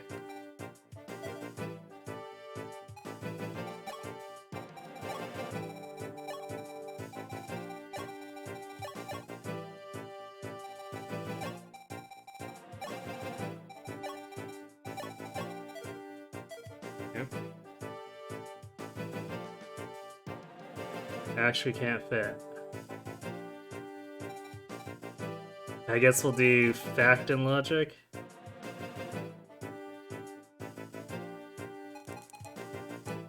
Actually, if we do it like this.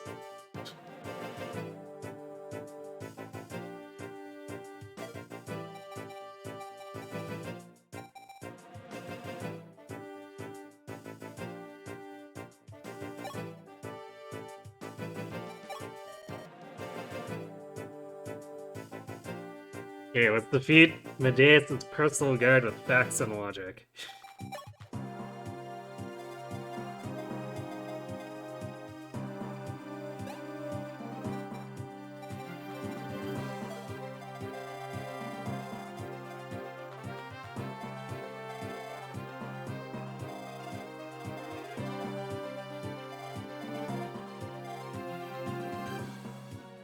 Actually, that Petroderm is really scary because it just kills Marth.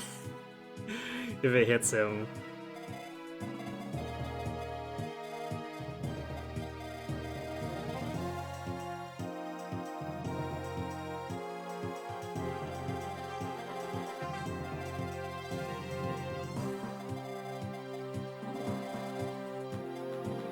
So we're definitely going for the kill here.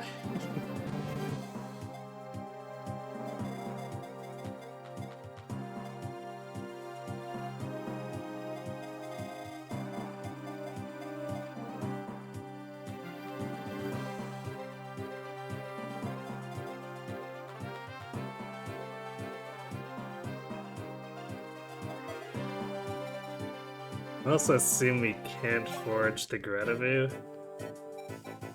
Oh, we only get one forge per chapter too, so we can't even check.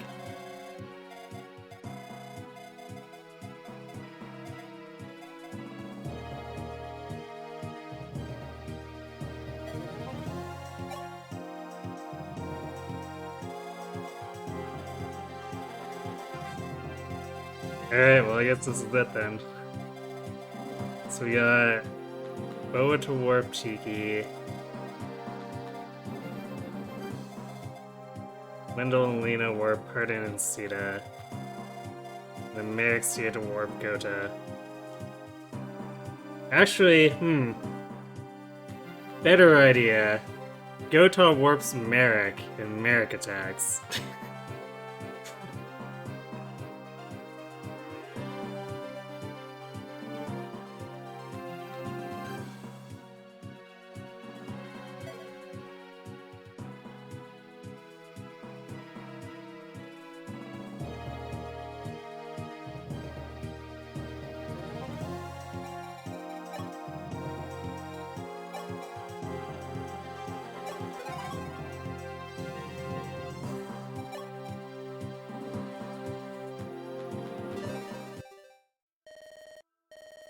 We made it. Now we just have to find Medeus.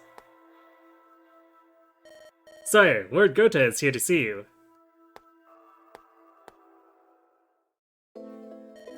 Marth, you have fought splendidly. Lord Gota? What are you doing here? I washed my hands of humankind and their foolish ways long ago. But you and your companions have convinced me that was a rash decision. Perhaps there is hope for you yet. Allow me to offer what help I can. You mean you'll fight with us? Yes, I may lack the power to stop Medeus, but his minions are another story. Let this old man strike them down and clear a path for you. The gods have chosen you, Marth, Prince of Light. Come, my friends, we have a dragon to tame. Help me confine Medeus to the shadows for all eternity and bring light back into the world.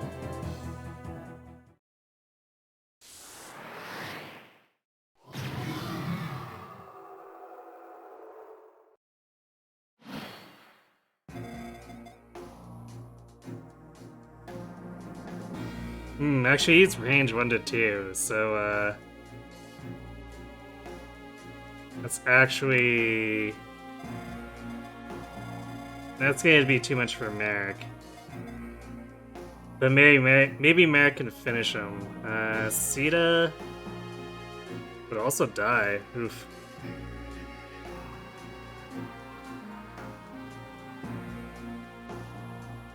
Yeah, she doesn't quite have enough durability.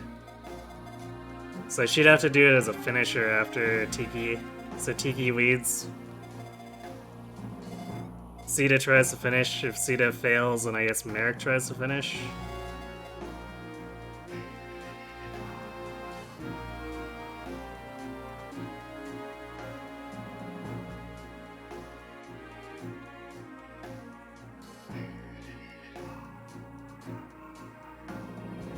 I don't know if Merrick can actually do enough damage.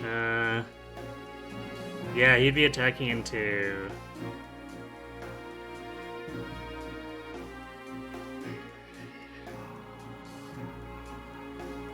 $23, so he does... 10 damage, which is not enough.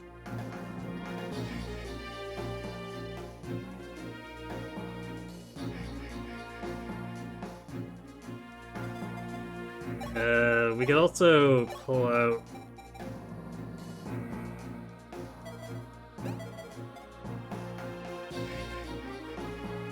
Oh hey, Gota brought Swarm. So it's not quite an enemy-only tome, but still. I guess we could use the Geosphere to try and make up the difference too, if it comes down to it.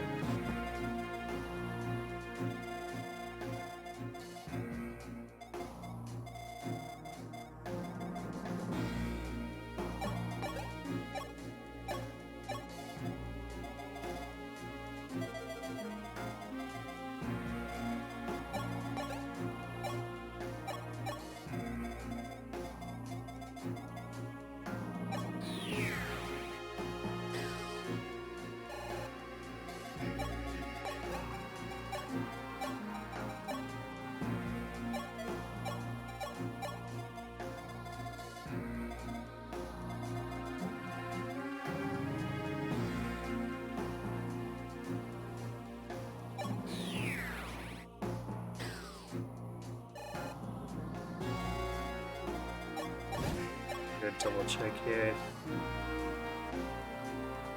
Yeah, Medeus doesn't have the best hit rate, but it's still high enough that I'd be very worried.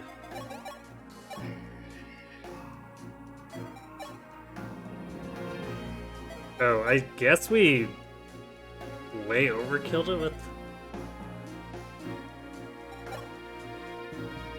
Yeah, okay. I must have calculated this wrong, because the regular Worm Slayer almost does it. We only needed a +2, I guess.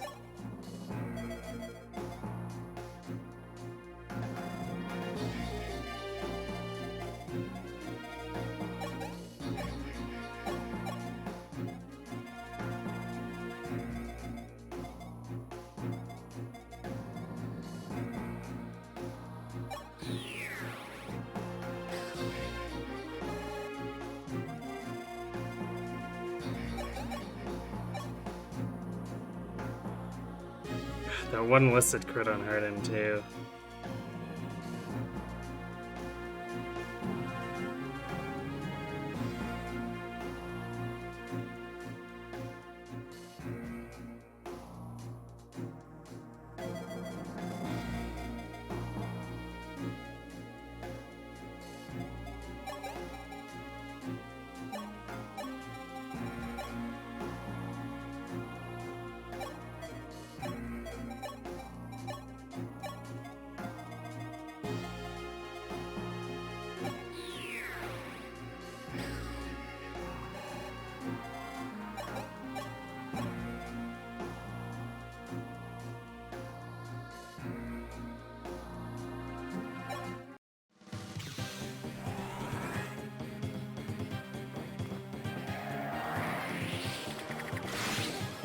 Alright, Barrack's just gonna crit and steal Harden's thunder with facts and logic here.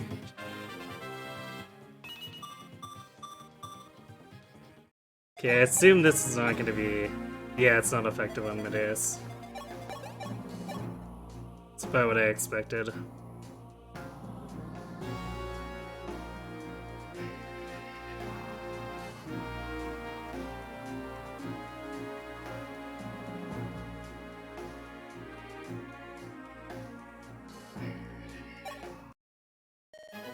Foolish humans, you dare disturb me while I slumber?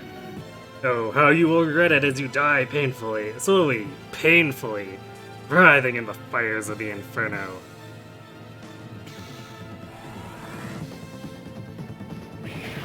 This Tiki could have also crit there, which would have been more than enough. Alright, Sita, it's up to you.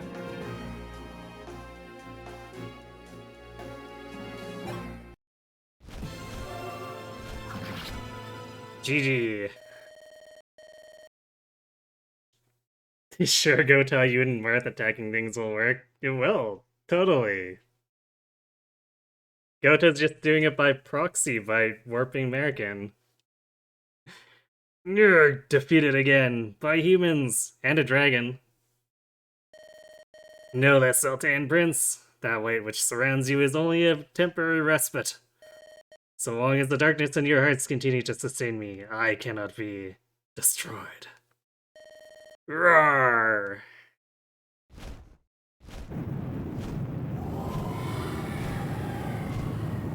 Thanks for the GGs.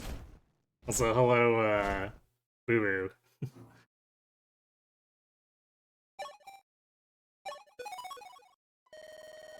After Medeus' demise, the Lord would relax its shadowy grip on the land and fade into obscurity. The Empire was finished. The fires of war that had raged across Arcanea would die, and light would come to take darkness's place. But before any of that came to pass, there were a few final moments of Marth's tale that needed telling.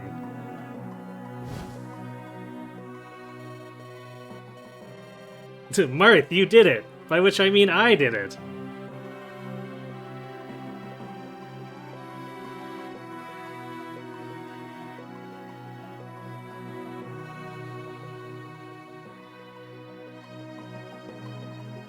Base Tiki can two-shot Medeus? Interesting. Mine did serious damage. She sure did. I'm proud of her. The only way for the second attack would be to resurrect her. Yeah, I guess that could have been a backup too, for sure. Okay. You were worried we'd have to suicide Tiki and Almstaff her. It was definitely a real possibility.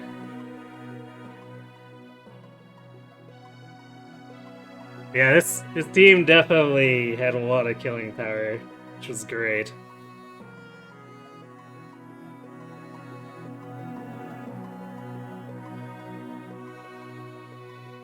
Didn't have to Geosphere, but I did keep it in my back pocket as a just in case.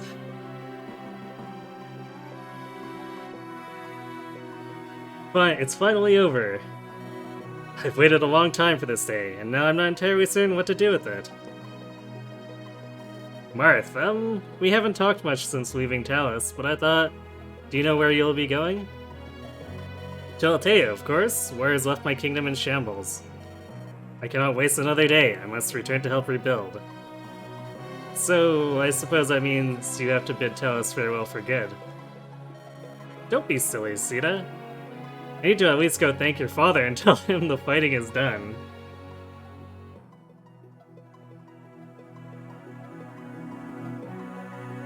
Oh, the Geosphere doesn't work on Medeus?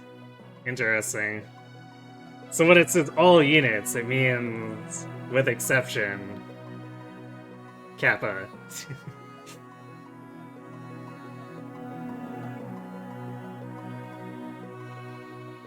But I could definitely see how it would help against a Manakite. Because that thing is thick. Getting it out of the way of Medeus so that Tiki can even do her thing is pretty important.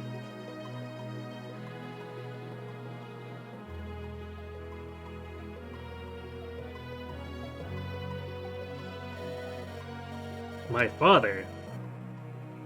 Marth, I'm not asking about my... Never mind, please excuse me.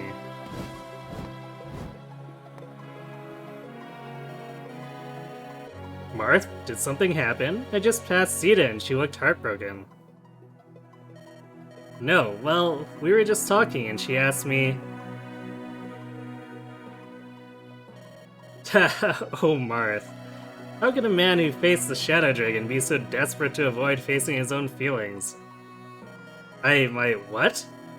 I don't know what you're talking about. You wish to send Sita home to Talos, then, and return to Altea alone? That is what you want?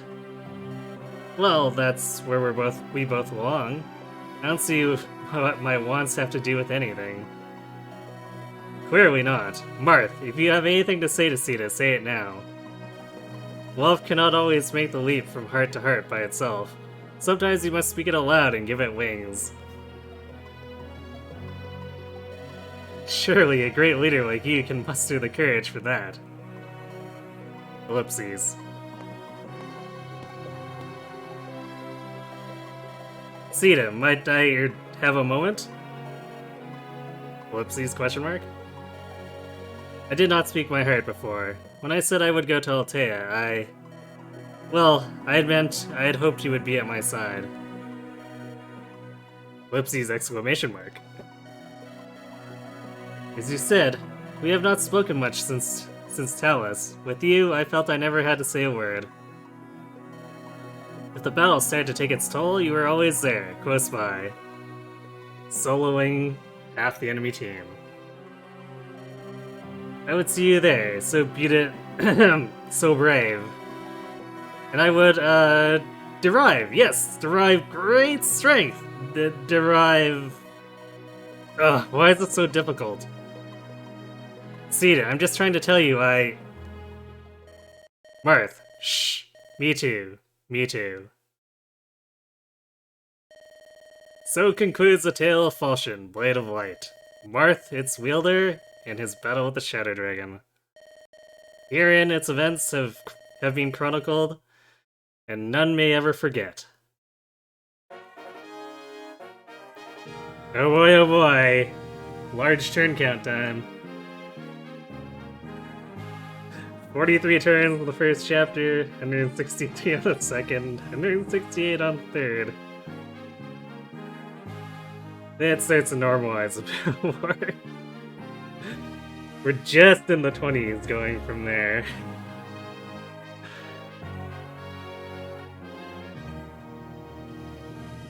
An 11 turn glare.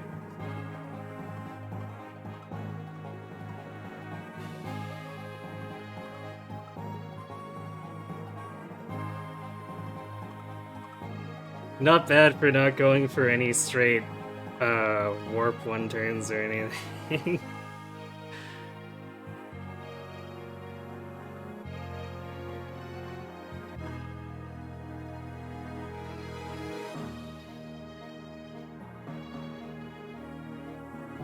There's definitely a lot of chapters where if I actually knew what the reinforcements were, I probably could have cleaned it up a lot faster.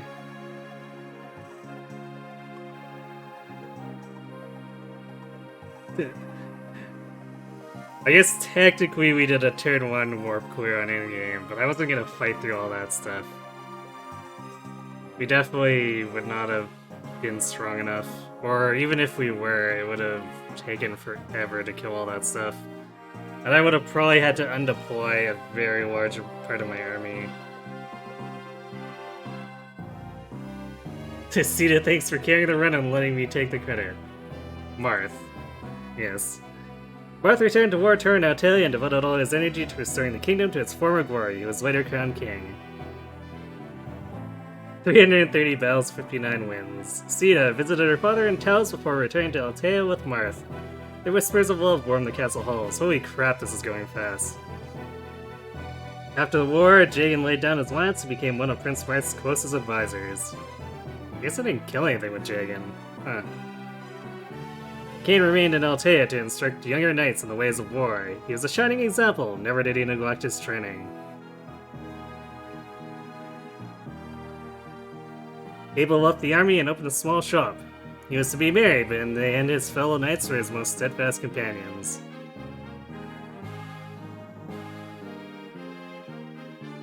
Turog was put in charge of an outland garrison. The people there soon came to love their kind but stalwart protector. The Ungagged? Oh god. Goran squared himself to an Arcanaean knight to further his mastery of the bow. Later he returned to Altea with his brother. Riz built a monastery and spent his remaining years caring for children who had lost their parents in the war. As all curates apparently do. Ogma returned to Telos to serve its people. Perhaps love was not his strong suit. History contains no record of him marrying. He was married to his sword. Come on. Bars briefly enlisted in the Arcanaean army, but later deserted, to become a pirate, by some accounts. Wait, what? Okay. Ward returned to his peaceful life as a woodcutter. In time, he became renowned for his craftsmanship.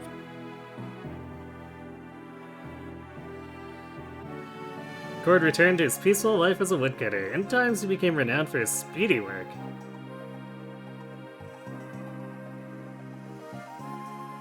Caster hurried home to his aging mother, medicine in hand. They lived modest lives.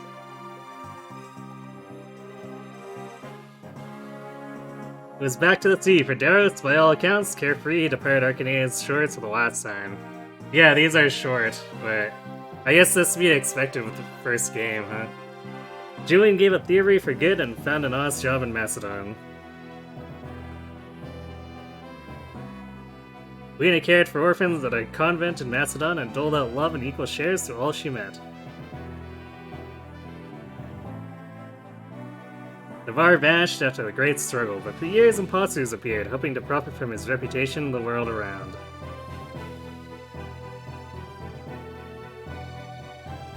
After helping Marth stamp out the fires of war, Merrick returned to Cadane, where he continued his magical studies.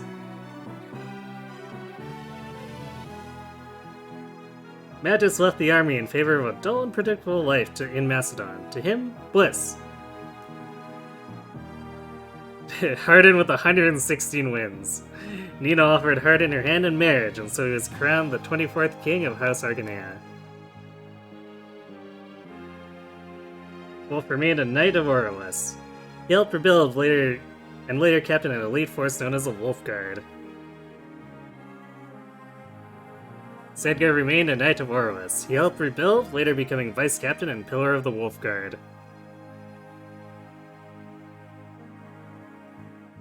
Rashael left the army, but later returned and became an Aurelian paladin. Records show that he resided in Altea for a time. Bywin remained a Knight of Orlis and helped rebuild. Always, he put the friends with whom he'd grown to manhood first. Wendell became the senior mage in Kadane and embarked on a journey that took him from land to land in pursuit of truth. Ricard returned home to live in peace, or so he claimed, even as the area experienced a surge in break-ins and purse snatchings. Bantu sealed the Dragonstone's power and disappeared, but his wish was to live out his years in the Dolorean countryside. History lost track of Caesar after the war. Perhaps he found work as a bodyguard, or perhaps some country made him a general. But he did nothing! Rad fell in love during the war and gave up his sword to win the woman's heart. Whether he succeeded, we shall never know. Roger found his way back to Gress in the end and reached out to the many people whom the war had touched. Poor Roger, getting conned by Sita. George worked diligently to rebuild Arcanea. Later he was chosen from the palace's knights and became archer captain. After staying in Kadane for a spell, Princess Maria returned to Macedon to serve her people as a cleric.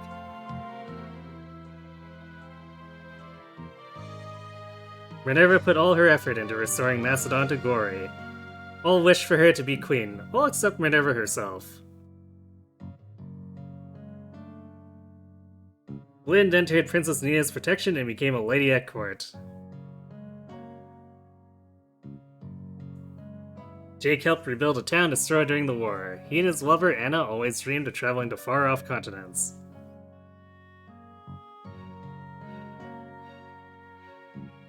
Medea honored her princess's request to remain with the Arcanean Knights and later became their captain.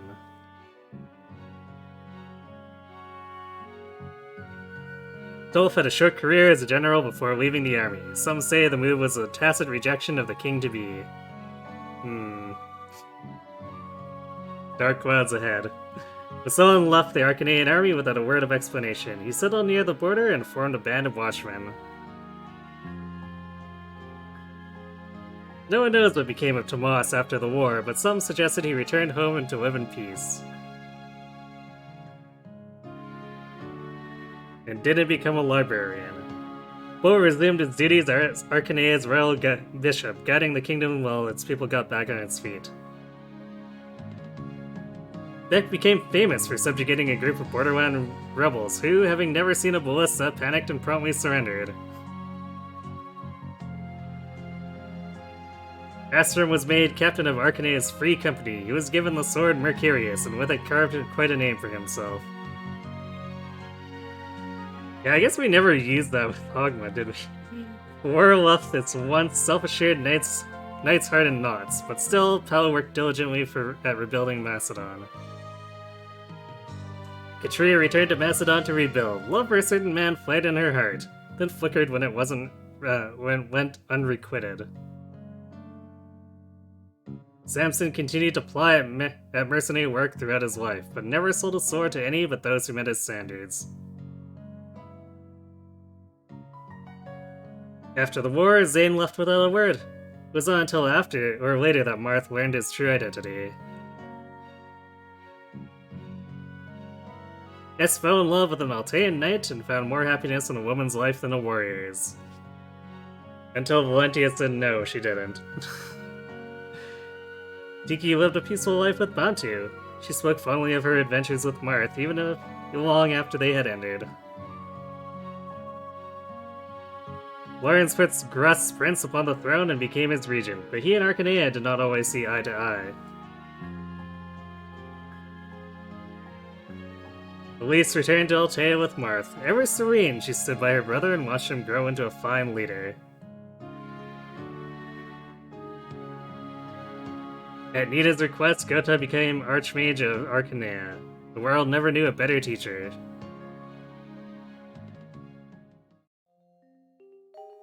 Rip Roger's title is still single.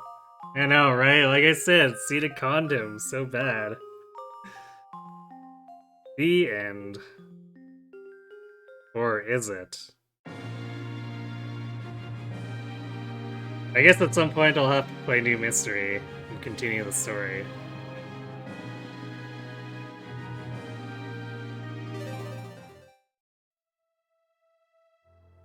So we finished a little sooner than I thought we would.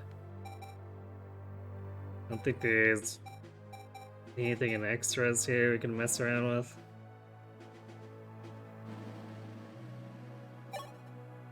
Wi-Fi battle, loan units, shop online. Wait, mic tests? Is there voice communication in the online features for this?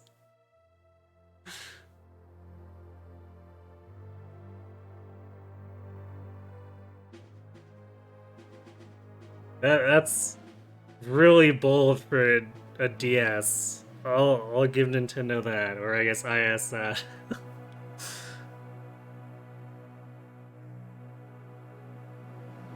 Huh.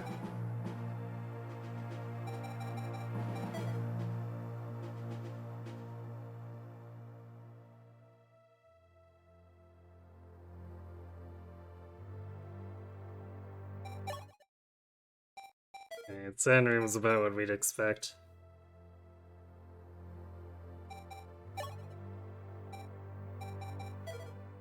Of course, we can't do any of the wireless stuff. It's long been disabled.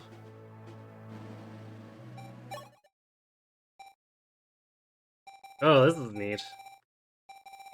So for all the cutscenes we might have missed, which is gonna be basically every Gaiden chapter.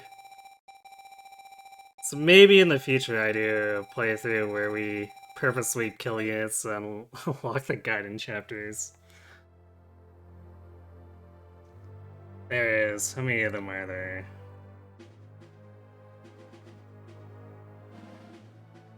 Only 5 of them, apparently.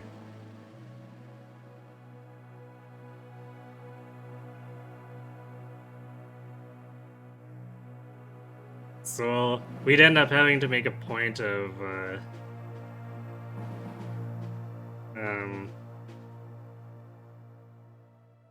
recruiting as few enemy units as possible and then killing off a few of our own. I guess in a run like that, it'll be super Rip Roger, because then we're just gonna run out and murder him.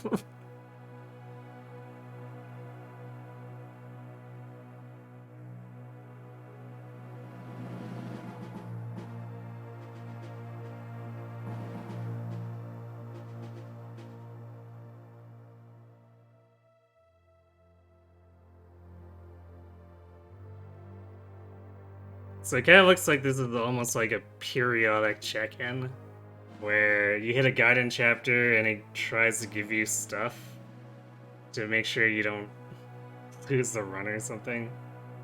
This is a Gaiden after 6, 12, 17, 20, and 24.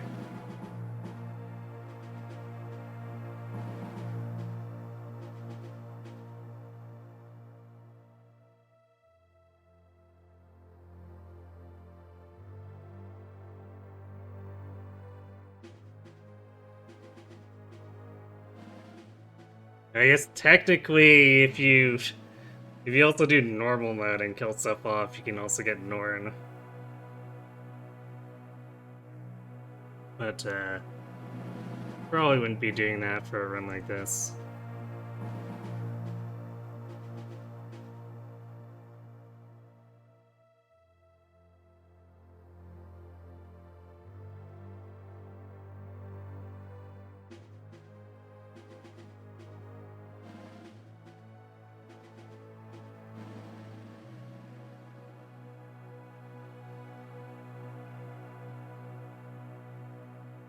Okay,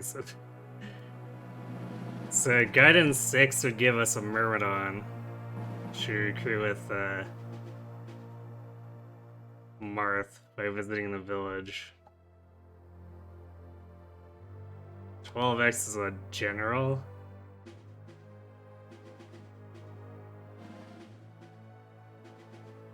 Sorcerer in 17x, interesting. Warrior in 20x. And Nagi in 24x.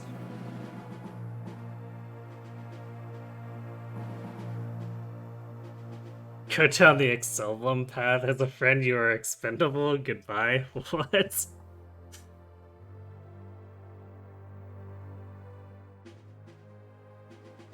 My question is, are these characters any good? I know. What is it? You eventually start getting replacements too if you kill too many units off or something. Let's see. Replacement units are generic, faceless characters that are given to the player as compensation for suffering heavy losses to their army.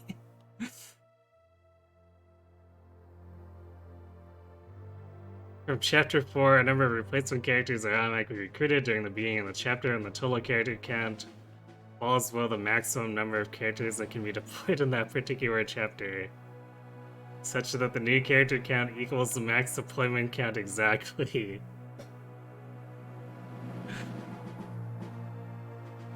It's replaceable, not expendable. Ah, I see. Replacement characters can be any class, chosen at random, except classes I cannot request. Falcon Knights are classes that have reached their request capacity.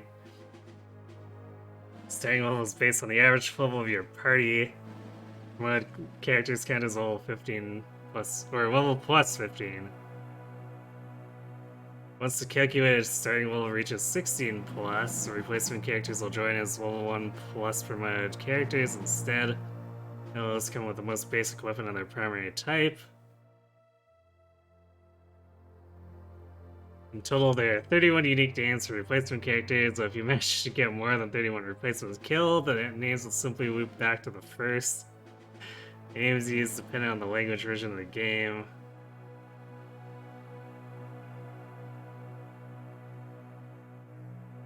Huh. Otherwise, all replacement characters have exactly the same properties. They have no base stat additions or growth rate additions. They only use the class growth rates for the player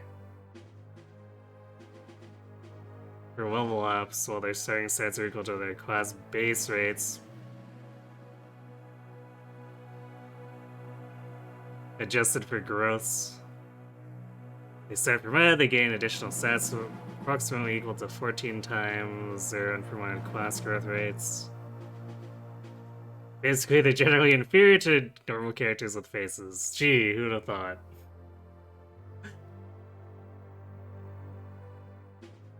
But presumably, if you get that far, you're just throwing these guys under the bus in order to keep your other characters alive anyway.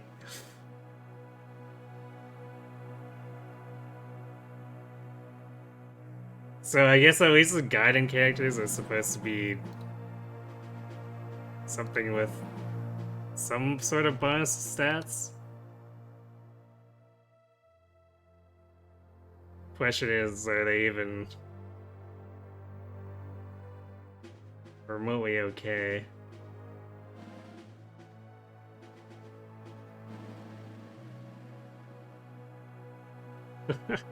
The good thing Norn only shows up on normal. Because she's basically Gordon but worse in terms of base stats.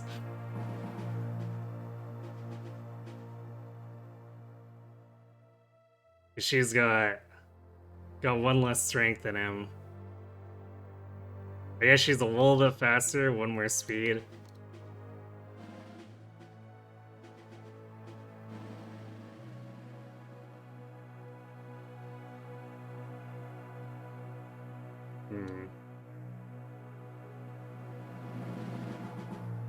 Dina kind of looks like a female Navarre clone. But she joins at level 10.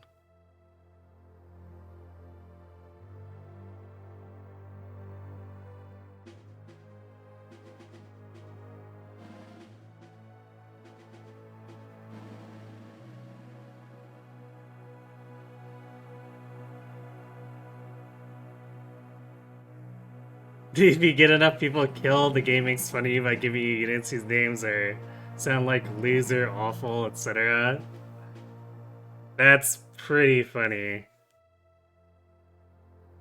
Although I feel like that still wouldn't top the roasting that Blazing Blade can give you if you scored terribly.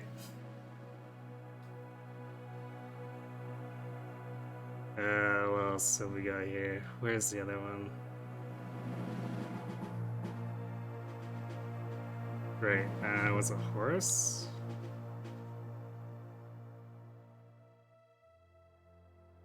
Yeah, 12x is Horus.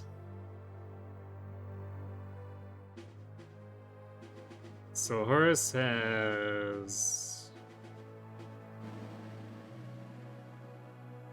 reasonable tanking stats. 82 hit points, 17 defense. 8 speed? It's not bad. It probably wouldn't compare to Wolf or Sedgar, though.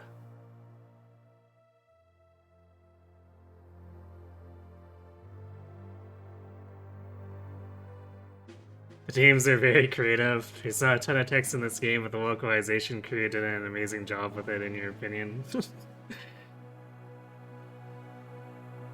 sounds like they had fun with it for sure. I guess it's not surprising like that there's not too much text because it doesn't feel like they changed much from FE1 for a story. A lot of it is gameplay tweaks.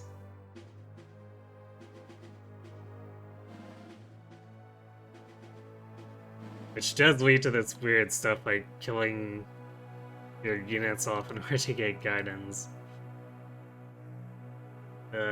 Next one is Etzel.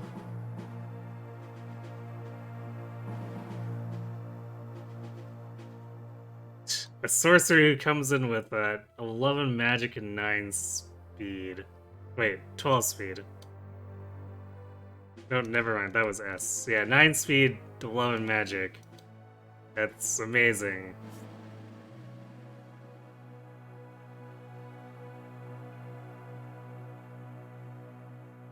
Because even though Gota only has 11 magic, at least he has the decency to show up with 20 speed. Also, Gota comes in with way better weapon ranks, but, you know.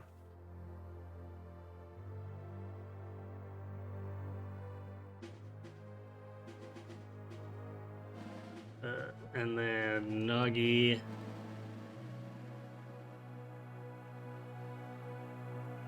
Comes in 14 levels higher than Tiki would have.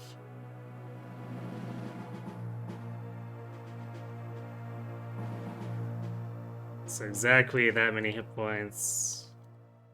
5 more strength.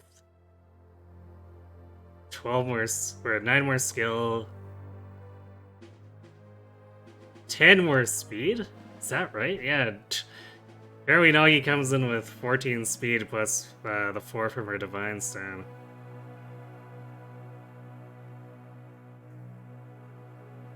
I feel like that would get her moving a little better. Well, I guess it's 24x, so...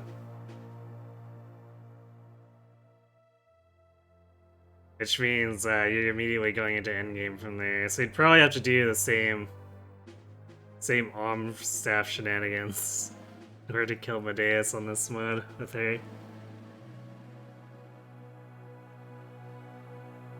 Unless 24x allows her to be like super fed or something.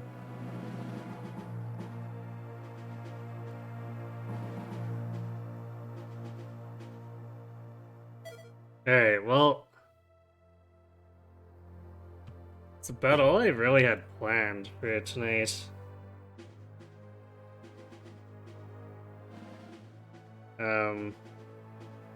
And since I don't really do Resetwa stuff, I'm not always on the lookout for filler games anymore, so... we might just end early tonight.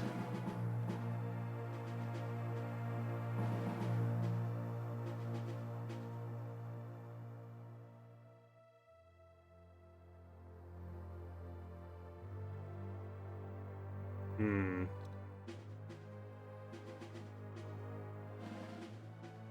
Things looking sparse too. Don't see anyone around Fire Emblem.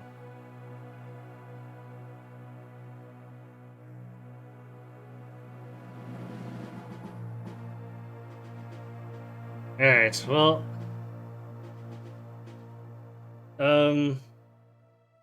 We'll be back tomorrow, probably starting a little bit earlier.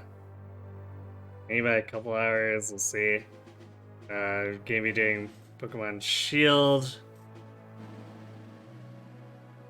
We've got all the badges, so we're kind of working our way through the Victory Road equivalent there. And I did get the DLC, so if we finish that too quickly, at least we'll have something to move on to from there.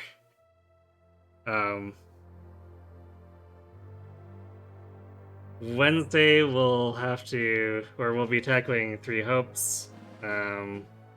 Hopefully finishing out that New Game Maddening. I don't see any reason why we wouldn't.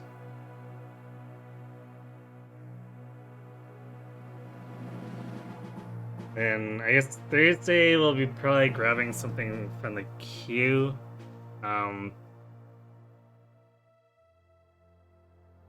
Tentatively, I'm kind of thinking maybe we poke at Halo 2 or something, but it's not. I'm not 100% decided on that.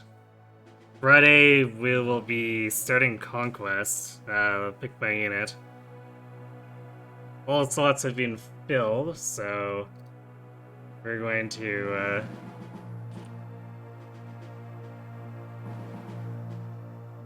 We don't need anyone to redeem channel points or anything for that.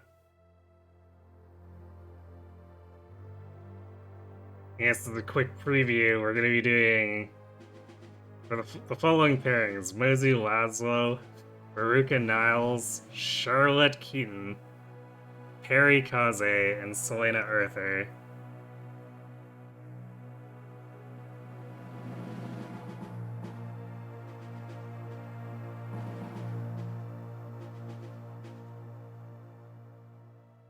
And then I'll pretty much mold the rest of the team around that, since we're not always gonna have the max final deployment.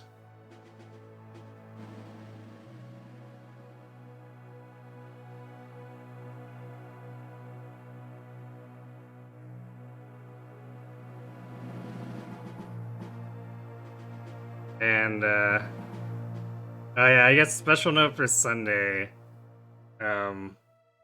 This upcoming Sunday, my work has kind of hijacked it, so we're probably not gonna actually have a stream then, unless they change the date.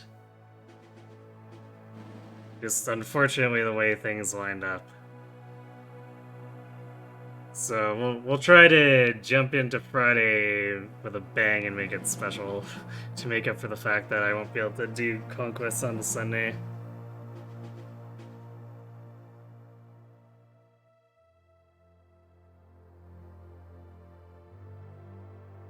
Actually, I'm gonna give it some thought. I may start Conquest on Thursday instead. I'll decide by the end of tomorrow, but I could maybe use Thursday as a preemptive makeup for it too.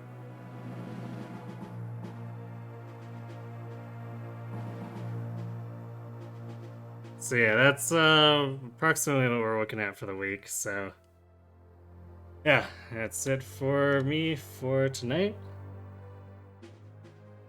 So thanks for watching, everyone. Hope you enjoyed this wacky whirlwind of a playthrough. Hope to see you tomorrow and have yourselves a good night.